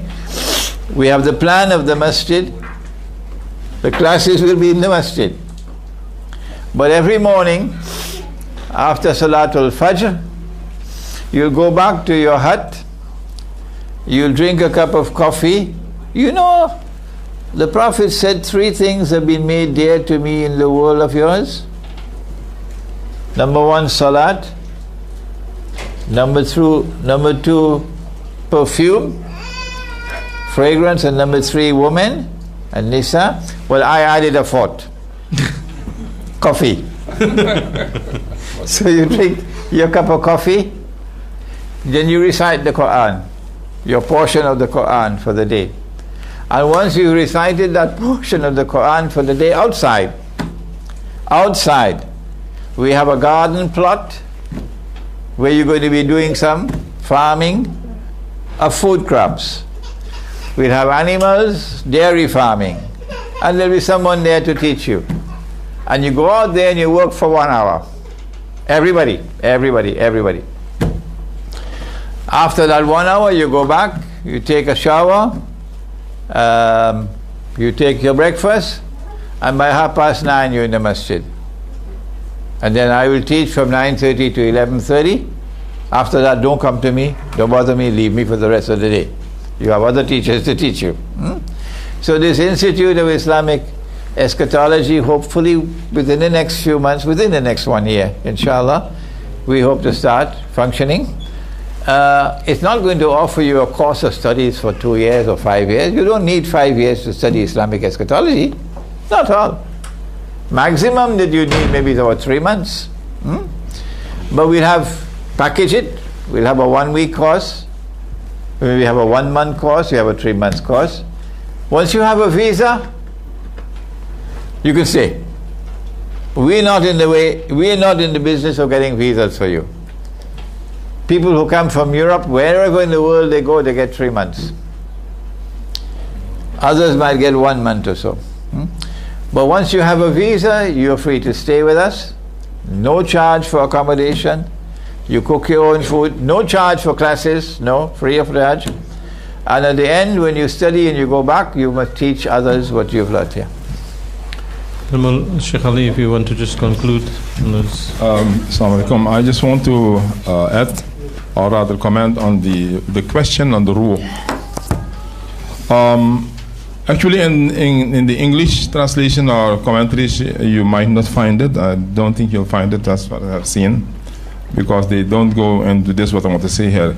You have, those of you who can read Arabic, go into check Tabari, Al-Qurtubi, Baydawi, and other Arabic tafasir. You find it mostly in the tafsir of the Surah Inna Anzalna fi Laylatil Qadr, Surah Al-Qadr. Now, the general view is that Ar-Ruh mentions there, Tanazzalul Malaikatu Ar-Ruh, is Jibreel alayhi salam, and that also holds on with there is a hadith which mentioned is Akana Laylatul Qadr Nazala Jibreel fi That is, that one refers to that one. So therefore, some of the ulama say it is Jibril. Jibril is also referred to as Ruh in the Quran, mentioned as Ruh al-Amin. Surah Al-Nahl, for instance, Ruh al-Amin, نزل به Ruh al-Amin على قلبك لتكون من المرسلين. So من المرسلين, that is the Prophet sallallahu alaihi wasallam, or the Anbiya alayhim salam. So he comes with the revelation on your heart so that you may be among the messengers. But the thing is that what I wanted to point out to, now the one in Surah Isra, وَيَسْأَلُونَكَ عَنِ الرُّوحِ, and they question thee about the ruh. Now the ruh can also be the ruh insan, the human beings, the ruh of the human being, the soul, okay? But our ruh, according to this tafasir, there is another dimension which they mention, and that is something very interesting, and you may go and read it if you can. They say that a ruh actually refers to a particular angel. The biggest of all the angels is so big that if he opens his mouth, all the angels can go in it. Now this seems so fantastic if we know about angels and other ahadith. When we study about this world, this universe in which we are, we'll see that normal, science, physical science, we know that it is very small. The solar system is very small. Stars are in the billions and billions. So, for an angel to be bigger than the earth, to be bigger than the sun, or be bigger than even the whole galaxy, it's not a great thing. For us, it's very great, but in the whole universe, it is not very big. I think you can follow me. Huh? It's relatively speaking. Okay. So, what is possible? Okay. There are different books also. Mukhatabat is one of the books, and this is all in Arabic literature, where you'll find descriptions of these. This is just interesting. But another thing is that, the thing which I want to point out, is the ayah and the question, where the question is.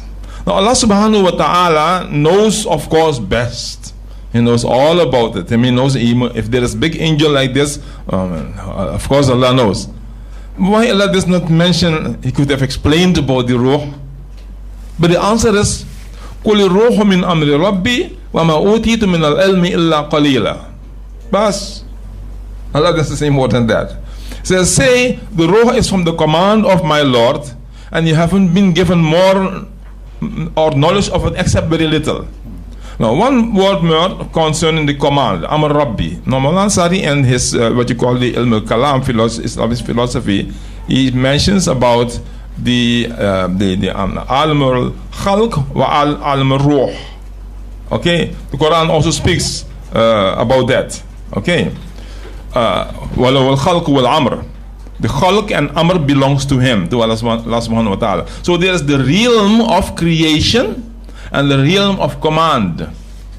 Okay, the realm in the kingdom, you may say, or the universe of creation and the universe of command. Now, creation we know, the created universe, what we know of. But there's another one, the realm of command. What is that? Now, Malana used to sometimes speak about that in relation to miracles. That miracle may be originating from that, because some people who do not accept miracles or deny it, they say this is against the natural laws. How much of natural law do we know? Even the created universe, we don't know much. We know some law, and we think we know it all. We know very, very little. But the point here is that Allah Ta'ala says that ruh comes from the realm of Amr, of command, from the universe of command. It's not from the universe of creation. It's from the universe of command. And you have got very little knowledge of that. And Allah Ta'ala doesn't go in detail, because it doesn't. We need not know everything to be guided. So what we need for our guidance in this life, that is in the Quran. More than that is not necessary. Remember the ayat in Surah, it's in Surah Al-Maidah, where Allah Ta'ala cautions us, Ya ayyuhalladhina amanu la tas'alu an ashya'a in tubda lakum tasu'ukum in tubda lakum tasu'ukum wa in tas'alu anha hina yunazzal al-Qur'an tubda lakum afallahu anha. Then Allah Ta'ala says, do not, O believers, do not ask things which, if they are revealed to you, it will harm you, or it will make you feel unhappy, or it may put you in a difficult state. But if you persist and ask, it can be revealed to you. And people before you have asked. And you know about the Bani Israel, they used to ask many questions. And the Prophet ﷺ was speaking about kasratu su'alihim ila anbiya'ihim. They used to ask the Prophet too many questions. And the classic example of that is in Surah Al-Baqarah. That's why Surah Al-Baqarah is called Al-Baqarah. When they were questioning about the cow, they did not want to sacrifice or slaughter the cow because they knew they would be exposed because a man was killed. They were protecting the killer. So they keep on asking questions, and that is not good. And that is one thing. So in this question about the ruh, Allah has given an answer which should be enough. It is just like when a small child asks questions which is beyond him.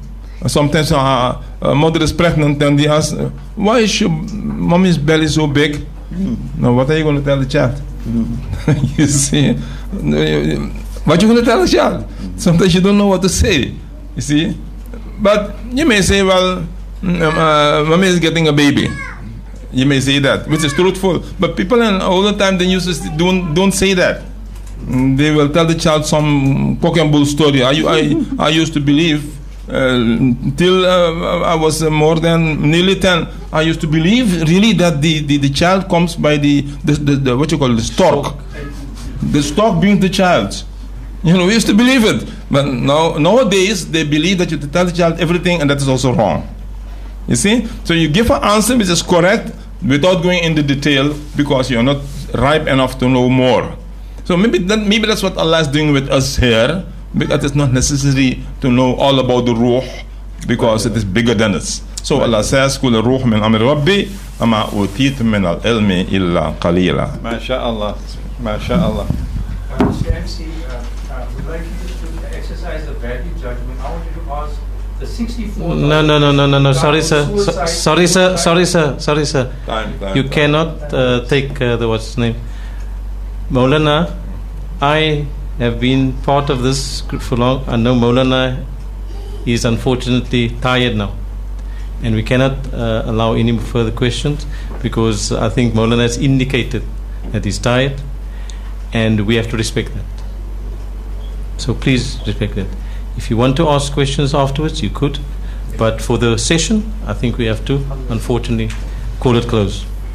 We thank, in fact, all the questioners and the contributors for their contributions. It was much appreciated, and I trust it behoves me to say to Maulana Imran Nasr Hosein once again, it's always a pleasure for a student to say to his teacher, Alhamdulillah, thank you for everything that you have contributed to our learning and our understanding, and for the person you are. And Alhamdulillah, may Allah protect you always, and may Allah bless you, and Allah grant you a high place in Jannah, inshallah. And for Sheikh Ali Mustafa being here in our midst, I appeal to everybody who's here. Sheikh Ali Mustafa is here now, and we have a great person in him to guide us as well, inshallah. So I thank you as well for your guidance, Sheikh Ali Mustafa, and for all your contributions today. For the audience, for the participants, we thank you, and I'm sure Maulana, on behalf of Maulana, we extend his greetings and thanks to you for your participation. We have also international guests here. I forgot to, in fact, mention them initially. Thank you for coming and gracing us with your presence. It was indeed an honor having you here.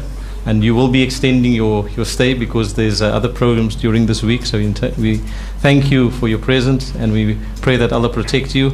And when you go home, inshallah, that your journey will be safe, and inshallah you won't forget us, and our bonds will become closer, inshallah. And also for the people to embrace our guests. Won't mention where they're from because for certain reasons, security reasons.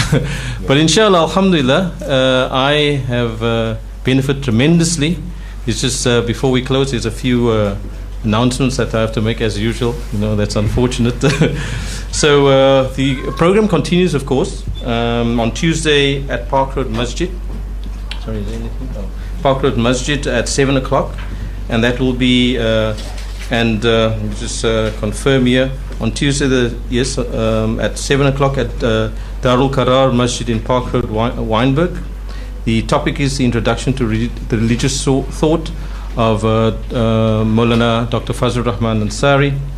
And then on Thursday, on the 27th, at 7 o'clock as well, at Brooklyn Masjid in Brooklyn. The topic there, very important topic, as all of the topics, confronting sectarianism, the Sunni, Shia, Sufi, Salafi debate, and then that will be followed by the Surah Kahf Majlis. And by the way, we invite everybody here to participate every Thursday night. We, under the guidance of Maulana Imran Hosein, who has guided us to this, and with the leadership of Sheikh Ali Mustafa on Thursday evenings, we recite at various homes. So if you want to also participate, or you want us to come to your home, then please feel free. We have a Surah Kahf reading every Thursday evening based on the teachings as we've heard. And then on Friday, there will be at Masjid al-Sabr in Parkwood, there will be a Jum'ah.